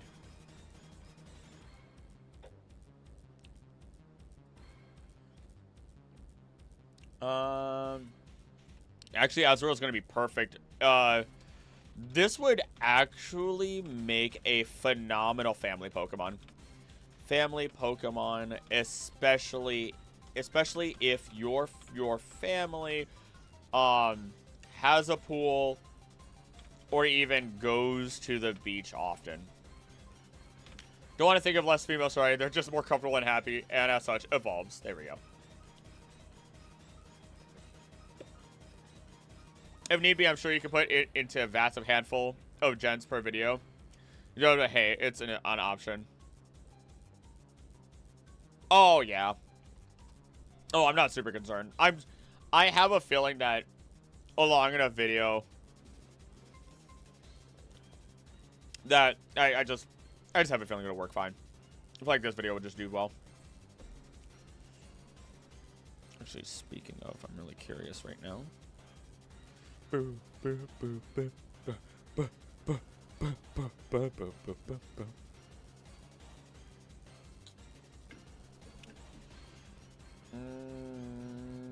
Bonsly, don't get it wet. Don't get it wet. Bonsly literally needs to be bottle fed. Bonsly is a baby. It needs to be bottle fed.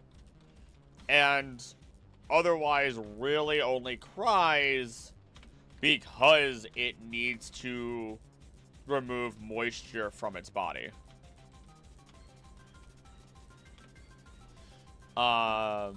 Actually, let me look at Bonsly a little bit closer.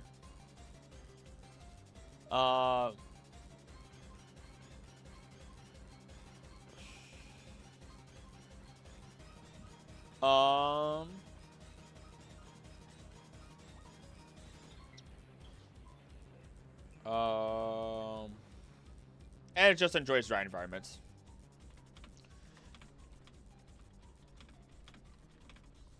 Dry environments without getting wet.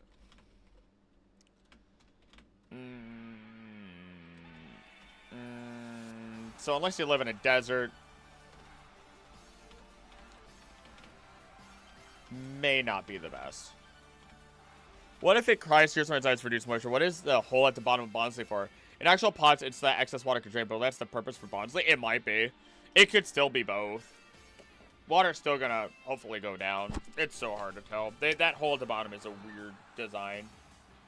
Can I? It looks... I'm sorry. I want more coffee drinks so badly. I love the taste of coffee. It doesn't even do anything for me other than, like, maybe control the undiagnosed ADHD that I have.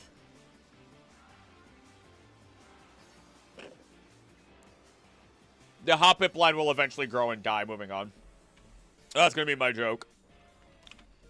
The Hoppip line can't control where they go, where they fly. They will mature over time, become Jumpluff, spread their seeds everywhere, and then literally die. That is their life cycle. And and despite how cute they can be,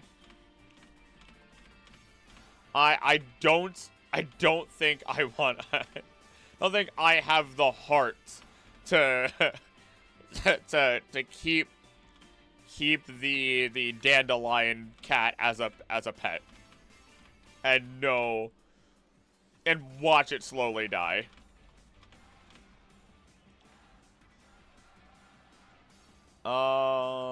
Sitting here thinking with great minds, Team Rocket are Pokemon poachers. You're not wrong. Not my Leaf Cat buddy.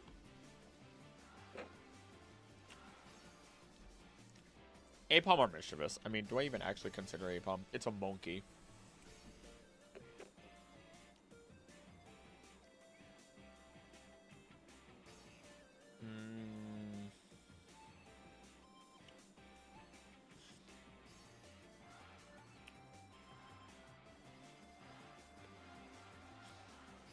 I mean, Apom are gonna be mischievous. Mischievous. Did you consider Mankey? Because if you did, you consider Apom. I did not consider Mankey. I did not.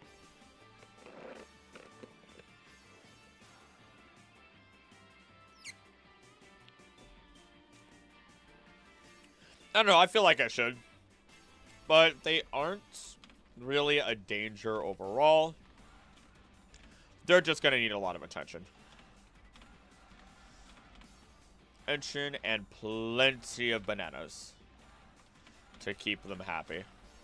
Alongside some spots where they can freely hang with their tail.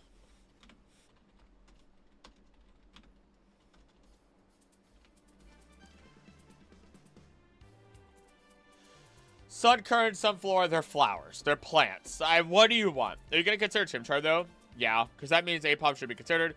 I get why Mankey wasn't, though, because it's just an angry pig monkey thing. Mankey other chimps we hear about in the news, I would feel like, yeah, they rip off people's faces. Yeah. Suncurrent and Sunflora. Plants. What more do you want from me? They're docile. They're docile. They're happy. They're friendly. And if Sunflora gets too much sunlight, its head gets too big and it can't move anymore.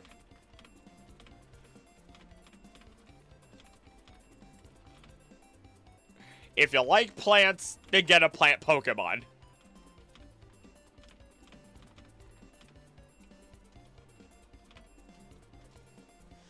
Plants, next question. I don't know. Head gets too big, man. Sunflora's just like me, for real, for real. Whooper! Whooper! Woo! Everyone loves Whooper. Everyone loves Quagsire. Do I need to say more? Do I actually need to say more? They eat bugs. They eat snakes. They eat small mammals. They need to stay moist.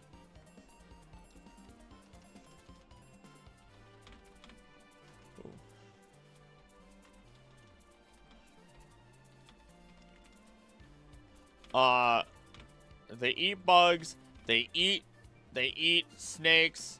They eat other small reptiles, fish, small mammals, you name it. They're friendly, dopey,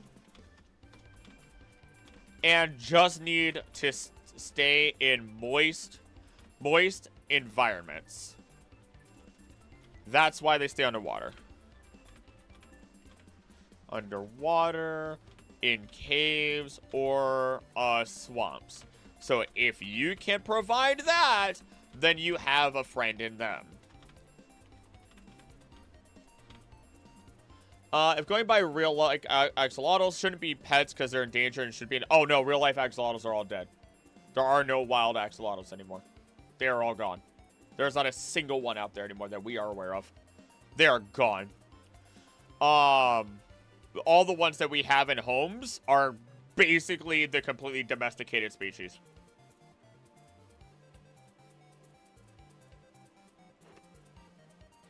Also, Quagsire is more of a giant salamander. A Japanese giant salamander, specifically.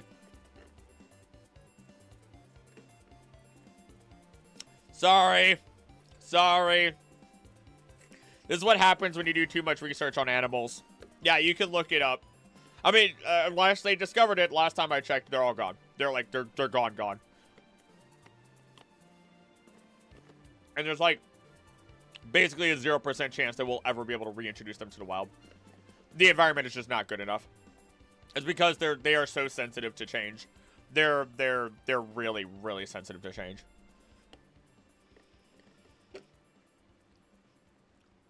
There are breeders who keep the wild type pattern alive. There it is. The wild type pattern. Yep. Yep. Again, it's only because they're so sensitive to the environment and the raising, or the changing of climate. And the thing to remember is, like, the biggest thing to remember is, like, climate change is normal. The rate at which it happens is what humans has caused. Because eventually anything could go extinct, right? The climate can change, patterns are going to go around, everything's going to turn around and change and everything like that. Some things will go extinct, other things will live, they'll become new things, different species, so on and so forth. It's just they need the time to adapt over the many years that it takes for all this to happen. That actually did break your heart. I remember doing so much research on those little guys when I was a kid and falling in love with them. They're cute, they're adorable. I mean, we did what we can to save them. There's a very good chance, even without humans being here, they would have all died. Like, they would have all been dead. But humans are able to take them, breed them, turn them into something that can be domesticated, and they live on as a new species, quote unquote. Just like how raccoons are basically split species now between normal and urban raccoons, because there are raccoons that are what we're calling, I'm not one of those scientists, that people are calling neophilic raccoons rather than neophobic. Most creatures are neophobic, being afraid of new things, whereas neophilic creatures, such as these new raccoons or these urban raccoons, are creatures that are attracted to new concepts and ideas. As such, they are not afraid to try new things, explore new things, because being neophobic is a safety precaution for the mind to make sure you stick to the rivers and lakes that you're used to and don't get surprised and accidentally die. Why would you go to a new field when you know the old field is abundant in a food that you can eat? Why would you take that risk? Well, these raccoons think otherwise.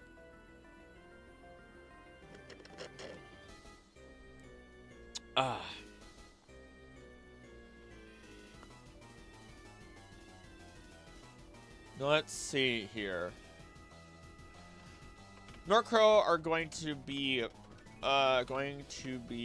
very, very similar to our real life corvids in the end. They are intelligent. They are intelligent, can learn to speak. They like shiny objects, and they do enjoy social activity. Actually, let me double check Murkrow a little bit closer now.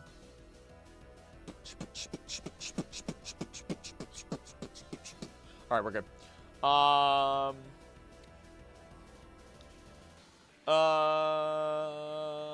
It'll give you sparkly objects, blah, blah, blah. Yeah, that's it. And if it really loves you, it will give you those shiny objects. It really is just a super powered crow. Powered raven, really. Or Crow. I don't know. We'll say Crow. It is Murkrow. What you're telling me is that neophobic people don't go chasing waterfalls. They stick to the rivers and lakes that are used. So you picked it up. They're going to have it their way or nothing at all. Good job. Good job. Good job. You picked up on it. Mischievous time. Mischievous time.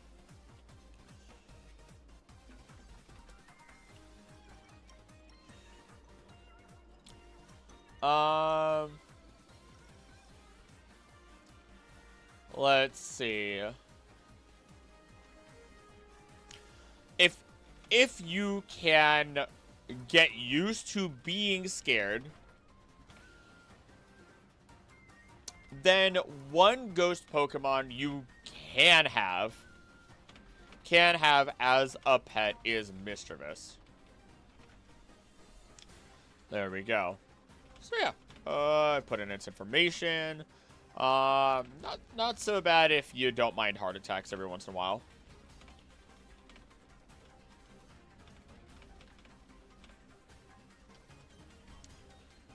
Moving on.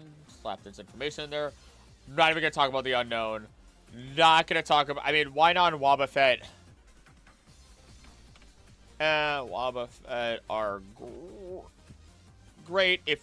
Oh wait. Good and bad news. New Axolotls are not extinct in the wild yet. However, they have less than 1,000 members, maybe more, teetering towards 100, and are thought to become extinct in Mexico really soon. Oh! So there's a chance that they'll be okay. Okay. To point out people don't like and have Mischievous scare them.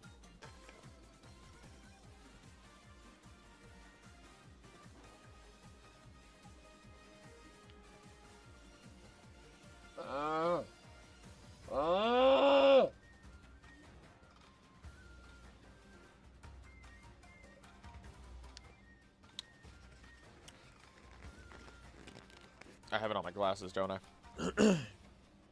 I love Litwick. Well, I hope you don't mind living for very long.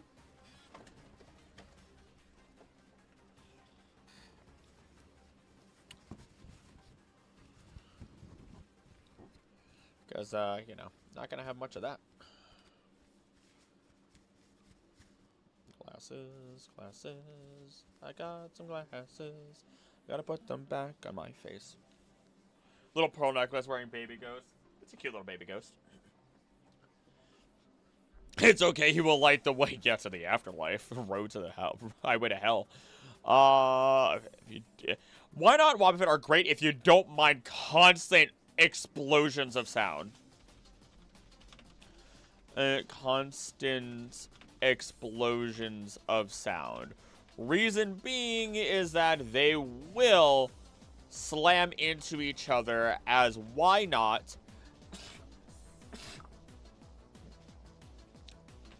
And counterattack back with the same force, increasing over time.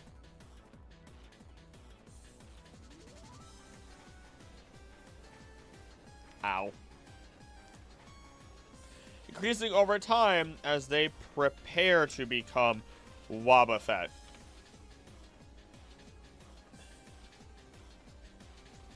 I think Wobbuffet are otherwise actually not too bad. Luckily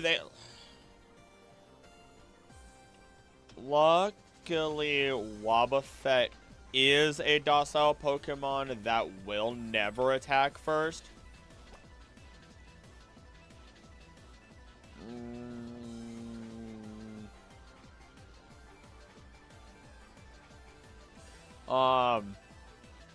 So it might be a nice friendly pet in the house that can defend you from intruders. If they hit Wobbuffet. Just imagining why not Wobbuffet as a never-ending Newton's Cradle. Not only never-ending Newton's Cradle, a increasing in power Newton's Cradle. Because remember the moves that they learn and how much damage they can retaliate back over and over again. Their output would be either one of them dissolves after being hit at some point, or they just get hit and they get knocked out, I guess, more likely. think Phantom would be, like, one of the only good ghost pets. I don't think they're outwardly malicious, also mimic you, as long as you respect the boundaries, don't look under the hood. I mean, yeah. Phantom is a non-alive child who got cursed into a stump. It still could be a good pet, though. It's a little awkward, but, you know. Giraffe rig. As much as I want to have a giraffe as a pet. I mean, as I would love to have it as a pet, it does belong in the savannas. The thought of why not being dusted. Not gonna consider Pineco Fortress, nor Dunsparce, Gligar, no. Steelix, no. Snubble, okay. I'm just gonna type Snubble and move on. Snubble / Gramble. I'm not even gonna type out their info. I know it by heart at this point. Caesar, Shuckle, no. No. Haircross, no. Sneasel, no. Teddy Ursa, probably not. You don't keep bears as pets.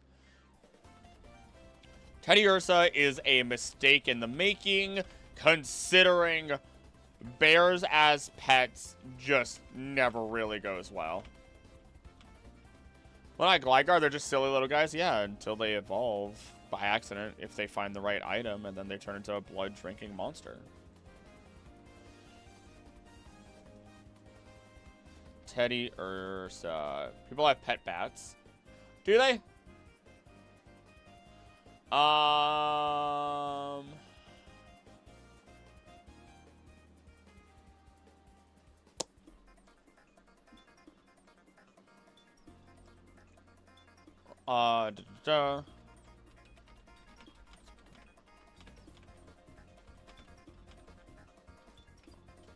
Alright, moving on from Teddy Ursa. Slugma, no. Swinub. I don't know about Swinub. If you live in a really cold environment, Swinub actually might not be bad. But it wouldn't survive indoors. I'm not going to consider Swinub. I take it. I'm not considering Swinub. I love Swinub. I'm not considering it. Not even going to mention it. Not even going to mention it. Remoraid and Octillery. Interesting.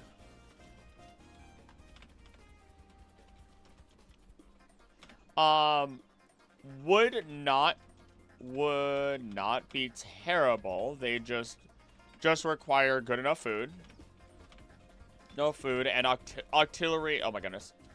Octillery does directly state that it loves fuss from its trainers. This means it'll be a Pokemon that requires a lot of attention. That requires a lot of attention and a good aquarium with plenty of places such as jars to hide in. Though I wouldn't be surprised if it did decide to leave the aquarium and hide all over the house. Or even steal from the house for that matter.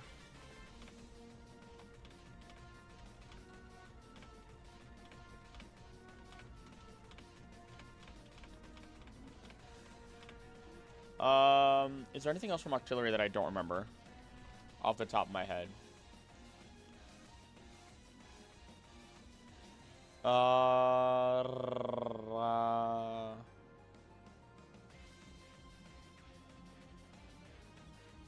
And it's more docile. Otherwise, it is docile when domesticated.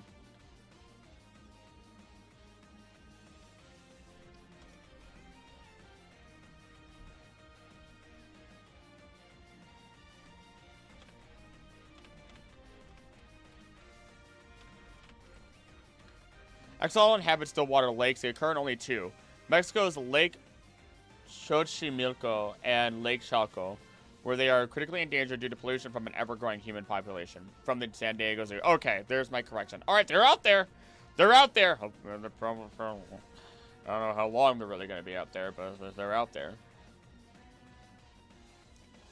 Delibird, Mantine, Skarmory, Houndour. I mean... Intelligence.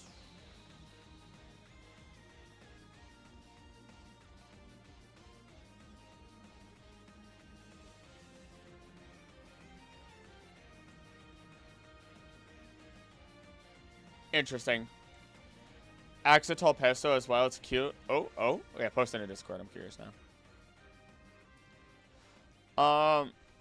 Houndour really is just any other dog. Just any other dog. Modeled after the Doberman. No, even I want to be sure. Oh, that's fine. I don't care. It is intelligent. Incredible at hunting. Communicates with its barks and howls. And is known to be loyal and obedient to their trainers. It might howl while asleep, though.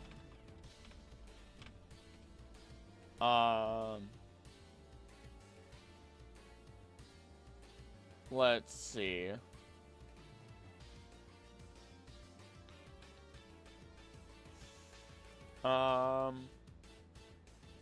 And despite the danger of its evolution, Houndoom, we will assume that, welcome back, that it will continue to stay loyal to a trainer who treats them right.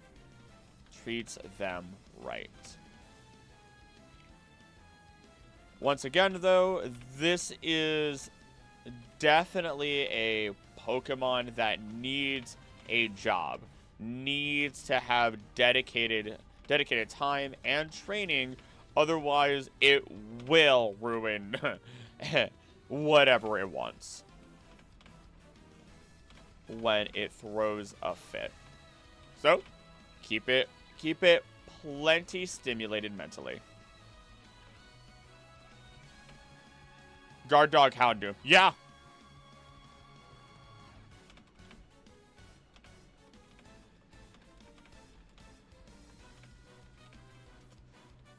There we go. Oh my gosh, we're only on Houndoom. How many pages do I have here? 20. Okay, we're on page 24 now. Okay. Kingdra, no. Phanpede, no.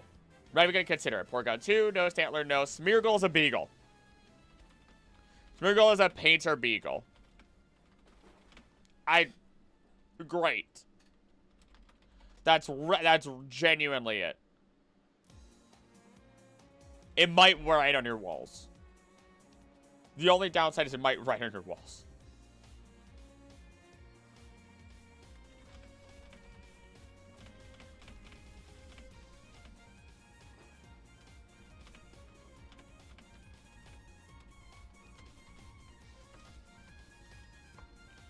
There we go. Tyrogue, Hitmontop, no. Smoochum, no. Elekid Magby, no. Miltank, no. Blissey, no. Legendaries, no. Larvitar, absolutely not. Smeargle is a dog with some stuff that it made on tail. What is that stuff? Berry juice. Definitely not anything else. Definitely not PS. Ooh. Let me see here.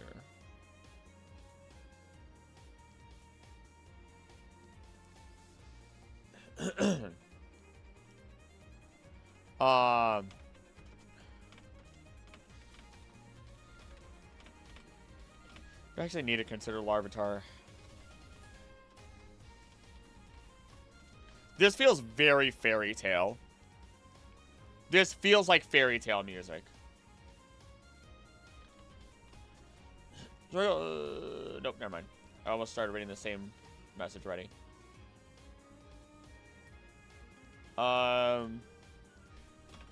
It eats dirt and will... Oh, wait. No, I already said I'm not considering Tyranitar. Never mind. I don't need to consider Larvitar here.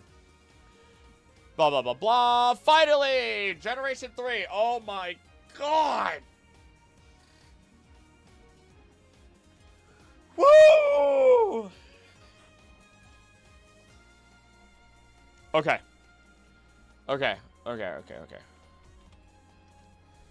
Does feel like Fairy Tail music, right? I never watched all that much Fairy Tail, but enough. The answer for Gen 3 is obviously melodic. Oh, look at me. The melodic fan says melodic. It should be the best pet. Daring today, are we? Calm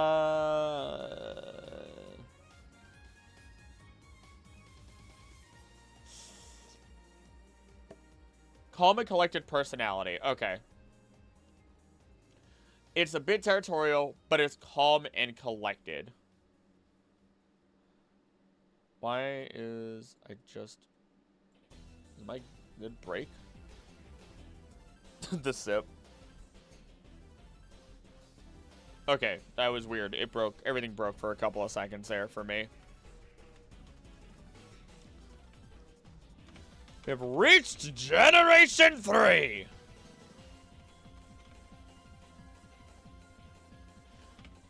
And we can start with Trico.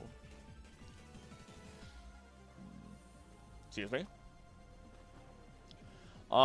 Considering it is a plant, we might be able to consider that it may evolve naturally without combat. I mean, do I actually need to?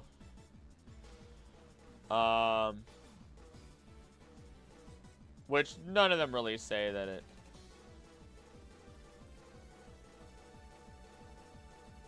Actually, yeah. Which, while their size increases, none of them change in temperament. Since I'm more lizard than plants, it kind of gets there, yeah. They do bask in sunlight. They're all more lizard than plants, all in all, actually. It is plants adjacent.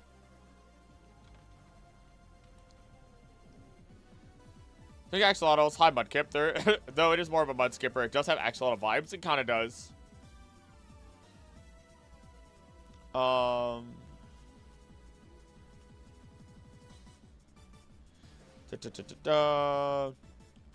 of them change their temperament, and instead become more protective of their territory and the plants surround or within that territory.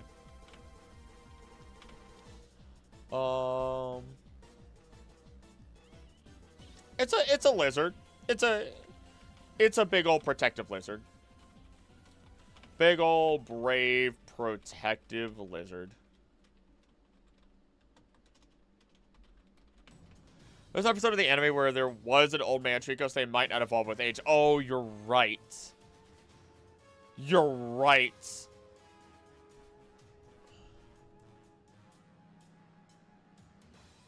Oh, that's a really good point.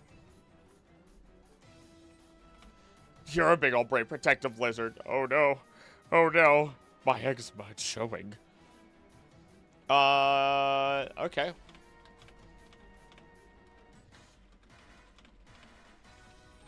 We do see the old man Trico.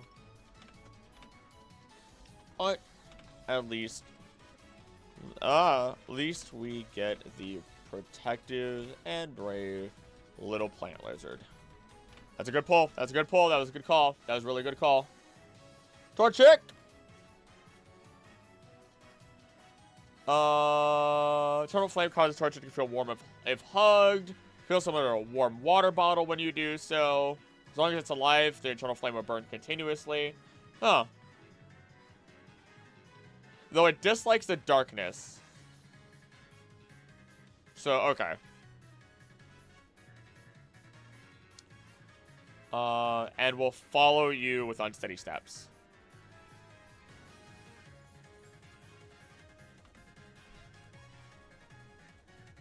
So just make sure that you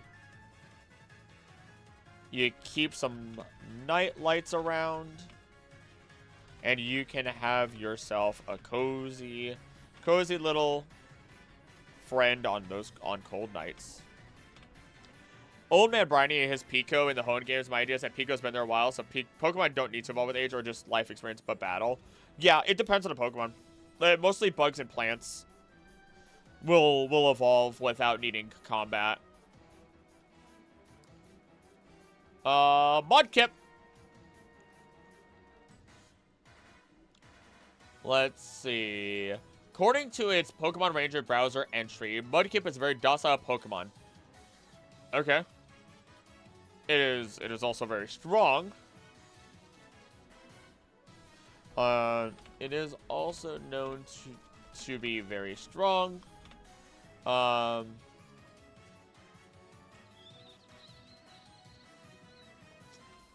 Crushing boulders larger than itself. The boulder. And will sleep in the wild by burying itself in the mud soil at the water's edge or bottom of a river. So, maybe have a little mud enclosure. Enclosure specifically for it within your home.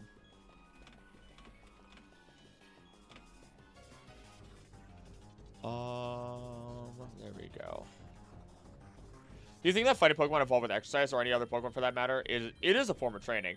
I imagine so, because some Pokemon do say like, oh, once they've done this enough, then they evolve. Or like, you bet every bottom dollar, Machop is going to evolve. It is not going to just stay a Machop. It will evolve into a Machoke. As for whether or not it'll evolve into a Machamp, it's a whole other ball game. Poochyena, it's a hyena. But I think they're actually really intelligent and loyal. If they're, I mean, no matter what they are.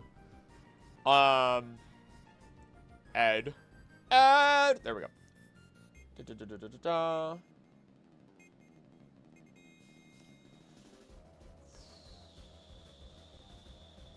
Okay. Okay, there it is. If you want a difficult Pokemon to train as a pet, the Poochyena line is one that will require a lot of attention and care. I see the Mudkip line like newt, pig, habitat pets. Okay, I can see that. Just hope your female Poochyena never gives birth. Oh, God. Oh, dear God. I require a lot of attention and care. Poochyena themselves bark loudly, but are quite cowardly. And then a Mightyena will only listen to the most experienced of trainers. Otherwise, they are, oh my gosh, they are incredibly intelligent. Will not give up a hunt.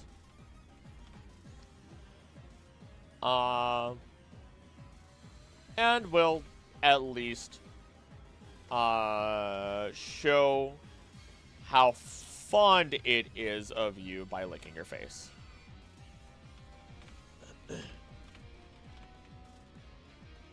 I'm not gonna lie, I'd be willing to take one Pokemon as a challenge. And I would do it for Mightyena in an instant.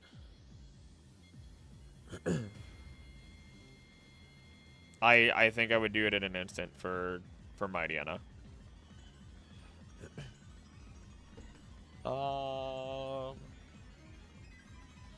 They're the Chihuahua Pokemon. You might be right. You genuinely might be right. Zigzagoon's a terrible Pokemon to have as a pet. Although it's really funny. Okay. Zigzagoon is terrible as a pet, but it's also funny because we thought that they were really cute, and so we turned them into a pet. I'm just gonna write, Zigzagoon, terrible pet, yet turned into one through domestication from Galar anyway. That's it. That's the only note I have for that. That is the only note I have for it. Sometimes that is all I do. I just write a line and then I let myself talk freely about it during the recording. Wormpole. It's a bug.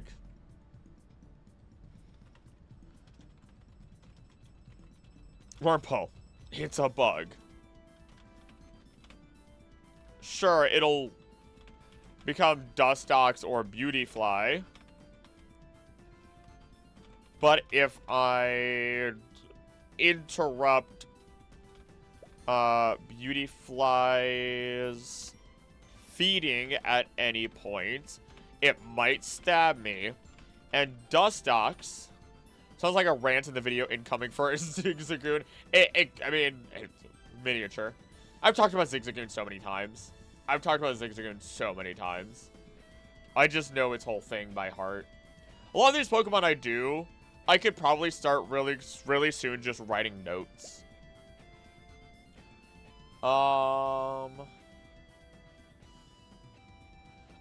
attack Dustox unleashes toxic skills from its wings? Toxins are powerful enough to make even a pro wrestler sick.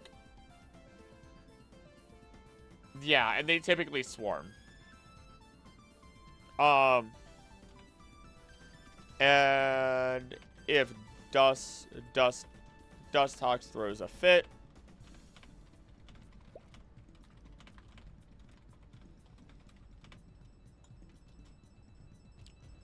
okay. Lotad needs to be kept in water pretty much all the time. The Lotad line actually would be really good pets, especially when it gets into Ludicolo areas. Play and easy to care for as long as it has food and a safe environment.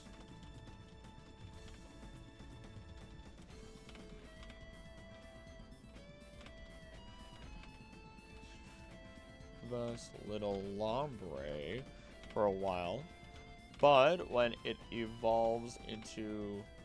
Actually, that's... oh gosh, will it evolve that way without battle? Will it actually evolve without battle? I don't know. It's hard to say. Oh no. I gotta look at Lotad now.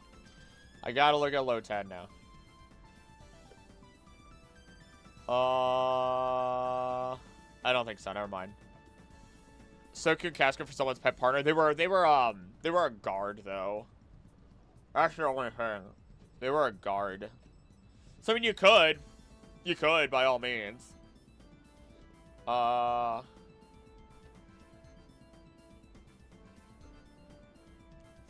know what? I'm not gonna consider it as evolutions.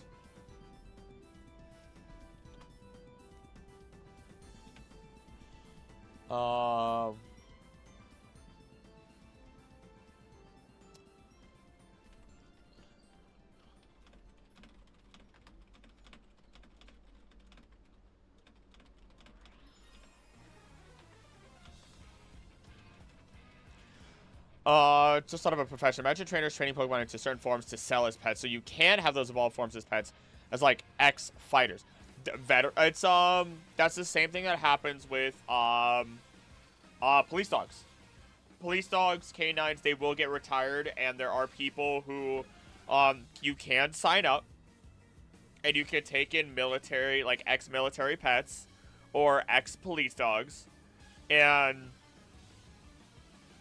it's really good for them because some of them are going to be really hard to home because pets, we know that pets can have PTSD just like humans can.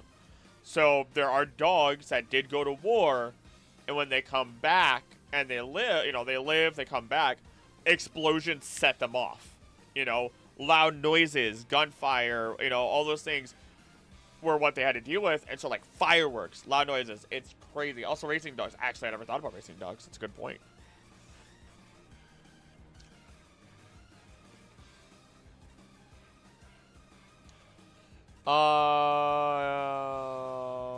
Halo.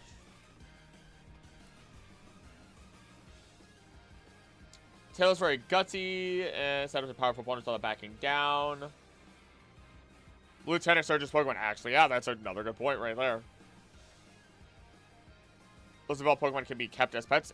You know what? I'm amazed we don't see more of that. I believe we see it, but I don't remember any of it. Taylor is going to have a lot of attitude. Since... Nope, that's Dustox information. Down. So if you... Ow, my wrist. So if it decides it doesn't want to listen to you, you might have a bit of an argument.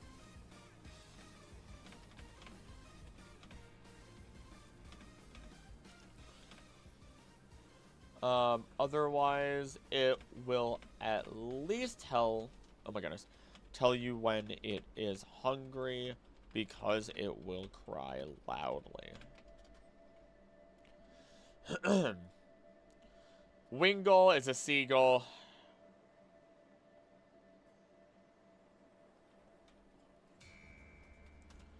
I mean, I feel like I wrote myself into a corner with some of these.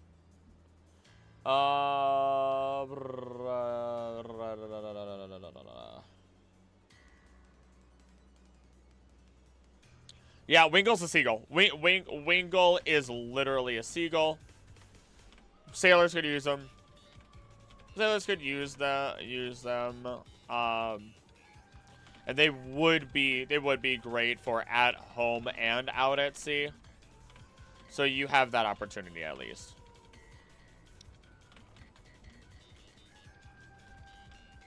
Otherwise, they are just seagulls.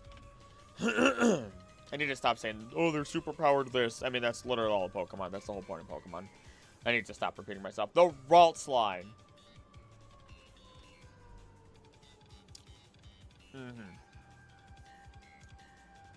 Uh-huh. Okay.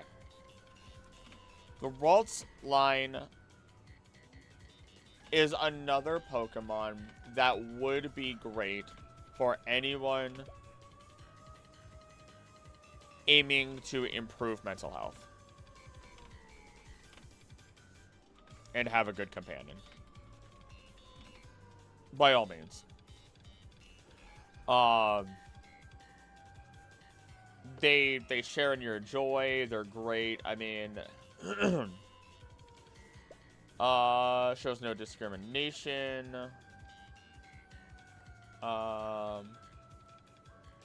Still might work by Falconer with it being like a Swift. That actually, no, that's not bad. See there's a whole other video that can be done here. Pokemon, like what Pokemon are great for each profession. You know what I mean?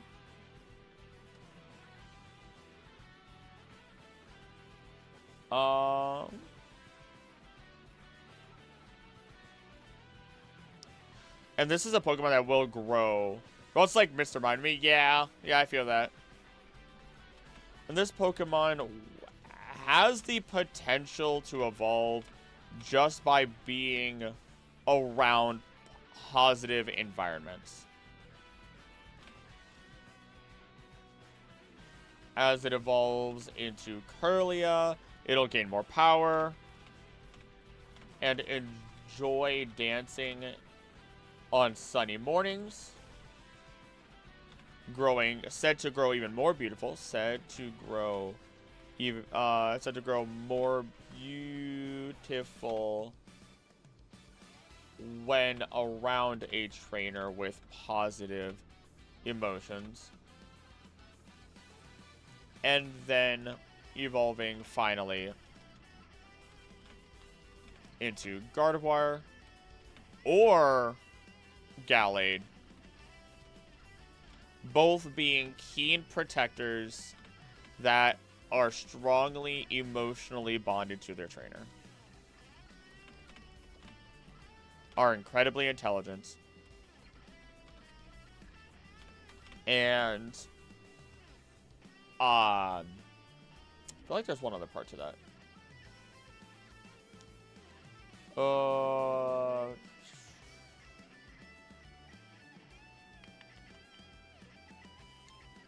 And the only thing to worry about is, only thing to worry about is if you end up in danger, how much damage will they cause? They might also need regular beds and everything. It's an awkward species.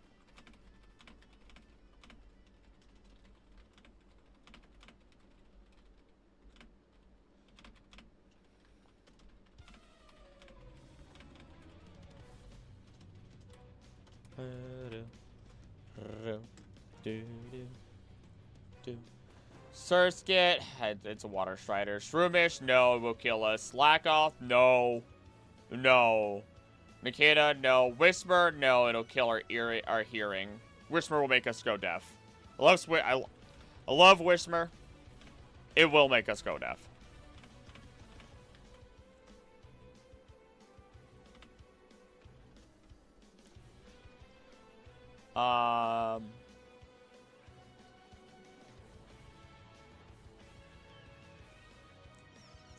What about Makuhita? Do I need to cover Makuhita? Very gutsy, never gives up, no hard times to knock down, blah, blah, blah.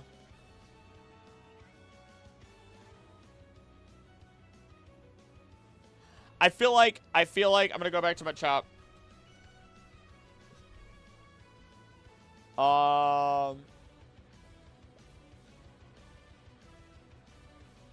He'll only do a job. I'll still talk about some other fighting types, but at least a blanket given a statement is given, and we don't have to be. I don't have to be incredibly repetitive.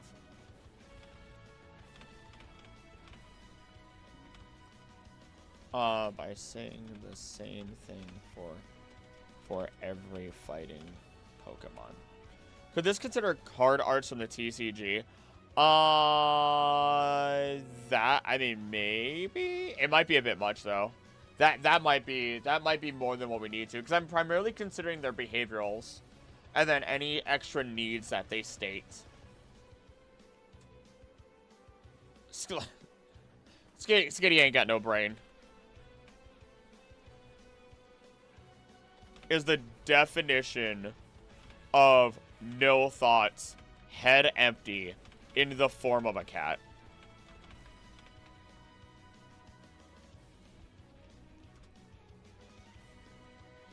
Let's see here.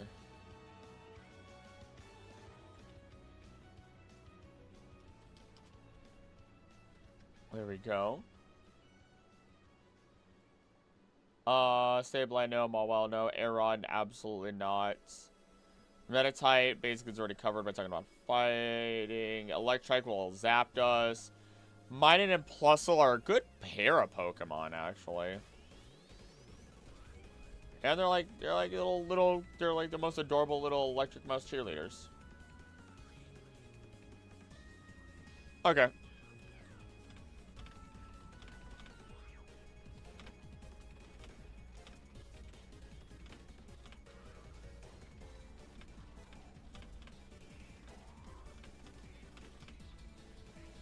There we go.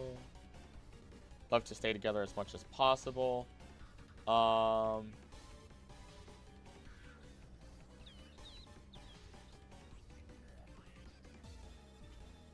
Okay.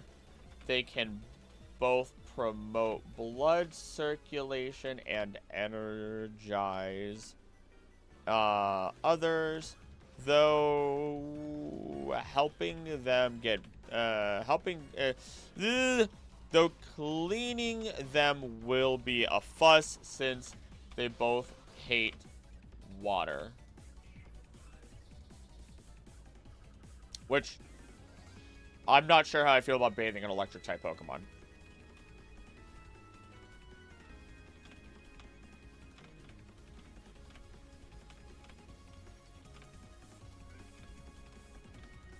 I'd rather not get electrocuted today. Volbeat to Luminous, not even considering them. Roselia. Bah. Okay.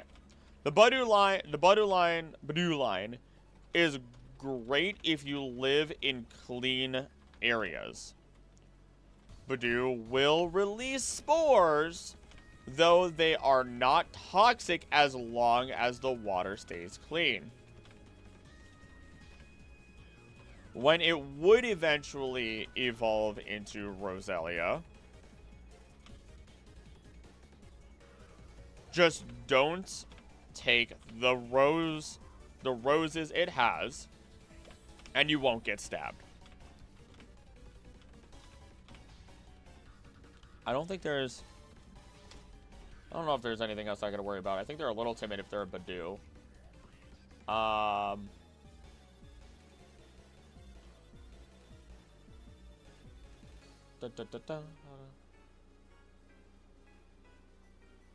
Let's see. Okay, yep.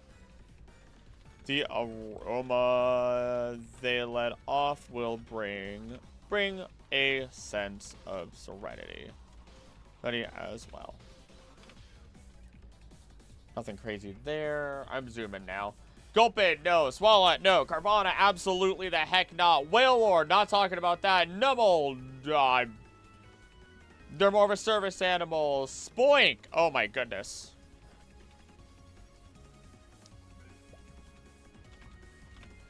Another Pokemon that is really cute.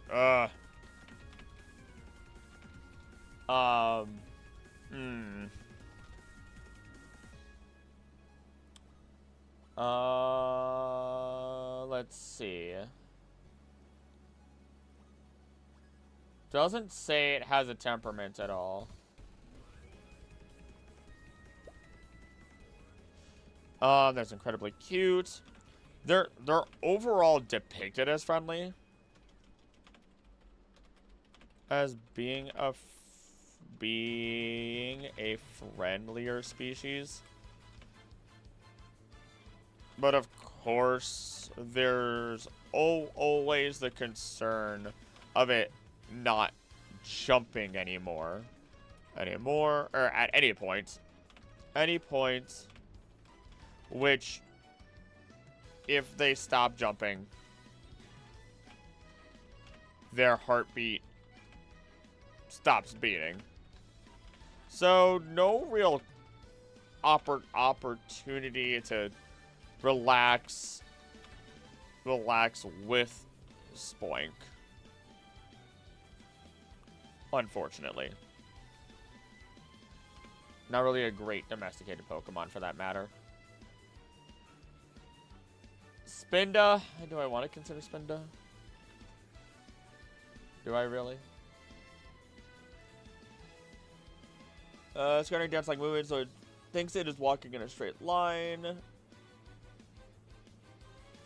I feel like Spinda's just going to knock everything over in your house. I feel like that.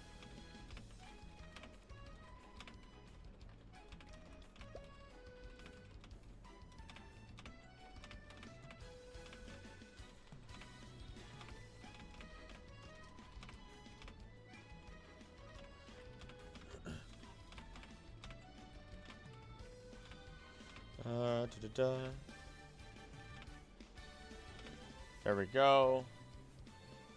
Zoom, zoom, zoom. Trapinch, no. Cacnea, no. Swablu's great.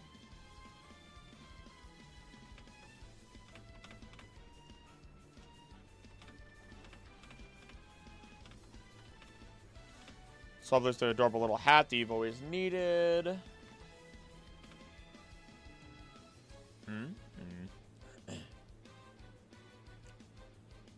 It even help you clean. It's friendly and largely unafraid of humans. Largely uses a hat.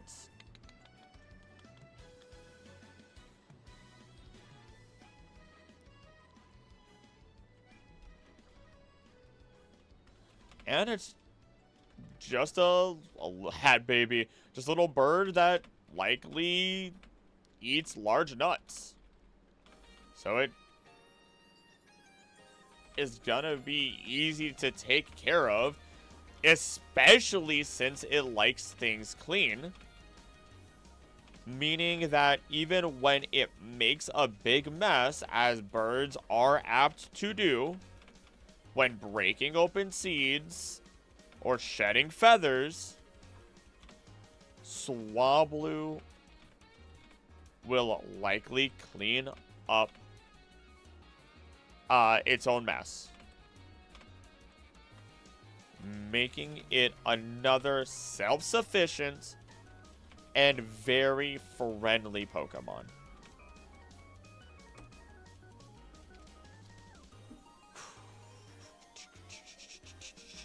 Zangoose, Viper, Lunatone, Solrock, Barboach, Whiscash, Corphish. Corphish. Let's see, Corphish. Oh. Hardy creature, polluted water, eats nearly anything, not later to Lola.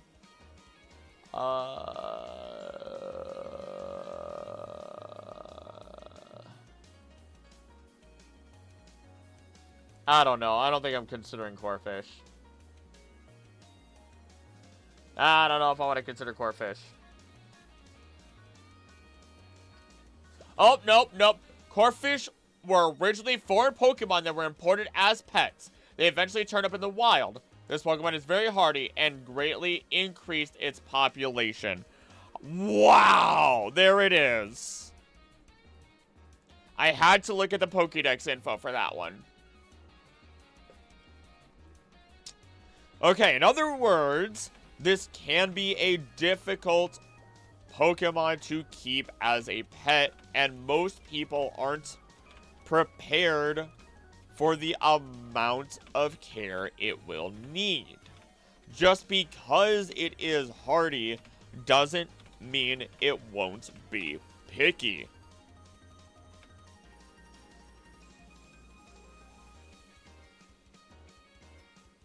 About its environment.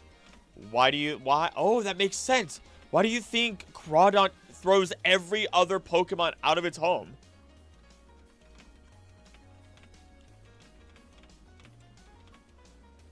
Yet, for some reason, allows Feebas to stay.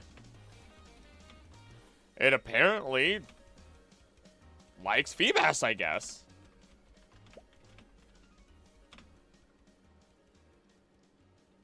You know, I never thought of it that way.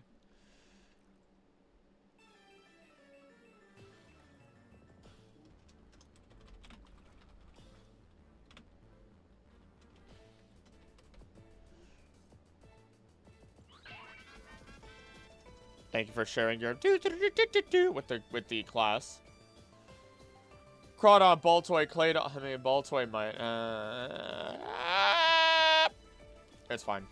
I'm just mentally deleting everything in my head. It's Baltoy. I'm not even gonna consider it. Lileep, Cradleade, no. Anorith, no. Feebas, Melodic.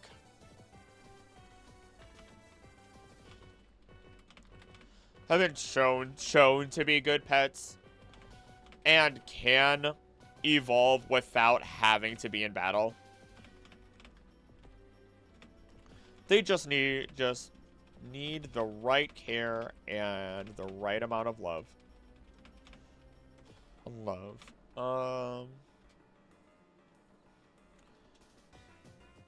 This actually does go back to Corphish.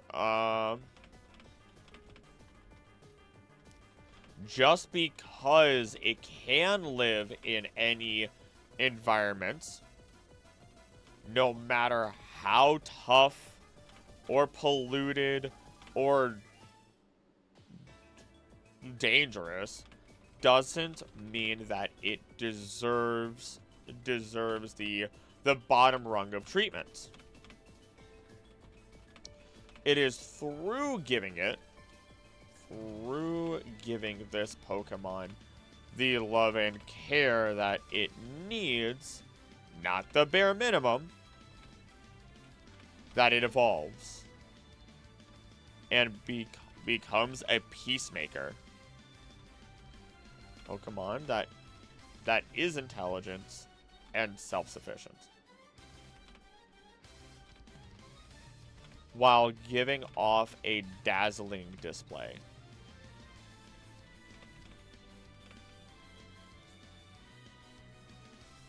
Alright, Cast Form.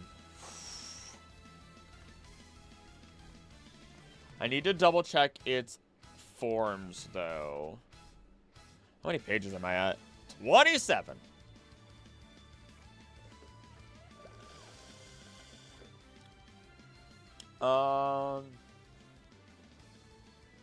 Can you get burned if you touch its other forms, though?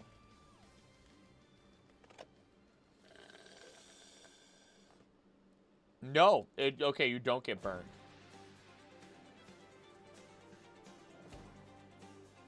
Okay. Castform changes its appearance as the natural weather changes. But you gotta go, but this is fun. Thank you for being here, Memento. You have yourself a great rest of your day. Thank you for being here. Let's see here. Castform changes its appearance as the natural weather changes, but no matter the form, it doesn't cause any large issues unless unless you squeeze the water out of it in its rainy form.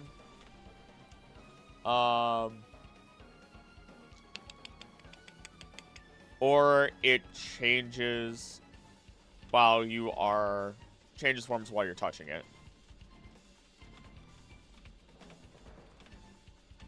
Because, again, I would rather not suddenly have something that is freezing cold touching me.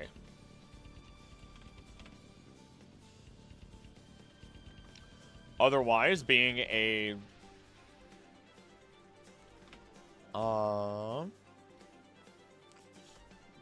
otherwise, it is friendly and serves as a natural weather radar. Weather predictor? Weather indicator. I don't even know if it eats. Does it even eat? I don't know if it eats. It is like, its body is composed of water, so maybe it just needs water to eat.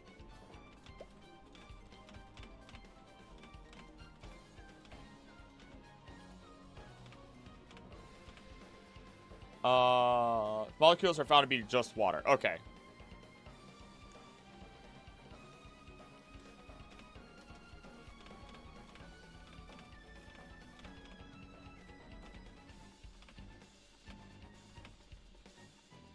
There we go.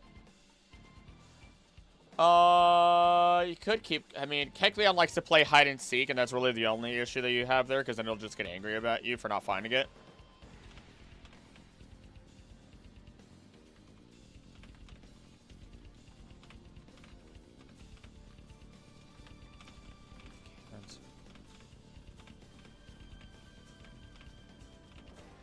For all, it does like to camouflage itself all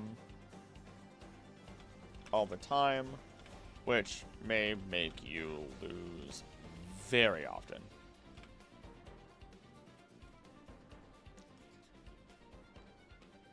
Let's see. Shuppet's fantastic. Okay. Banette is not being considered for this. Okay, that timing was a little too good for this song and the cannon.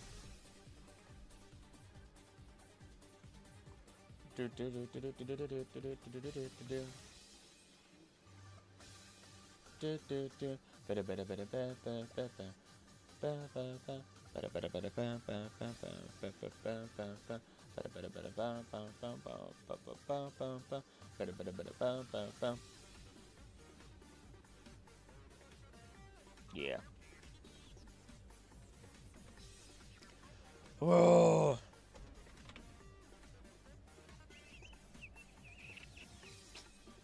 Okay.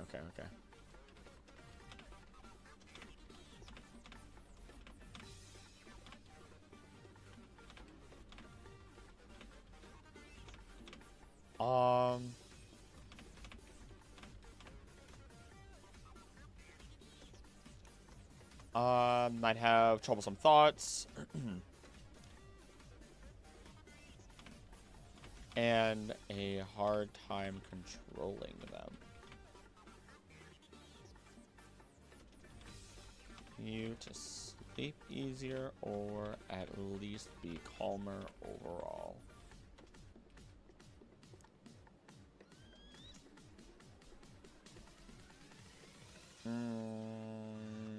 And it's nocturnal.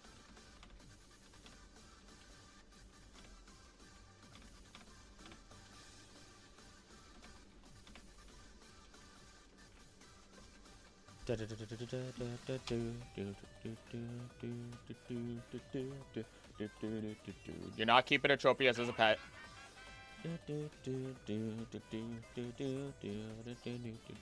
Tingling and Chimecho, actually. They will cause you headaches. Echo are cute. Let's see.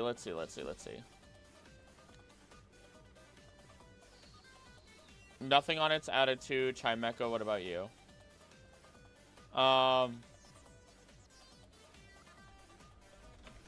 But we have no real behavior on them. I mean,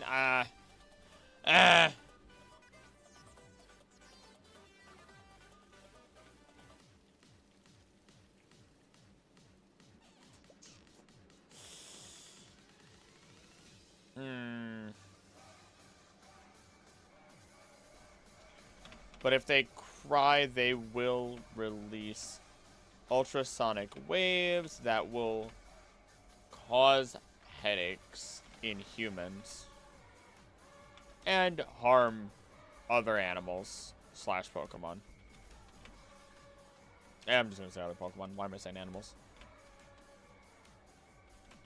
Also, Chimecho does hunt prey.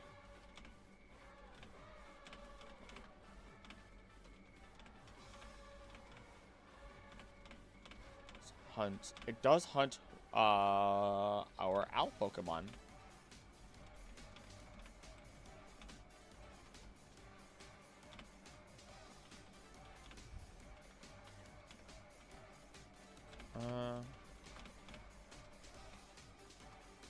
There we go. I still hate the idea that Chimecho and everything they hunt our Hootoots and knocked out. Oh my gosh. Ugh. Otherwise, it does stick to berries and nuts.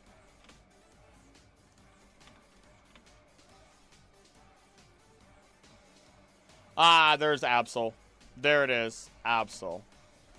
A Pokemon a lot of people made arguments for.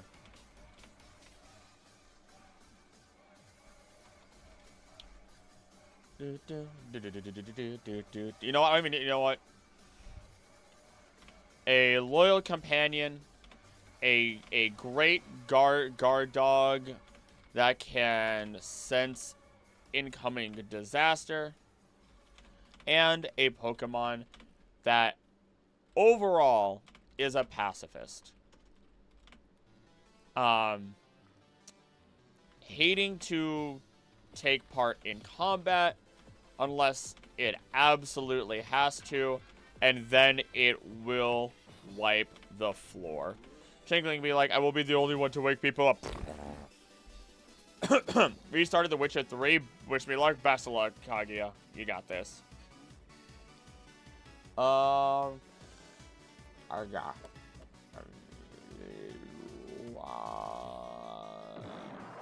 It's also super fluffy. An Absol for my fans. I mean, who said that?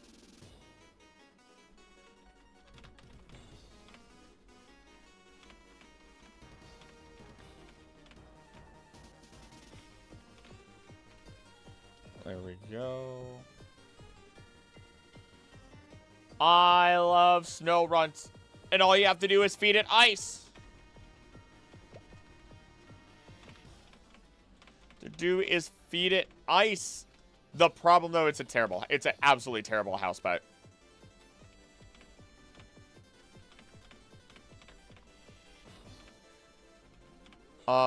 Terrible house pet. As for its health, it will require incredibly cold environments. Otherwise, it will get weak, sick, and pass away. So, that sucks.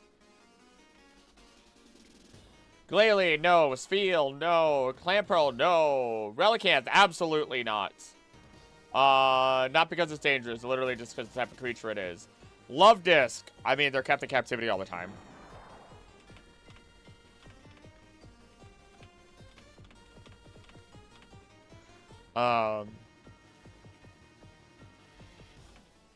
Let's see.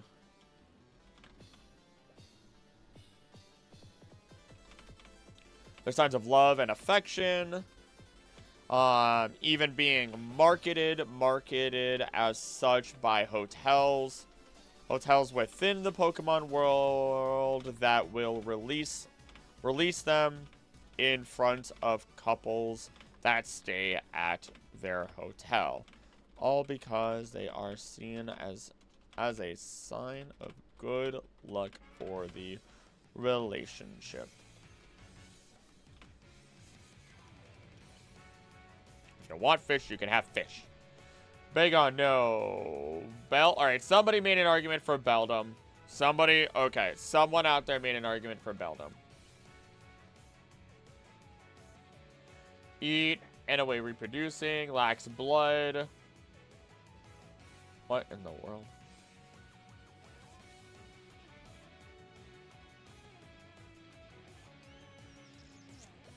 When enraged, it can cause nearby machines to break from its strong magnetism. No, thank you. No, thank you.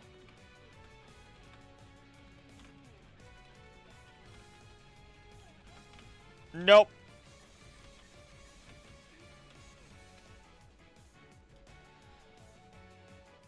Instead, made of cells that are all magnets. Right there, that's the problem. That's the problem right there, officer.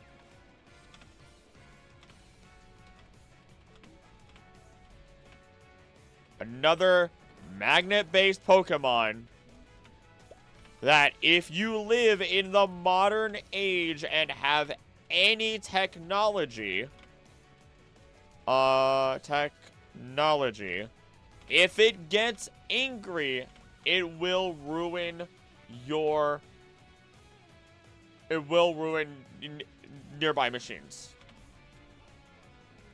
Hey there, Matt. Joke aside, ghost Pokemon are the best pets because they're the lowest maintenance you can ever get. I mean, you're not wrong, depending on the ghost type. Depending. Others will just kill you.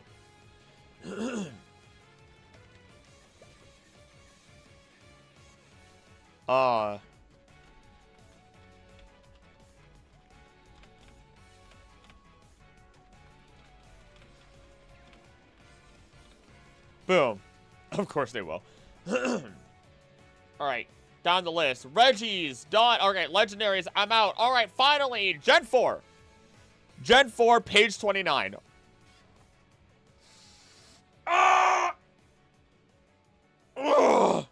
Taking a break because that game's difficult. That was fast. That was ridiculously fast. That got me. Sinnoh, Sinnoh, Sinnoh. I can hear the piano already. Turtwig, phenomenal pet. Phenomenal pet. I don't care if it has to go outside.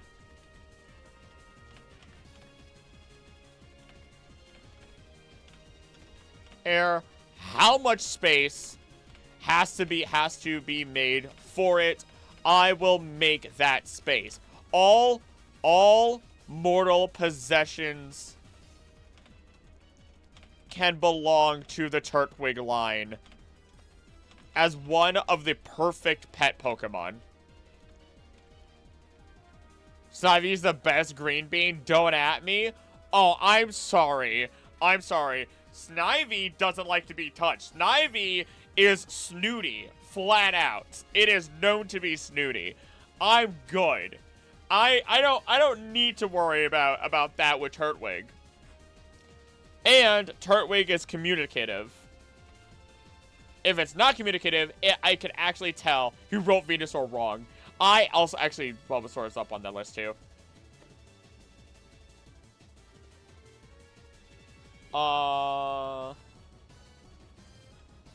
700, like, I also don't like being touched. What's funny is I actually don't make all that much physical contact. Like, I'll pet my pets, but I'll usually wait for them to, like, come to me.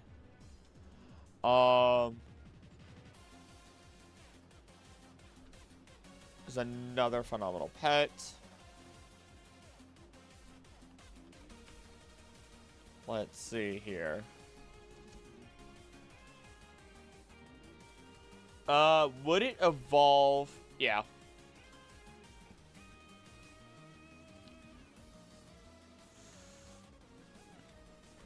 As it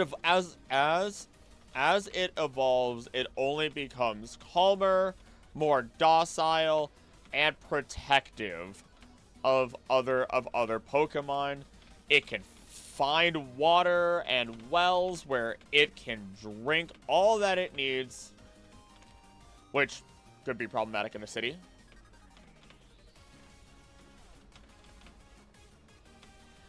Although, it might also attract other Pokemon. So, you might want to be careful. If you don't. And, if you don't want to deal with that. Additional Pokemon. Luckily, they'll all be friendly.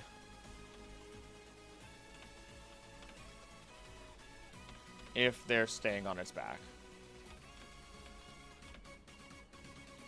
It even produces fruit and nuts.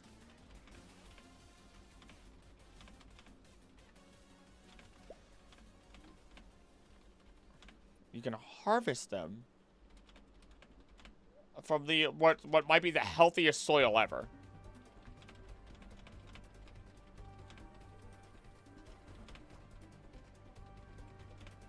Let's see here.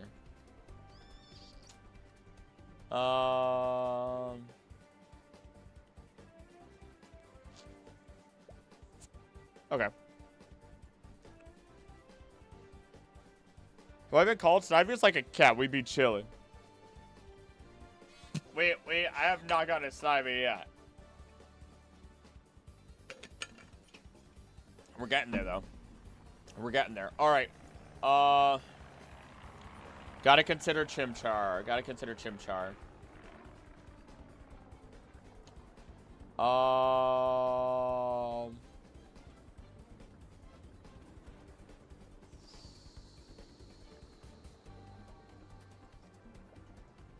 Doesn't say its attitude. But we know it's energetic. Okay. Alright, Chimchar is definitely super energetic. And will require plenty of time and attention. But, at least with this fire Pokemon, we do get confirmation that if its flame does go out, it is perfectly fine and can control it at will, even putting out its own flames when it goes to sleep.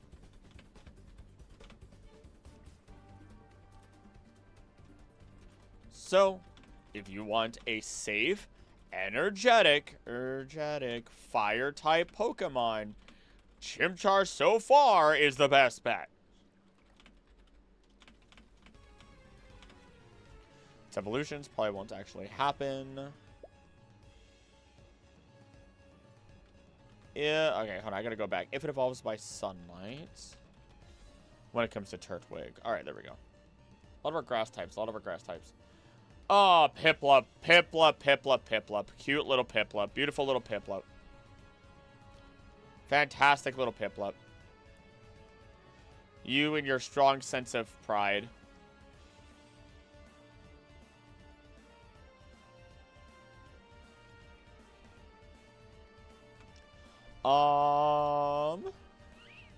It's just a cat. It's just another cat. In other words, it's just another cat. Wait for it to want attention from you, and the independent little Pokemon will respect you more and love you more for respecting that space. There we go. Starly. Do I want to consider Starly? I always say this, but you know.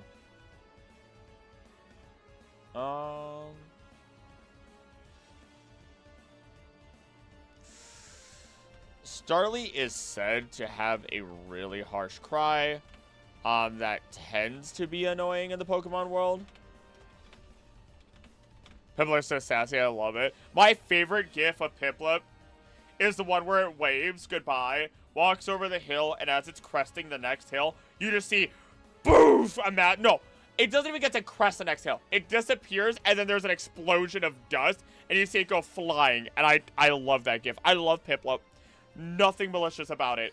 Just that gif makes me laugh every time. My favorite gif of, like, I have a favorite gif of a number of different Pokemon. Like, that's mine for Piplup. I've used the Arbok one so many times where it's just that deep saturated purple, and it backs up, and it, like, moves forward and hisses at the screen. I love the, there's a gif of Bulbasaur when it smiles and its eyes are, like, shining. The list goes on and on. I have so many favorite little, like, gifs of Pokemon since I've used them so many times instead of trying to find a bunch of examples from episodes. Just like, oh, here's a random gif, here's a random one, here's a random one, here's one of them. Oh, so it's the Pokemon. Fantastic. But if I need a specific example, I'll go find it. If I really feel it's necessary. Oh. I have a really harsh cry and have singing that tends to be annoying.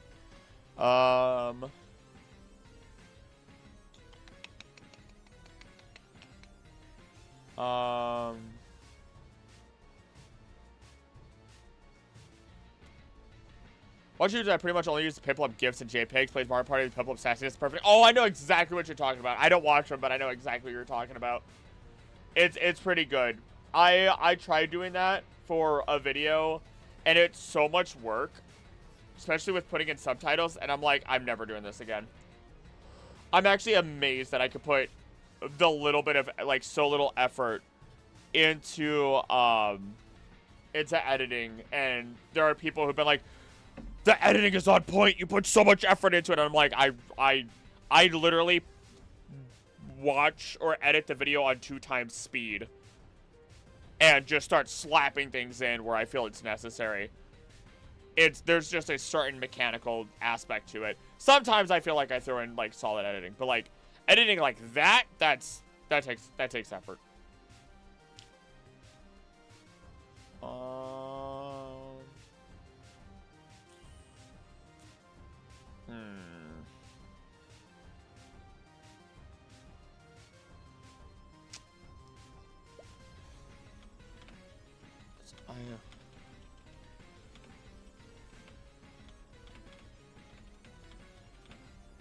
There we go.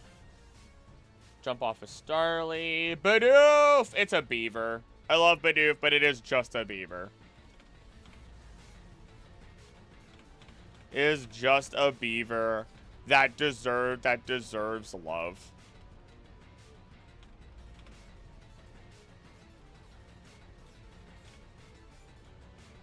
Is there anything else about Bidoof? It's aloof. Bidoof.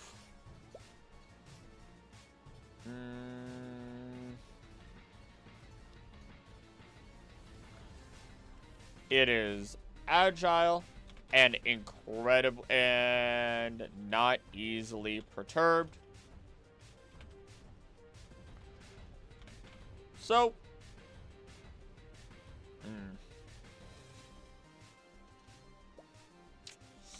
but you would need a lot of wood for it to gnaw on in order to make it happy.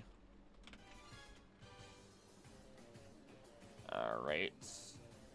Kricketot, I'm not going to consider. Shinx, someone. Actually, Kricketot and Kricketune. Kricketot could be really cute. to have as a Pokemon, especially if you're a musician. If you're a musician and need a friendly little Pokemon to play the xylophone for you, or not even a xylophone. What is it? It's yeah,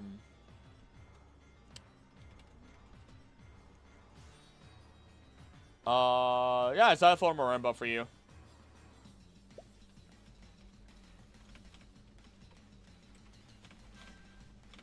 There we go.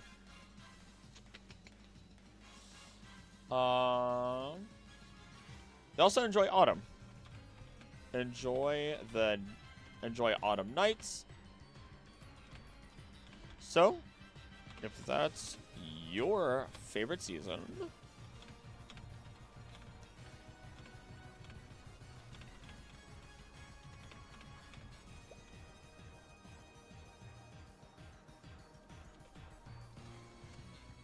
all right, these entries are getting a little shorter, which is fine. Shinx, I'm not sure how I feel. I think a number of people wanted to talk about Shinx.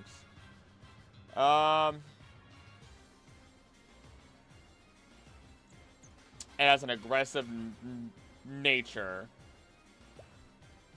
and creates electricity when it rolls around in its sleep. I mean, so it's not impossible, but it's another Pokemon that needs a lot of care.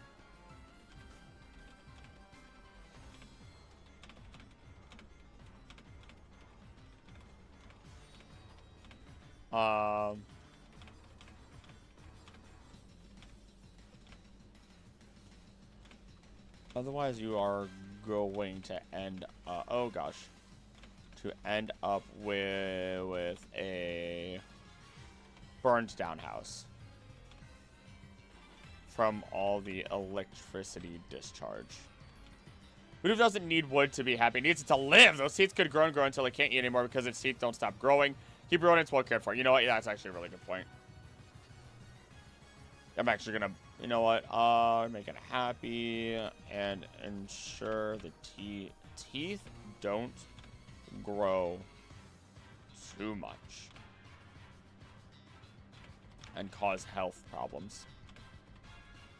You know what? You know what? You influence the script. You know what? You got it.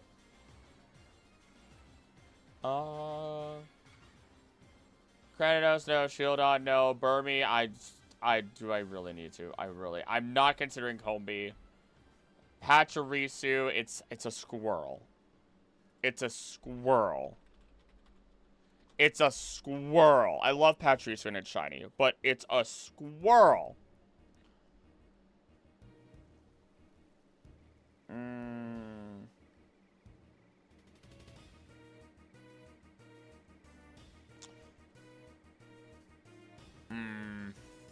I'm not considering it. It's a squirrel. Weasel's an otter.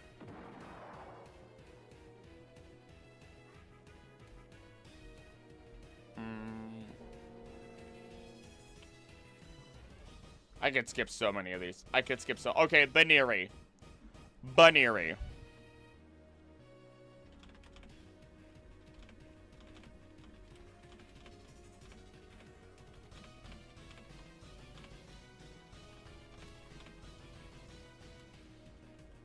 Electro Squirrel. An otter that swims fast.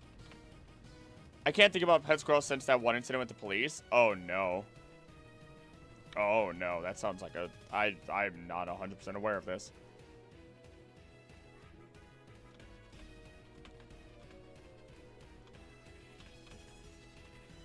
Grandma kept a squirrel as a pet. It's possible. It's just unlikely. I almost had one as a pet, actually, I think.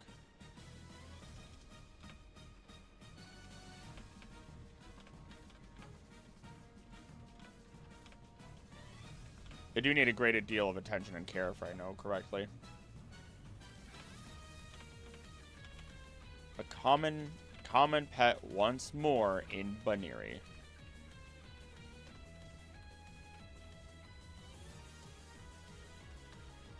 I know they're timid, but they'll also roll their ears up to punch a freaking boulder.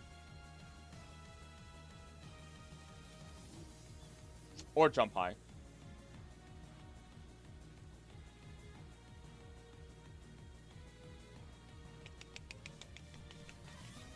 Okay. They can be a bit more skittish, but will also roll their ears up, and upon releasing them, can smash a boulder into pieces. So you definitely don't want to corner them.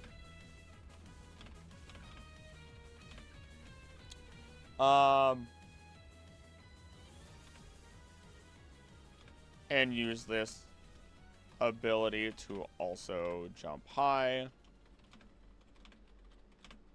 And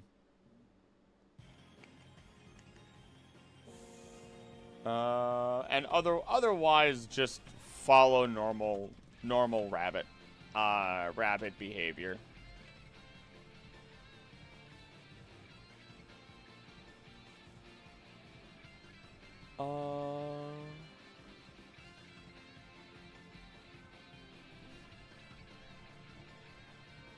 Oh, that's funny. Okay. They either have Runaway or Klutz as an ability. Meaning that they really are skittish, and they will likely struggle to hold anything in their hands. So hopefully he doesn't get too curious about anything on any counters.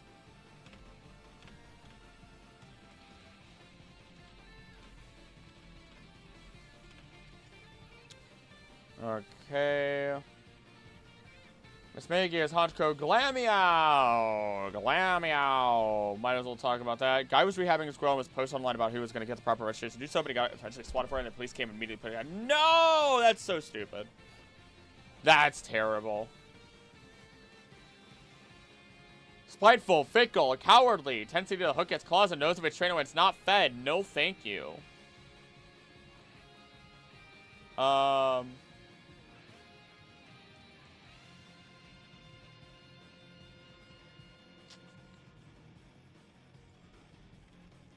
Why does that sound interesting? Why does that sound interesting to anyone? Like, I get the idea of desperately wanting to be loved by an animal, but still, I'm not dealing with that.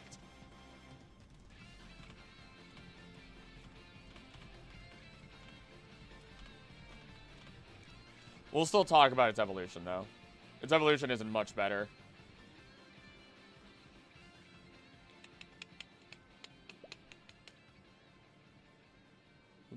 More comfortable than Velveteen.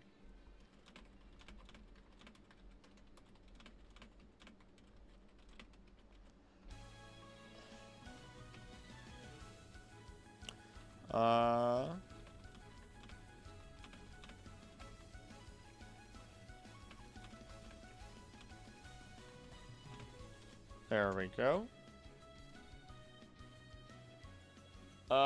Chingling Stunky. I mean, you can have a skunk as a pet. Gotta get its glands removed, though. And then they just act like cats. That's really it.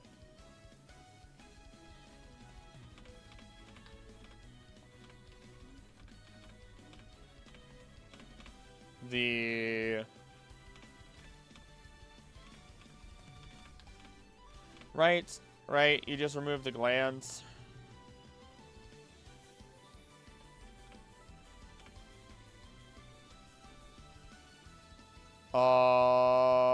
Yeah, you descent them. It's a cruel practice, though. Oh, no.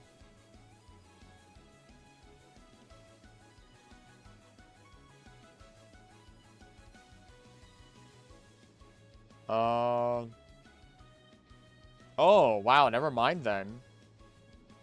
You know what? We're gonna turn this into a PSA. Alright, here we go. I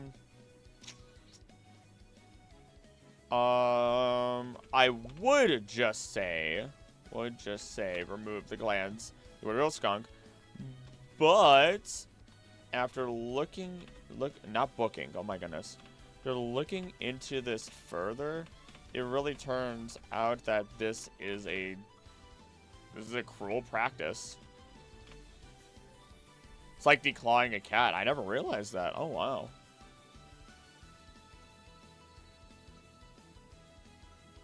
Oh, wow.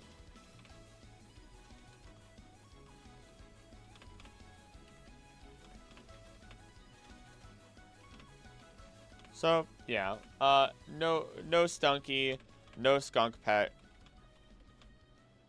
Unless you are willing to deal with the potential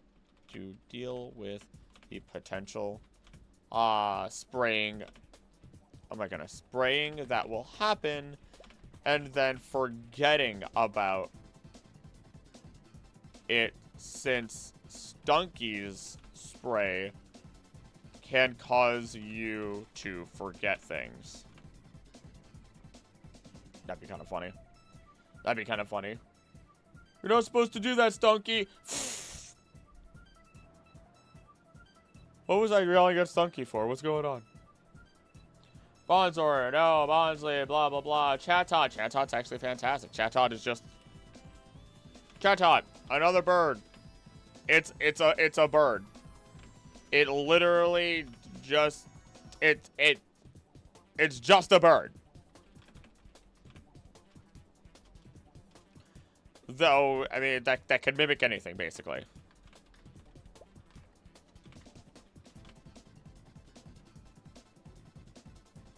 Which is what some birds can do in real life anyway. What many birds.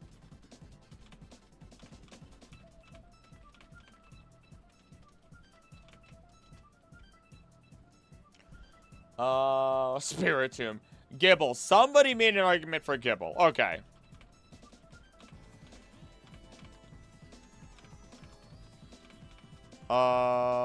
Gibble, so I have to consider it here.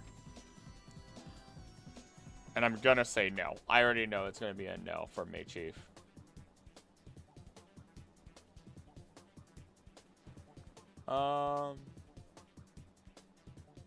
Eating through most types of metal. Yeah, all I need is for it to have one off day.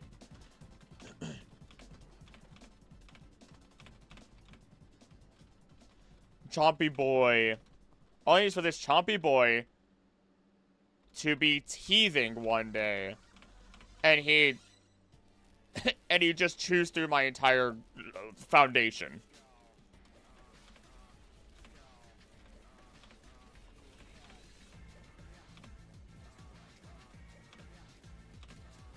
Like the Pokemon, have to pass on it being a pet.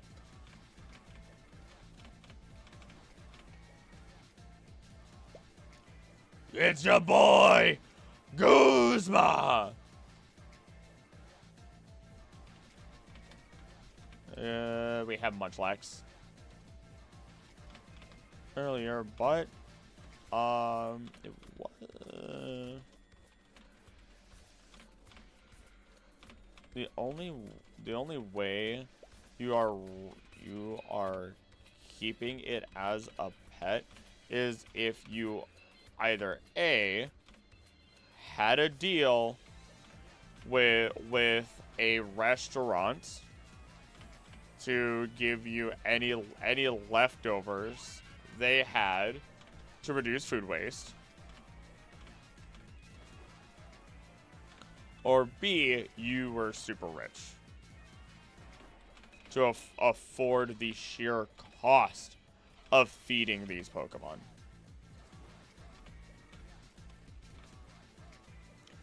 I feel like Riley would be another therapy pet. It could be. It's also... It definitely... Like, let's look at it. It definitely is a Pokemon that likes to train a lot. Superhuman strength, stamina, endurance, and able making long journeys on foot, short amount of time. Playful, energetic, and loyal Pokemon. Also known to be tough and hardworking. Read the minds of humans to assure whether or not they're pure part. Actually, you're not wrong. It'd be great for... It'd be a great, like, Pokemon for children and everything. And it is pushing itself hard, so it'll naturally evolve into Lucario. Very interesting. So we see here another dog-like Pokemon that will eventually forced itself to evolve into Lucario.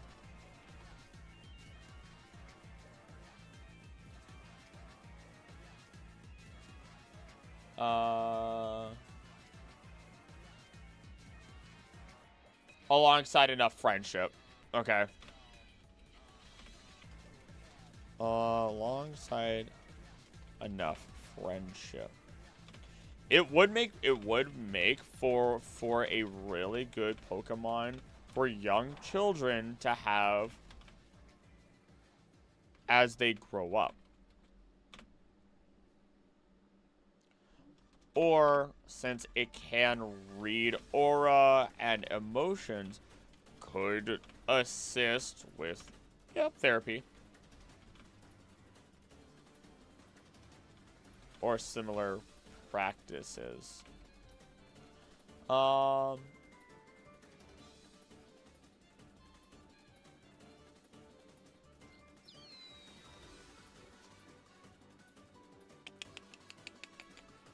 Extremely loyal, prideful, natural sense of justice, trust trains with a righteous heart.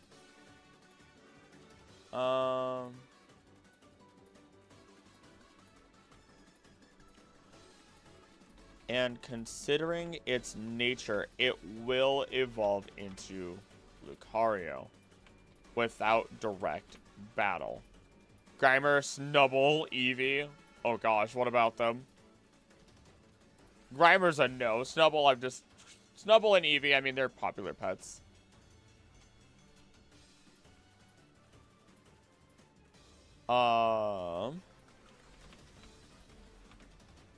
Primarily carnivores, and since they have their steel typing,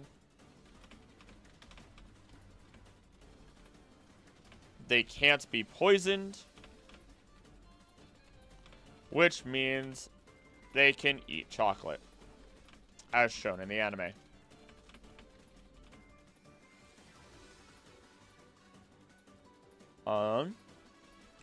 They're also going to be phenomenal with communication, since they can communicate through telepathy, and understand human speech. So they will take a lot of effort and attention, but they will become a worthwhile lifelong partner. I don't know if I'll keep my 3-year-old with a Rylu. I mean, it turns out they actually might be great, though. Because they're not dangerous. They're not inherently dangerous. Ow. Yeah, like, they're not inherently dangerous. They're loyal, they're friendly. They understand humans, understand human speech. The list goes on. It actually isn't a bad Pokemon. Hippopotas, no. Scorpion, no. Krogunk, no. Carnivine, no. Finian, it's a fish. Actually, it's more of a, when it evolves, it becomes a deep sea fish.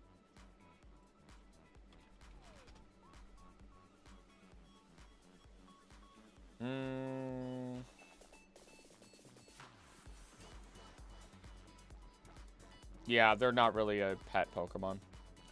Mantyke, no. Snover, I mean, Snover might be fine in, like, really cold areas, but it's not an indoors pet at all.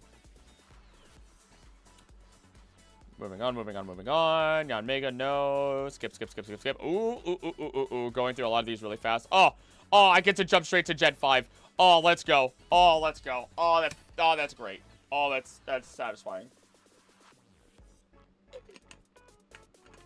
That is incredibly satisfying. 32 pages of, 31 and a half pages of script. Jump straight to Gen 5 now. 495 Pokemon. Woo! Woo!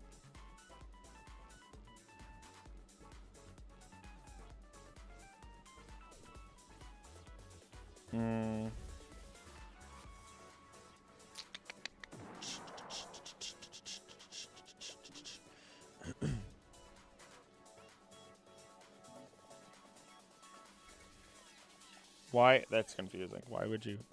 Sorry.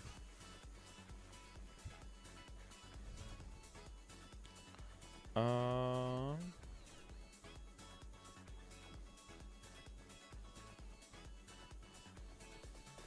There we go. Oh. Get that out of here. Okay. Snivy. Start with Snivy. Start with Snivy. Alright, we're gonna see if I make people upset, because there's 3 Snivy enjoyers here. Performs photosynthesis, move more quickly, edges moves, droop when Snivy loses energy, adaptive, dexterity, calm and collective demeanor, and very intelligent. Snivy prefers to be alone and avoid groups whenever it can. Oh, it really does just have... It is just a cat. In other words, Snivy is just a cat. Unova is one of a kind. And... we're reaching that. We have reached the halfway point. We're reaching over the halfway point. Hey, Whimsies, how you doing? Points now being able to talk about Snivy. There we go. It's basically a cat, in other words. Cat in other words, but it's a snake plant with the attitude of a cat. Go figure. And that doesn't really change as it evolves.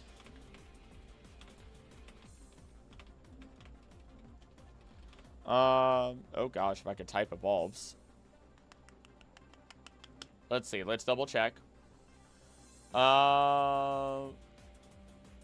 Inflated sense of pride. It struggles to communicate with other Pokemon. And then superior. Let's see.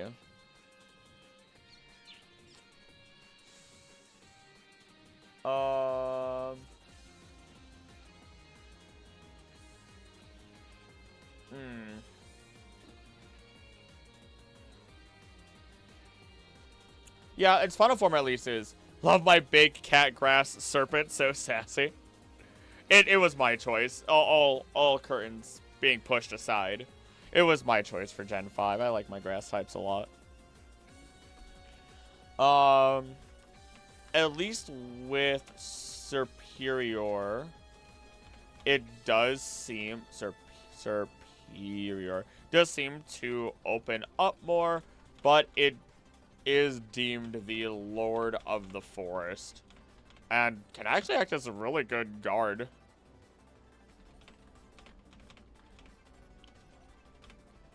Just by glaring at individuals to stop their movements.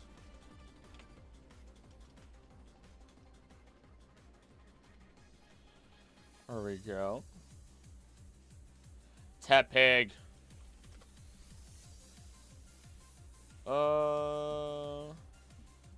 Nimble. Fire from its snout. Okay. Okay, so Tepig actually shows that it'll be sick. Okay. Easy indicator when sick. Food motivated. And otherwise a fairly safe fire Pokemon.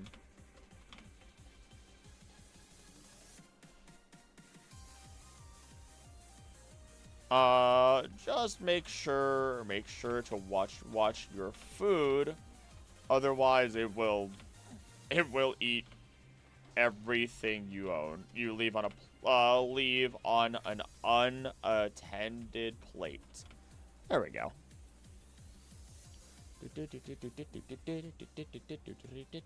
Oshawott. Osh!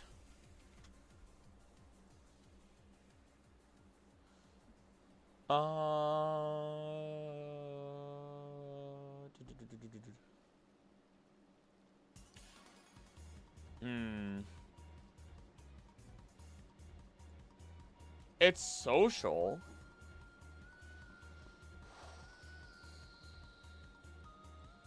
It's another otter and it's relatively social. Okay.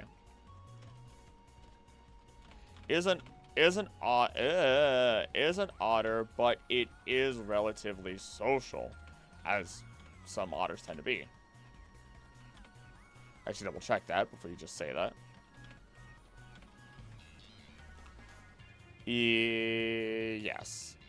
Yes, they are.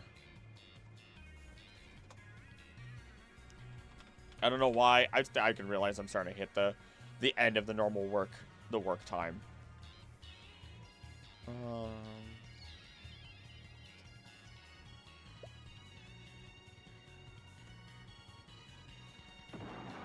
Let's see.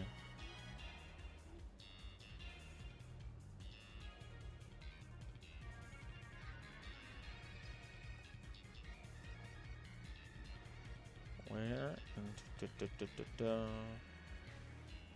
Whoa.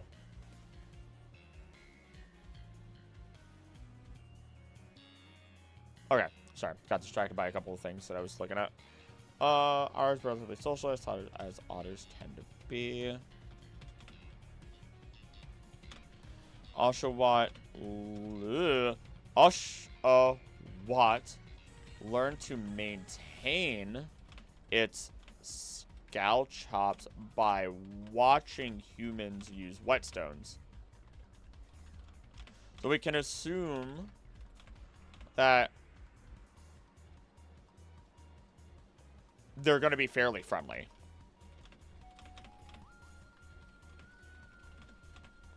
With us in the end. Otherwise, they're just kind of cute.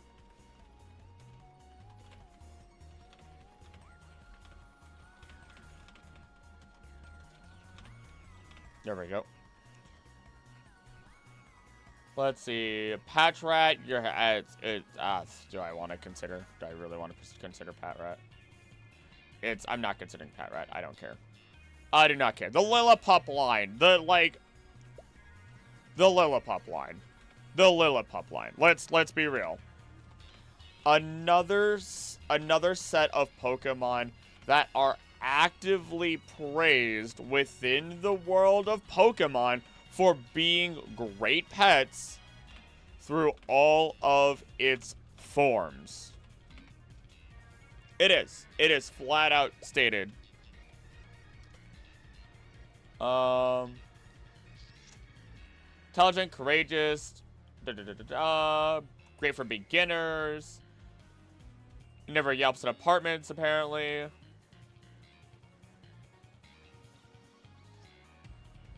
Smarter than your average child.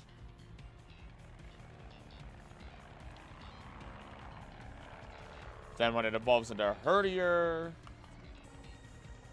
same thing. Loyal, smart, friendly. Helps raise other Pokemon. Will not obey anyone who disrespects it.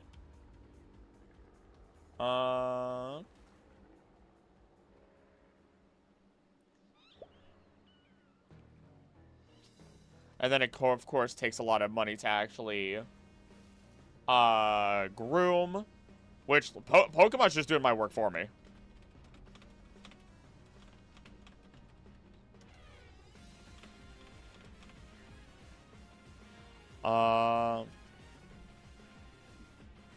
Stoutland, thank you, Pokemon. Intelligent, good-natured, valiant, trustworthy disposition, being a partner of choice for many.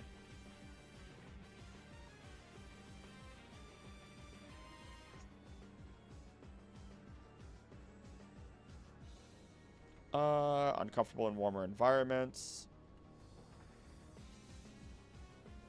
There we go. It's easy. Stoutland's easy. Stoutland's easy. What do you want from me? Purloin. Purloin likes to steal. Purloin, Purloin, Purloin, Purloin. Mischievous Pokemon steals from people. Amusement from the frustration of steal from. Could act in order to get a fix with the lore down on their guards. Facade succeed. Blah, blah, blah. Interesting. It's not described as a house cat. Oddly enough.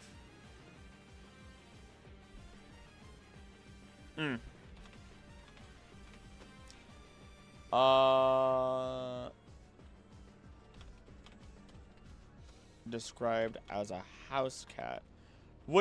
This would make sense. Since it does enjoy stealing from other people and Pokemon. Honestly, I'd rather not walk into a store and be accused of stealing anything, all because of my own Pokemon not being able to keep its sticky fingers to itself.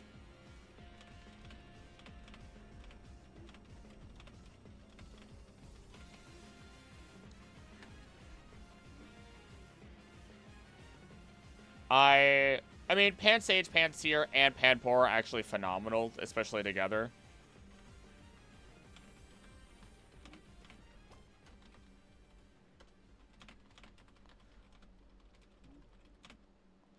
Together, especially if you love cooking. Who would have guessed?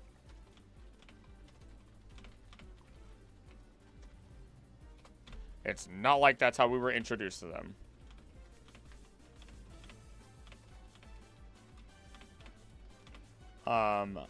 Healthy and revitalizing leaves.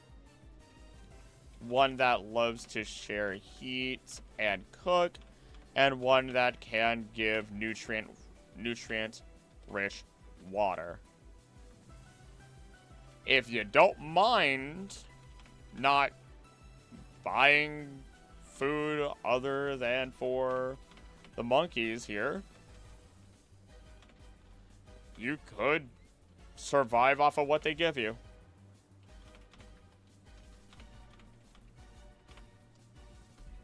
Oh, assuming the caloric intake is enough, actually.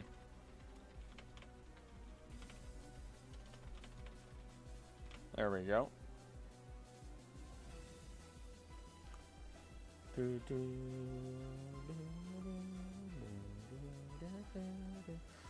Muna and Musharna. You know what? I'm just gonna type their names. I don't have to type a script for them. I've talked about them recently enough times. P-Dove, I love P-Dove. Their stupid little faces, I love them so much. I don't even have to, for them as well. I don't even need to say much for them.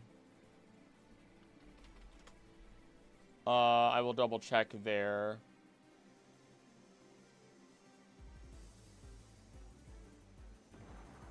Yeah.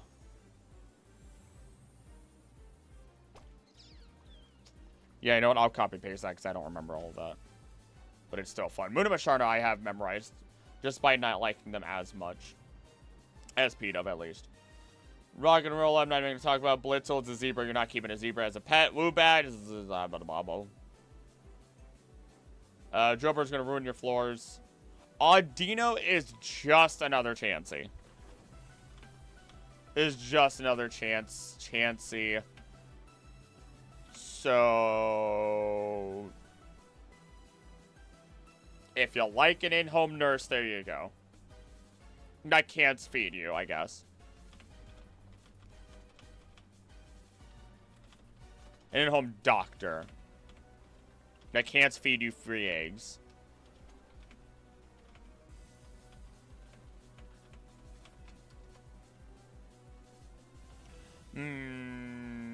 Timber's another fighting type that needs a job. Again, I don't even need to really talk about Timber. I've talked about the fighting types and how they're covered. Temple is a big no. It's going to ruin your home. Throw in socks. It's already covered. So Waddle Line, if you are a fashionista.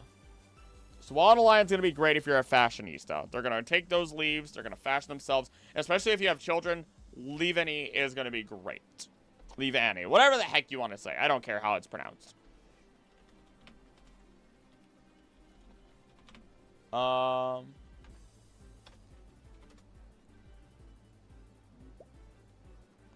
Let's see. Actually able to catch a stream for a bit. I have to thank you for giving me a chance. My daily morning runs. Your videos are perfect background noise to take my mind off of being tired. Thank you for being here. I've been seeing your comments for so long, Squidwater. This is... I still get amazed that anybody runs to my stuff. I've seen some of your comments, and I think my chair's finally gonna break.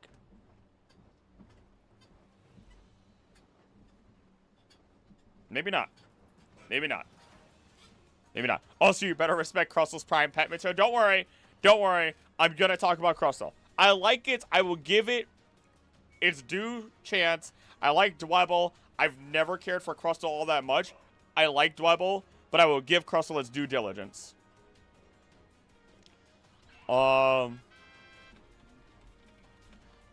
Fashionistas, and more specifically, Leavanny is perfect for if you have young children.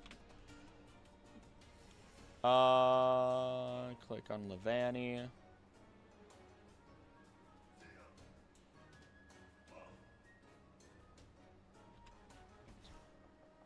Boom. Is named in part after Nanny, after all. There we go. Woo! This is a big one. Venipede, absolutely not. Stay away from me. Cottony and Whimsicott are just cute little monsters that are pranksters. Actually, I take that back. Would be difficult at first if you have a cotton allergy. Especially since Cottony really can't control where it flies, so expect cotton everywhere. But Whimsicott is a little prankster. Ouch. Let's just pull it up. I'm pretty sure I remember everything about Whimsicott, but I'd rather not. Just assume.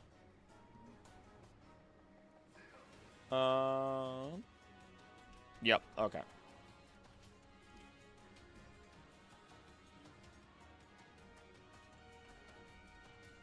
And kaboom.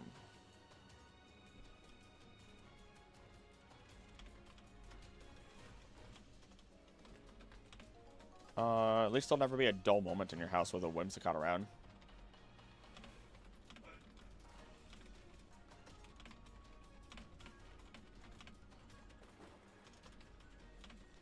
I recently just saw that I got a comment saying, because I can check my comments pretty quickly, saying that on the best region video, Alola is objectively the best region. There you go. I saved you 2 hours of time. And I'm like, that's not even the one that I said was #1. Boy is arrogance. I saved you 2 hours of time. You're wrong, I'm right. It's objective, Chief. It's objective. Plus, I love reading all the comments that have been coming through on that video. So many people have really good reasoning or just generally are enjoying talking about it. And it's nice. It's nice to see. Crustle has a gorgeous shiny, not gonna lie. Let me look at this. Let me look at this shiny. Let me look at this bad boy real quick, because I don't know it off the top of my skull. Because it's green. It's green. That's for sure. I'm not sure how I feel about it. Honestly speaking, moldy lasagna. So you know what? I slightly like it more just because it was called moldy lasagna. I don't know why. I feel like that just hit. I just do not like the way Crustle. I'll still give Crustle its due diligence, but I like Dwebble so much that Crustle just pains me a little bit. Petalil, Petalil. It's another plant. Dances in the sun. Yay! Although its leaves are also revitalizing. And they're popular with the elderly. Okay. Green shinies are life, and then you get Dragonite.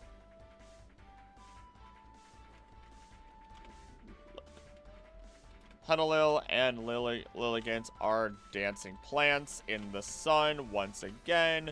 You can eat the bitter but revitalizing leaves of a Petalil.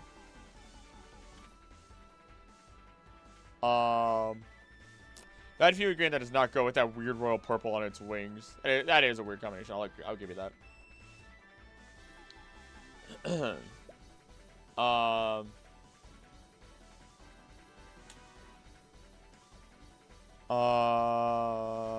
And you can try to make Lilligant's flower bloom, but without a lot of care and attention, it will only wilt.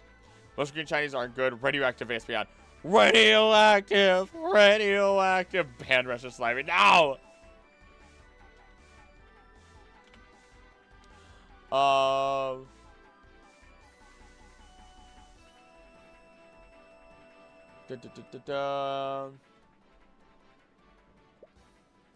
Let's see.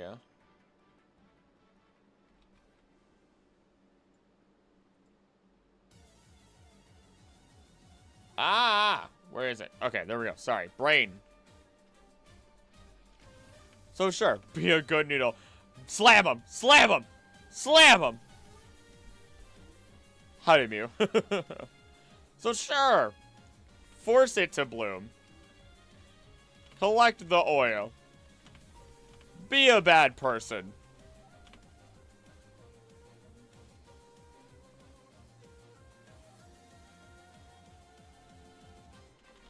I like them as a Pokemon, but I don't like how they are necessarily treated within the Pokemon lore. And just like any other plant Pokemon, some of them, or well, any other Pokemon in general, they need a little more attention and care.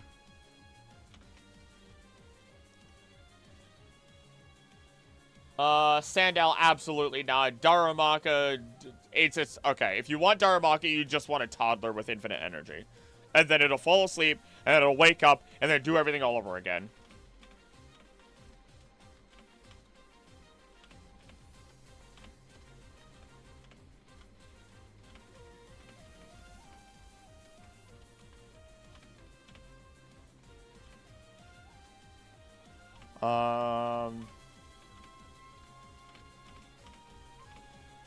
That's it. That's literally what I'm saying. Teddiursa, Ursa Ring. Low kicks is a... I'll give you low kicks. I'll give you low kicks. Do not care for the Crustle. Chimecho. Also, let me look at this Teddiursa. Let me look at this Teddiursa shiny. Let me look at this Teddiursa shiny. Let me look at this Teddiursa shiny. That green hurts my eyes. That... I am blind. Okay, it's a little bit better in the modern games, but oh my god. I am blind looking at that neon green. In the old games, that is terrible. In the newer ones, it's softer and it's way better. In the old ones, I hate that.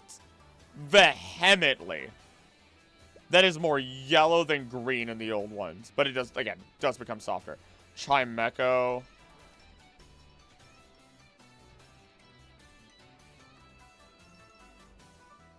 That is a nice green. That is actually a very nice green. I will give you that. That's like a jade. They changed the red to an orange. That's perfect. Actually, that's a really good shiny. That is a very nice shiny for Chimecho. Worst shinies video? I was very close to doing a video explaining every single shiny Pokemon. Maybe I'll do a best shinies video. I hate being the type of person that's negative, but I also know negative is gonna get clicks. All those except low kicks is bad. Fight me? Really? Nah, son. Nah, I think that Chimecho is legitimately good. Caesar's fine. Only because his Scyther is Caesar was originally supposed to be green before they changed it after the Pokemon Space World 96 demo, whatever the heck it is. I'll lose my mod position fighting this battle. You will lose. On every Shiny Explain video, it's a possibility. I'm trying, so always the hardest thing is, what video is gonna get me clicks, right? Because the channel is so small, even though it's at, like, about to hit 12K, the channel's still so small that it's, if I'm not gonna get enough views, your boy go gets another part-time job. But,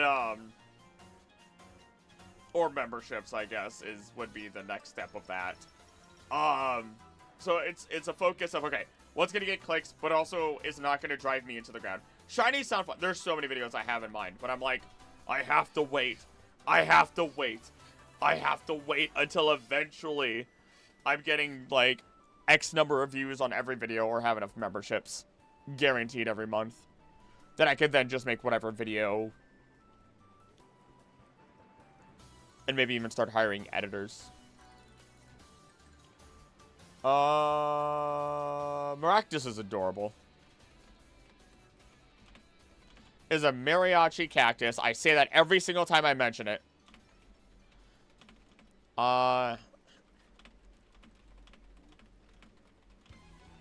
But it may not work out within a home, considering that it is a full-on cactus and is vital to the desert wildlife.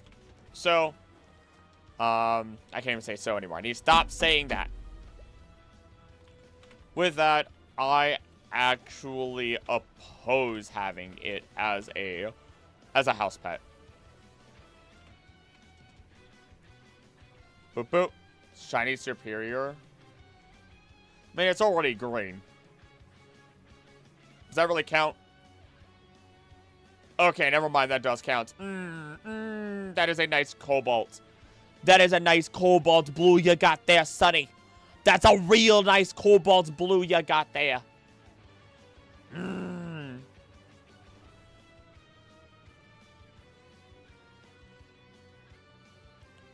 Bow, bow, bow, bow, bow, bow, bow, bow. Victor Bell. Oh, that's a nice blue. Makes it look like I don't like. Oh no, the leaves are good on that though. Makes me uncomfortable, but I like it. Grovile. Oh no, you guys. All right, that's the last one I'm looking up. That's the last one I'm looking up. I should keep working. Your boy's got to get this video out sometime. Okay, that's solid. Honorable mention for Skarmory. Okay, that one I at least can visualize. Honorable mention. No! No! Oh, hey, I'm on Dwebble and Crustle.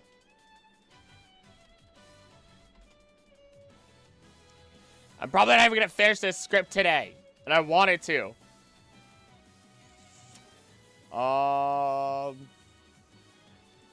Okay, so it gets anxiety if it doesn't have its rock.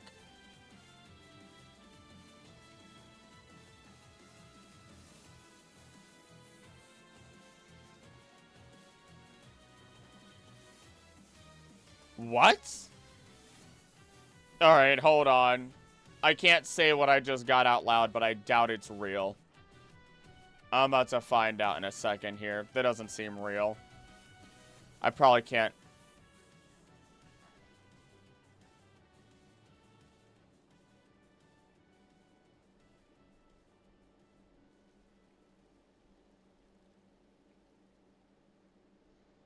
Huh?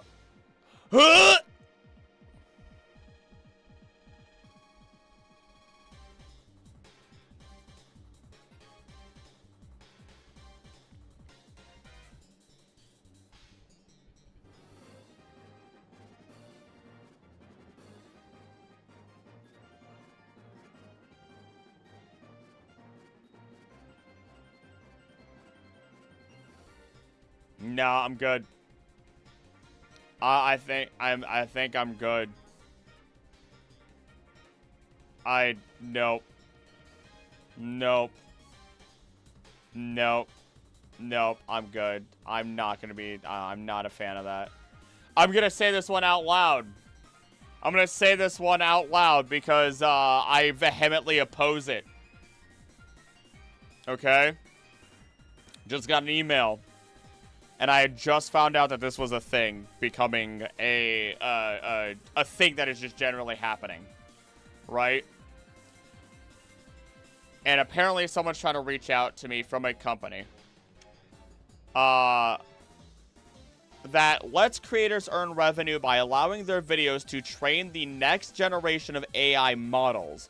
Join thousands of creators benefiting from millions in payouts for existing content libraries.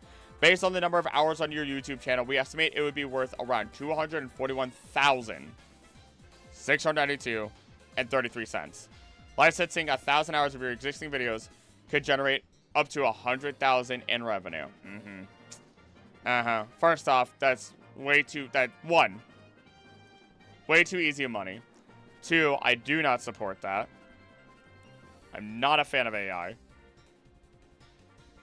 When it comes to making like AI video, AI art, any of that stuff, Don't get me wrong. That money is very tempting. That money is very tempting, but that is not real. You couldn't tell me that was real, and even if it was, no. Just no. Absolutely not. Don't become scammed by the AI slop. No. You know what I am curious about, though? RHEI. Combines world-class AI-powered solution with decades of experience to power fan... Ew. Ew. Ew. Ew.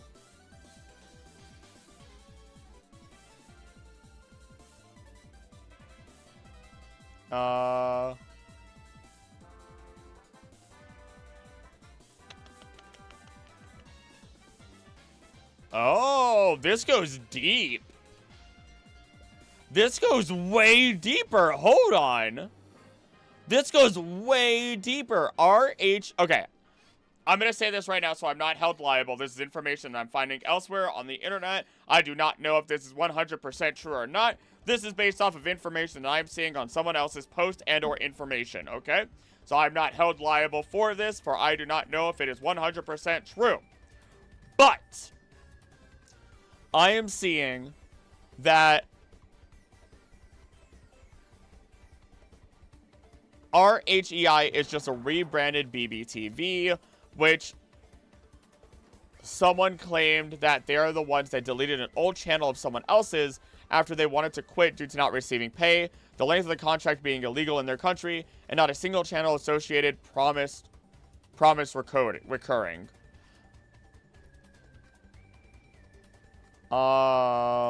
Yep, their old name used to be BB Broadband TV, apparently.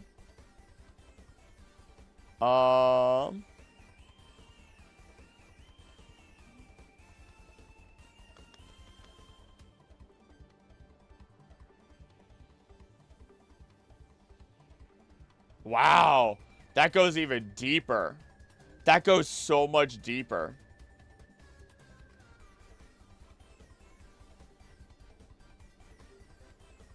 Also, Mew, to explain, potential scam company. I only say potential because obviously, for legal reasons. Potential scam company trying to email me and say, hey, you have a lot of videos. For every hour that you have, we'll pay you, for our AI models to be trained off of it. Eat shit. That's the one time I get to swear. That's the one time I get to swear on stream. This is why I don't swear on stream often, because I want my swears to hold weight. And when I say it, I mean it. You fuckers can eat shit. God. Oh, don't get me wrong. I say worse things off stream. Don't get me wrong. There's definitely worse things that I say on stream when it comes to swearing. Oh man, that's funny to me. That is very funny to me. They were offering. They're like, Yeah, you get like $270,000 because you have so many hours on your channel. And like, who the heck are you? Who the heck are you? What? Shut up. You know what you're talking about. You literally don't know what you're talking about. You don't have that kind of money. Shut up. Waiting for the day Krill swears at me. Oh, goodness. Please. I don't. The day I swear at any of you is the day that it's a massive problem. Yeah, get him. I hate scams like that looking at you, honey. Honey, the deep scam. Oh, my goodness. When I think of my ex who slowly became a Bitcoin NFT bro. Bleh. No, don't get me wrong. I jumped into that stuff when it was hitting its peak, and then I jumped out when it came to literally Bitcoin and I think Dogecoin way back then. And that was before I knew all the extra stuff. I didn't get into any of the extra stuff, especially not now. Can you imagine getting into Dogecoin now? I'm sorry. I cannot imagine getting into Dogecoin now with everything behind it, everything it represents. Nope. NFT also, no, get that out of here. I would never. When NFTs started coming out, I'm like, so who's going to start taking screenshots of this stuff? Right? Someone's going to start taking screenshots and be like, you think you own it, but you don't. Odie, hi, baby. Hi. But I was never one person who was like, yeah, you should get into Bitcoin. Yeah, you should get it. You know? I was like, Come here, Odie. Come here. He's not so much of a fat potato anymore. I don't know what the point is of owning it. Oh, you get the, don't worry, you have the actual code of owning it. Anything that sounds too good is, it's a scam. Exactly. Exactly. Odie, please cooperate with me. I know it's like 5 o'clock. You own the image. You own the key to the image. I hate it. Yep. Gosh, it's so funny. It's so stupid. Weaker and unsure of itself. Big strength and claws. Rapier, sturdy carapace. Okay, so what I'm hearing is, okay, Dwebble. Okay.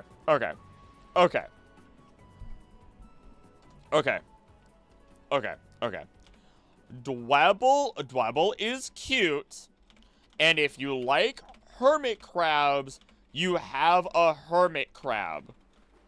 It even gets the same anxiety a hermit crab gets if it loses. Ah! Okay, Odie just unplugged my headphones because she jumped off. Thank you, Odie. I appreciate you.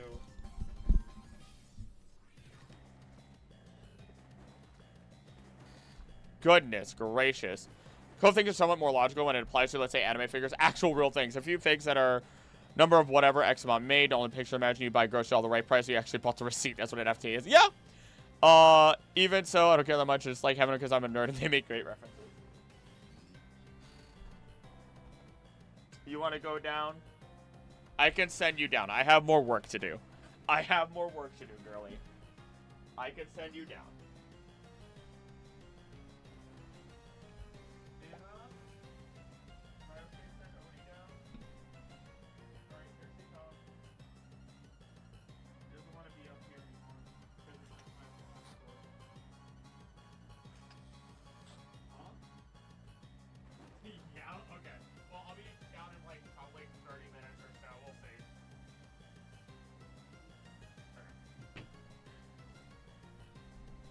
Beep boop, I'm back. Ow, my body hurts. I worked out too hard, and now my entire body hurts, and I'm probably gonna work out again tomorrow, then go get sushi like I deserve. Before I go and try to record all afternoon. And then edit. Huzzah. Sweet cube. It gets the same anxiety a hermit crab gets if it loses its shell. So, and that can continue through Crustal, were it not for the fact, well, it can lose its shell. I was gonna say, not for the fact that it can't lose its shell, but it can lose its shell. It can. Although, it is stronger. Want to work out too. Biggest challenge is to get started, followed by keeping the discipline. If you I am Mr. Exercise Man. Actually, to be fair, I've only been exercising like twice a week, but that's because I've been putting all of my discipline towards getting videos done. This old body can't handle sitting 24/7. That's why I try to make sure I do my runs and everything, because I sit so much. It's like, I should really, really get that taken care of. I continue to crustle, although it is stronger and can protect itself. You could use it as a chair as well, if you really wanted to. I gave it its diligence. Hermit crabs are cute. Crustal's hard for my brain. Scraggy, no, it's gonna fight everything. Sigalith, no. Yamask, no. Tortuga, it's a turtle, it's a sea turtle. That's facts. Took me almost a year and a half to get the discipline to where I can run and work out daily. That one's old. If Mew's old, then what the heck is Krill? Mew's older than me! Only by a few months, but she's older than me. So I'm gonna go to the gym, sure I could just do it at home. Then do it at home, forehead. Arkin's adorable. I love Arkin. Trubbish is actually a great pet. Trubbish is actually a better pet than expected because it will stop letting out foul odors once it is with someone it trusts and is happy with. If y'all are old, then Lord haveth mercy. I'm that silver fox, baby. I don't feel my age at all. We'll get you a cane. So Anna's older than me by just a few years, and I told her that I can get her a cane because I have one after all, and she said, I will fight you. I will hit you with that cane. I'm like, don't. It's my great grandmother's cane. That was within like the first month or two of us being together. To like some older, she's like 2 to 3 years older than me. That's it.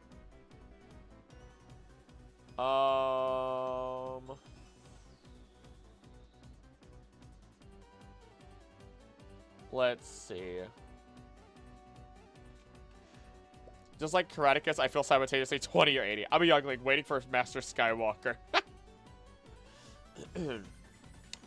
It can also communicate as Trubbish's ear tufts, blah, blah, blah. So, the ultimate plan is to simply befriend Trubbish, have it eat trash, and all the odors will be gone as the world is cleaned. Just gotta get past the initial smell.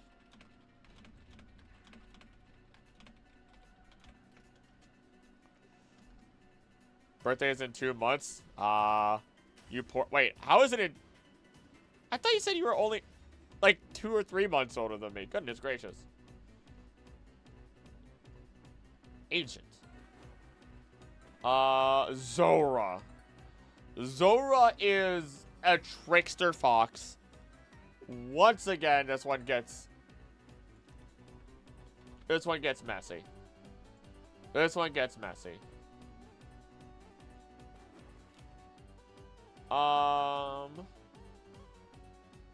Timid nature.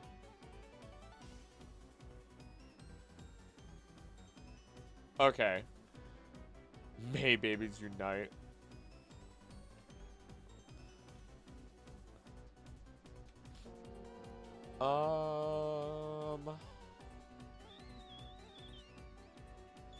Another year down. Happy early birthday. We're speeding things up. Howdy there, cool guy.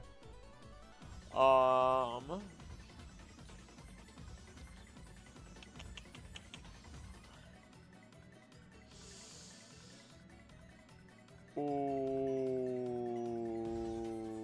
Oh my gosh, lonely trainers tend to use Zora to create illusions in order to ease their own burden of solitude.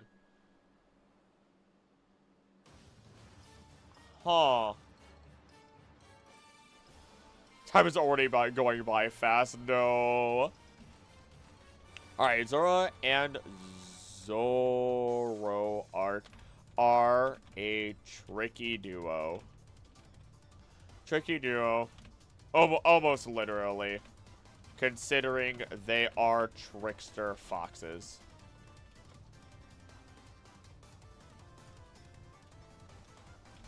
Got the Garchomp EX. Hey, I got that. I grabbed that yesterday, which is it's a really cool artwork. Seeing oh my gosh, who's in the background of that one? Garchomp's like towards the front, in the foreground, and somebody's in the background. I don't remember who it is.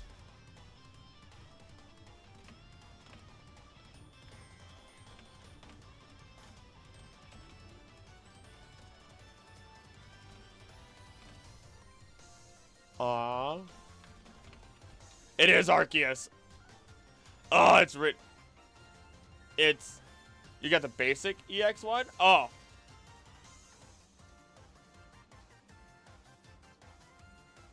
Oops. Oops.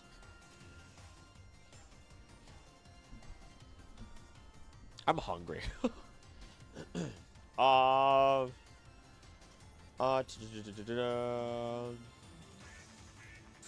So I guess they're great Pokemon if you're lonely, and if you can be loyal to them, they can be incredibly loyal to you. Especially if you manage to convince their Hisuian forms to not murder you. Doggone Palkia said, love me more than Arceus and Mew. Pull port, crackpot, I, both of you. Well, alright, so the stream is that... you're monsters. Minccino and Cinccino.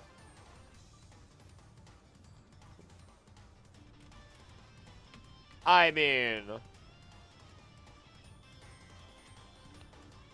great Pokemon. Great Pokemon if you want a pet.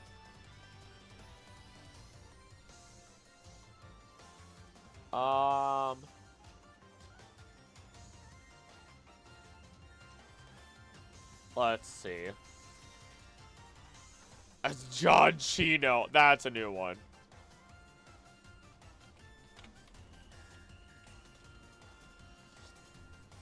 And then grab you. Favorite Megamon? I have no idea, actually, off the top of my head. I feel like I've said it in my Megas video. I have a lot of respect for Mega Swampert because I don't like regular Swampert that much.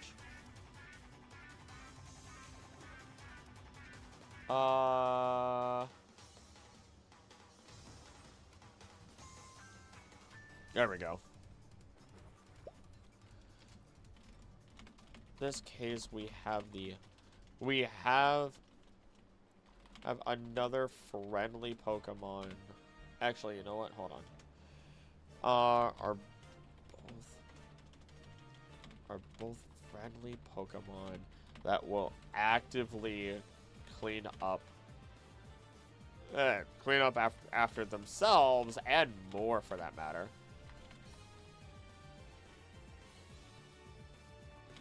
Plus, they are chinchillas, which are adorable.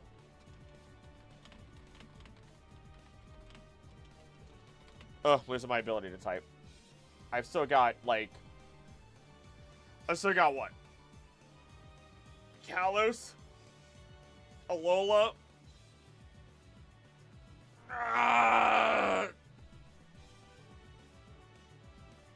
Oh, gosh. I still got 4 more after this. I'm not doing all of them on stream.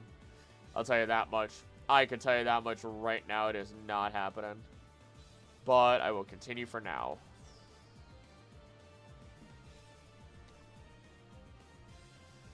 The Gothita line just seems scary to my brain. And another set of Pokemon. They're just fortune. If you want a in-house fortune teller, there you go. That's it.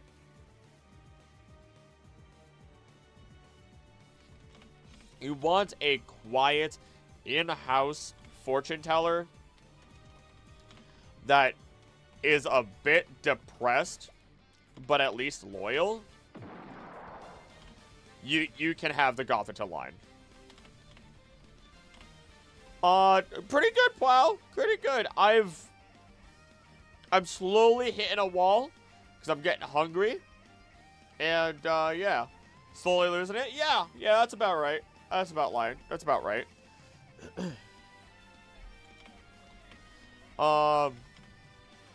Apathetic. Once they, become Gothic Hell, because, oh my gosh, because they realize that everything and everyone dies, and they can't stop it. So, they get sad. And you have a sad Pokemon. And now you're depressed. Good job. Where's Same Soul Jr.? I have no idea. Probably out drinking. Sounds like you're about halfway through. I think that justifies some food. Yeah, oh, sushi. Don't do that to me. I can't have sushi tonight. I can't. I'm going to do that. I think I'm going to do that tomorrow. I think my plan is literally either tomorrow or Wednesday. I'm going to get up, go to the gym, come home, take a shower, go get sushi for like $15, all I can eat, give a $5 tip, whatever rounds out to 20, come home, record, edit. Well, I can do that tomorrow. I can't do that Wednesday. Either way. I agree with Pal. I mean, that's fair. Solosis I can't have as a pet. I'm not allowed to have as a pet. Solosis is great and easy to maintain, but if I have it as a pet, I'm not gonna be able to resist drinking the funny liquid inside to gain infinite knowledge, only to die 3 seconds later.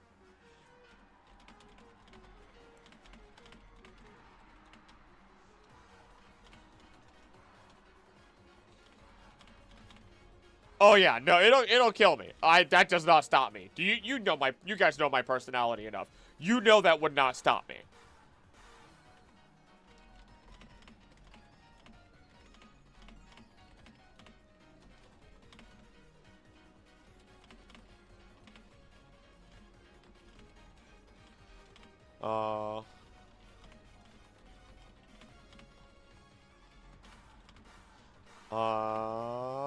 Like,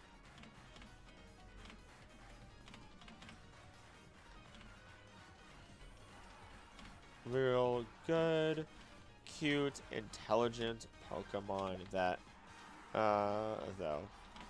I thought you'd do everything for knowledge. Kill. Shame on you for going back on your word. Wait, that means I have to research it. Sorry, Plow. Just call it Drain Cleaner.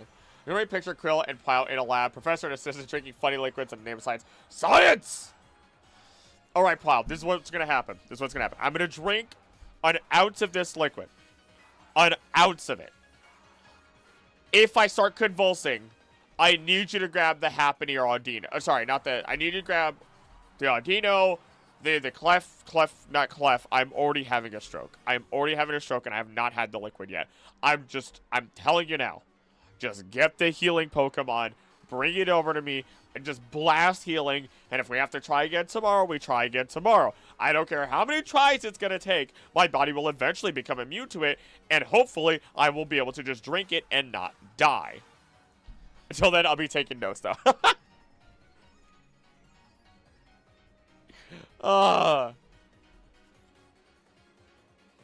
Ducklet's just another duck, dude.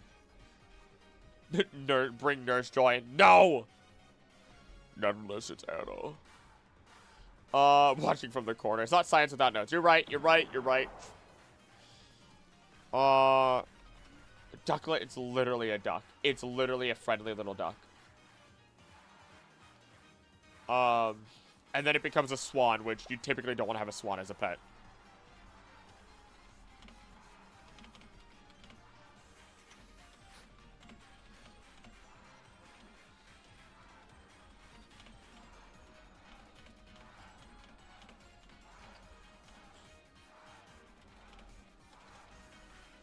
I remember your dream from last night. Here we go. Here it is. Give it to us. Vanillite literally cannot be an indoor and in a house pet.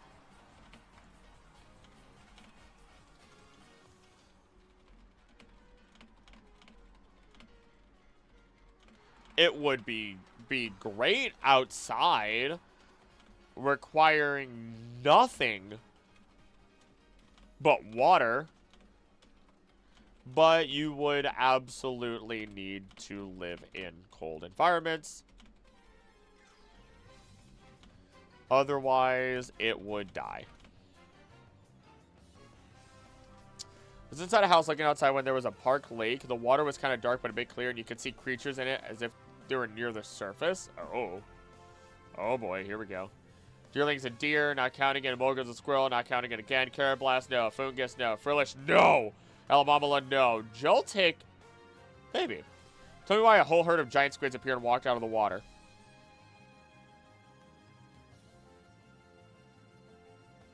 Well. What is, hold on. Hold on, give me a moment. Toad Scroll. You know, you just saw a bunch of Toad Scroll, the evolution Toad Scroll. That's it. Even though they're completely unrelated. I would argue day and night that Joltik would be an amazing Pokemon pet. It just needs a little bit of food. And for you to wear fuzzy wool socks so that way it can continually feed off of your static electricity and live happily. All because, wow, I messed up that word. Because jumping spiders are adorable and the fuzzy little Joltik is no different. They were enormous too. It was already freaky seeing them in the water. Then they proceeded to crawl to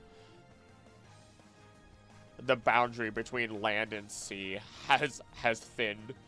Fear. Dynamo does not count because Electros is a killer. LGM is a really good question, actually.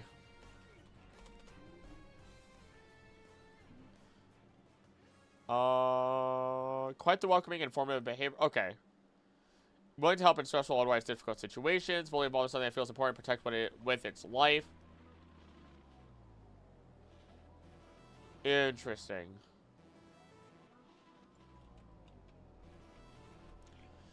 The only real downside to it is if you make it angry. If you make it angry, it will squeeze your brain with psychic power.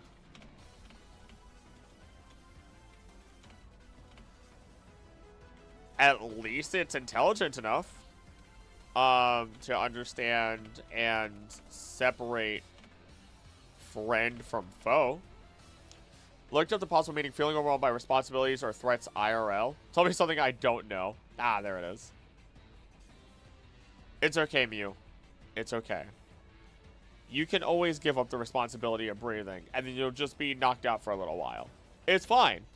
Then it's not your responsibility. Your body will automatically do it, and it's off of your shoulders.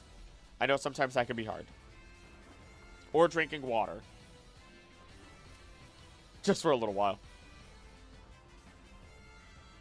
Litwick, no. Axew. I'm not counting. Cubchoo, absolutely not. Crocodile, no. Shelmet, no. Stunfisk, no. Mienfoo, we already covered fighting types. I don't really need to talk about them. Technically. Jonagon, no. Golett. Golett. A little more arguments for Golett than I was expecting.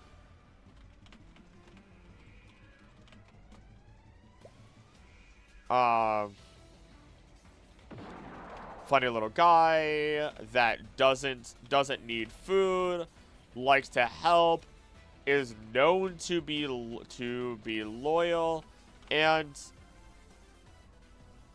doesn't take that much space, as it can always revert to ball form in order to rest if it decides to. Not that it needs it.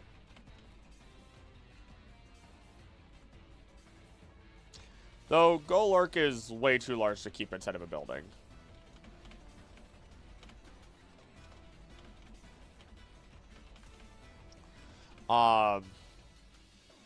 As long as its bandage is, or seal, sorry, seal isn't ripped off, it would make a phenomenally loyal companion. Otherwise, it becomes an avatar of destruction.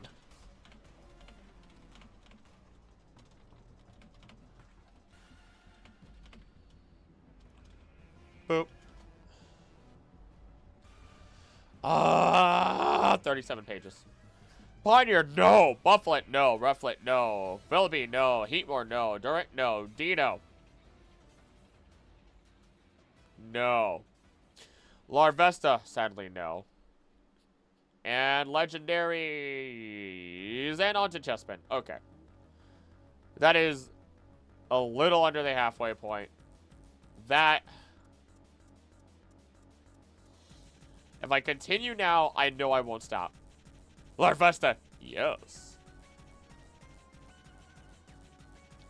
I know if I don't stop now, I won't be able to stop for like another hour.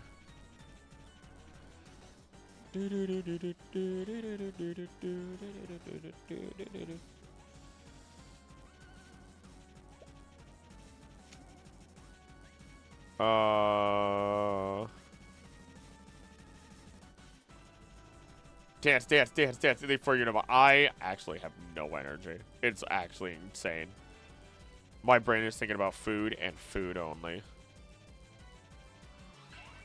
And I know if I don't... What is that? That was perfect timing for me. But oh my gosh, hold on. I got this. Okay, hold on. I got this. Hold on. I got this. Hold on. Wow! Thank you for donating $19.99 to the channel! Hold on. I don't think I have a proper voice. I just have to, do I have a scratching? Do I have anything to scratch with? Can I just... Day 19. Potential mild progress. Convulsions up 1.3%, but vomiting is down by a whopping 4.7%. Professor reports minuscule decrease in stomach pain and mild rise in motivation. Right eye seems to be turning green, however. Huh. you could continue that message and I would happily do so, but oh my goodness, Plow. Thank you for supporting the channel. I do appreciate it. Plow paid for your meal just like that. What a good assistant looking after his crazy professor. Oh, that's actually amazing. Plow, now I want to do a short video like that. Oh no. I need to write this one down. Hold on. I need to write something down. And it's literally every bad decision that I would make in Pokemon. I mean, I guess it'd be 1,000 ways to die in Pokemon. I've been thinking about doing that for a while now. I've been thinking about doing 1,000 ways to die in Pokemon. Hold on. I need to write this down, otherwise I'm gonna forget it, and I need to make it official. Also, nice, Kaguya. Hold on. Make another document. 1,000 ways to die in Pokemon.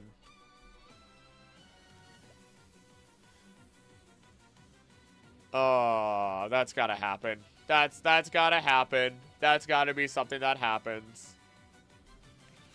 I definitely need water. Ugh.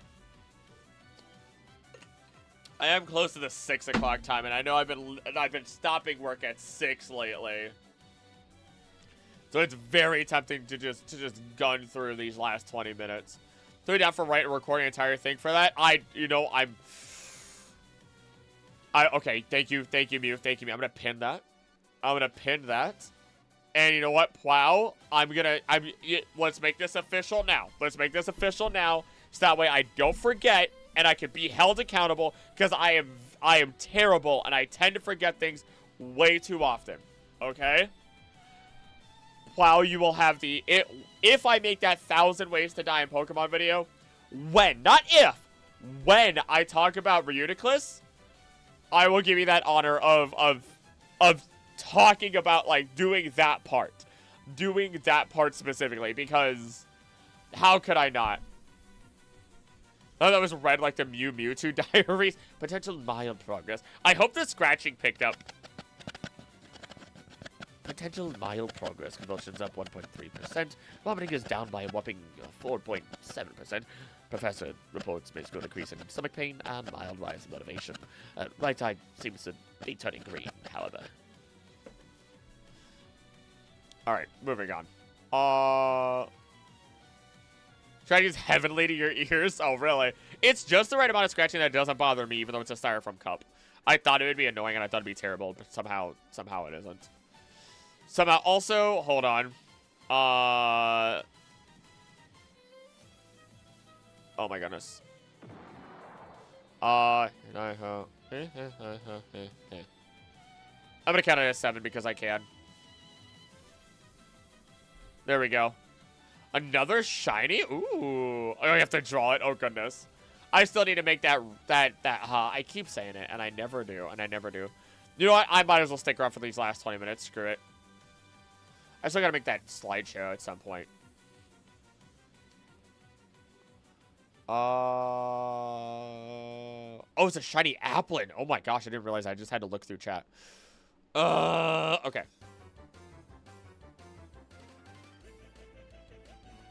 This sounds so not Pokemon. Okay, Chespin. Chespin, I know, does not evolve naturally.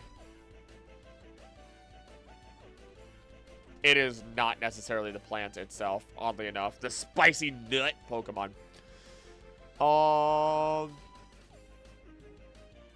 Curious nature, gets up in trouble. Optimistic outlook, does not worry about small details.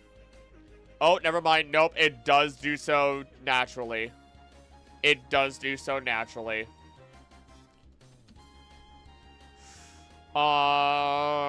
We are past the halfway point.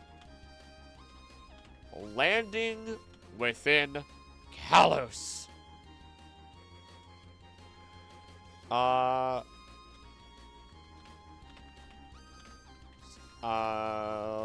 Legends ZA trailer. Alright, cool.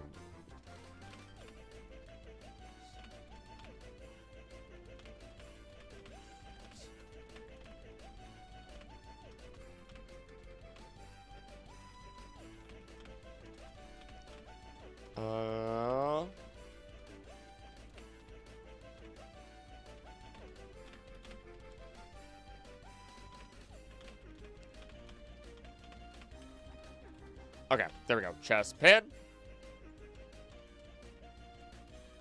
So another Pokemon that will naturally evolve without battle. And is a sturdy one at that. Alright. Will you evolve into Chestnut without any extra stuff, though? Never starts fights. Perfect.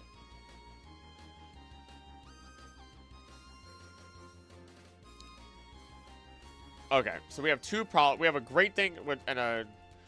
Okay. Good news. Your Chespin will never start a fight. Meaning, it will be great for families and children. The problem is that it will never feel pain.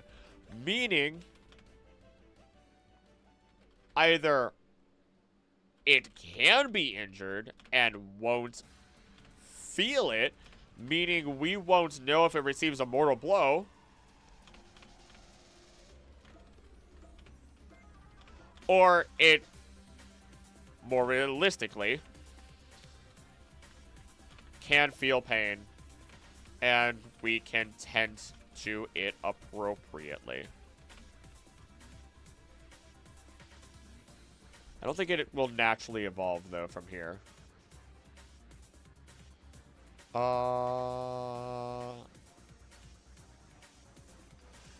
Naturally evolve without battle into Quilladin, at least.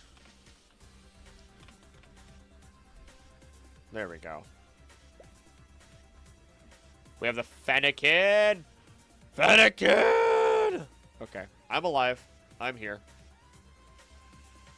Okay. How is... Vented from the ears, temperatures of 390, intimidate opponents, chews on twigs, feels an energy. Tries it's temperamental, but does its best for its trainer. So in other words, it's going to be loyal to one person. Okay. In other words, it will attach to one person and otherwise be a little bit meaner to other individuals. Nothing we wouldn't see in certain dogs. When do tickets go on sale for your live Pokerap performance? Oh my gosh. Hey there, Ty. That's never happening. That's never happening. Could always support the channel. It goes a long way. It really does. But I've never. I don't have the capacity to do that. Oh my gosh. You can buy merch for the performance that doesn't exist. There you go. That's a stupid thing for me to say. That's the dumbest thing ever that I could have said. Alright, you won't evolve without any extra stuff. Also, welcome to your first live stream. Or actually, no, I think I've talked to you before. Roki. Why does that make me think of, oh my gosh, Biggs the cat. Big the cat from Sonic. Froggy! What is this? A delicate yet flexible bubbles called Frubbles. Reduce the damage Roki takes from attacks.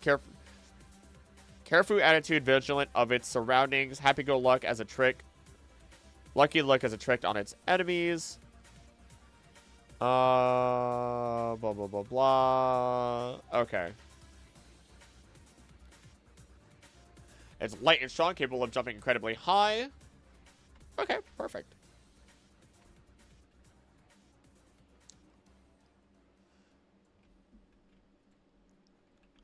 Three shiny Applin for an outbreak and one sandwich. Let's go. That's huge, bro. That's huge. Vigilant surroundings. Roki's happy-go-lucky look as an actor trick its surroundings. Hyper-aware hyper-aware Pokemon capable of being positive and helping people improve their moods. Gotta go. Thanks for chatting, please. Can't wait to finish this video later. See you, Wills. I mean, this stream won't go on much longer, to be fair, but I will probably have this scripted off stream, and then I'll have the actual recorded video out within the next week, I'd say. But you have yourself a great rest of your night. Thank you for being here. Pokemon are capable of being positive and helping improve their moods. That's a nice one. 2 in a Dusk Ball, 1 in a Friend Ball, balanced as all things should be. My gosh. Just watched those movies for the first time all these years. Bumblebee. It's a bunny that digs. That's it. I don't think it literally has any other temperamental type stuff. Yeah, that's it. Oh, it's sensitive when it comes to danger, which means it'll dig a hole in the ground. Okay.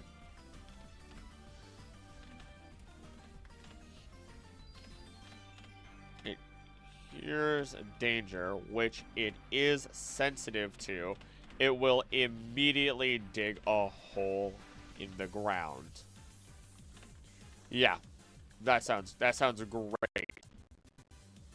I love brand new holes in my living room. gag making you want a shiny hunt too. I haven't done any shiny hunting in forever. Fletchling. Ooh, Lapras a few days ago. Gotta go into it, but I'll talk to you folks later. See ya, wow. Actually, I probably should. Even I should probably... but I don't want to. Ooh, Fletchling is said to be very friendly. Oh,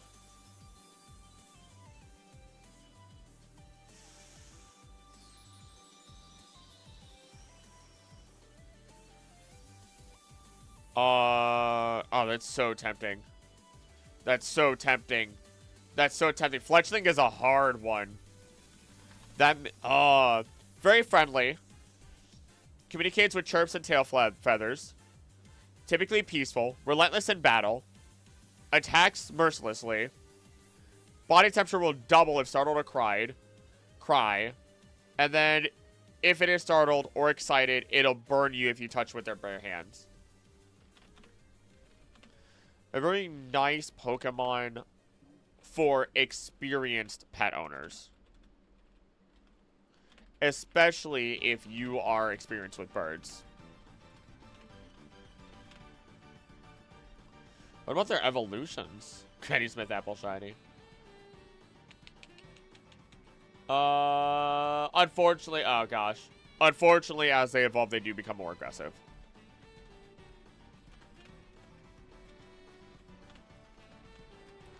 More aggressive, even against their own kind.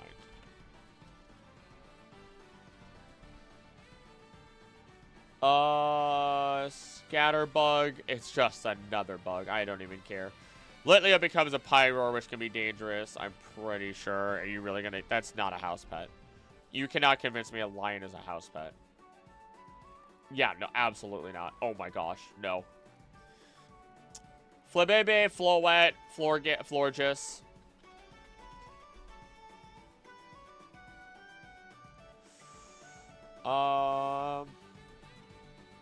Perfect if you have a garden, but they're not indoor.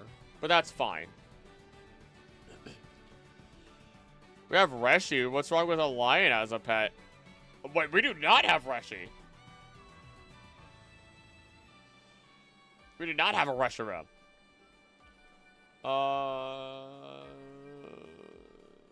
I mean, okay.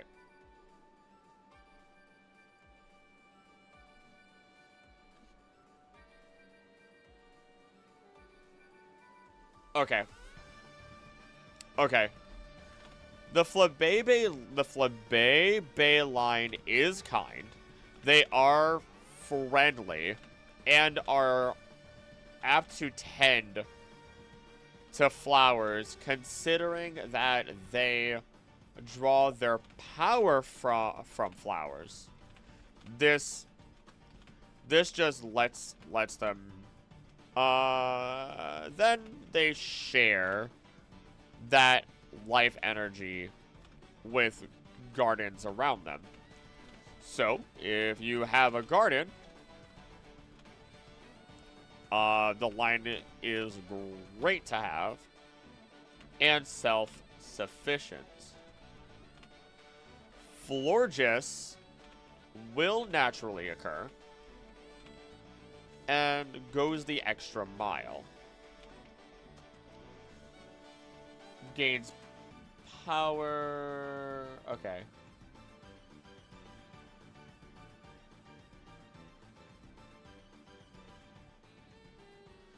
Fire beam similar to batteries of artillery. What? Oh, boom.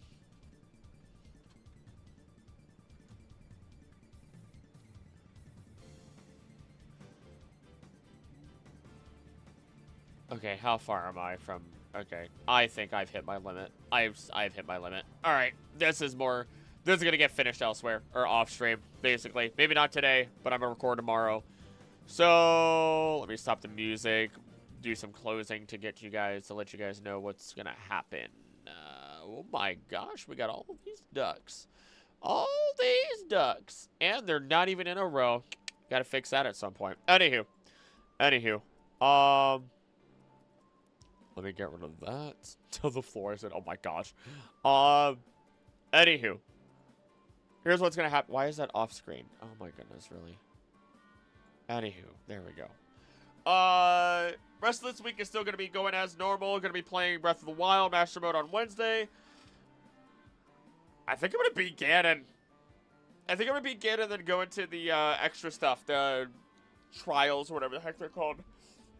After that, and then actually, if I beat Ganon, that'd be a perfect time to take a break from it, so that way I can do the Emeralds.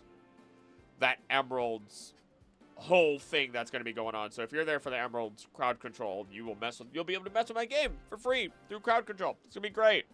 It's going to be terrible and great all the same time. If it works for too many types, it won't be a Nuzlocke. If it doesn't work for too many types, it will be a Nuzlocke.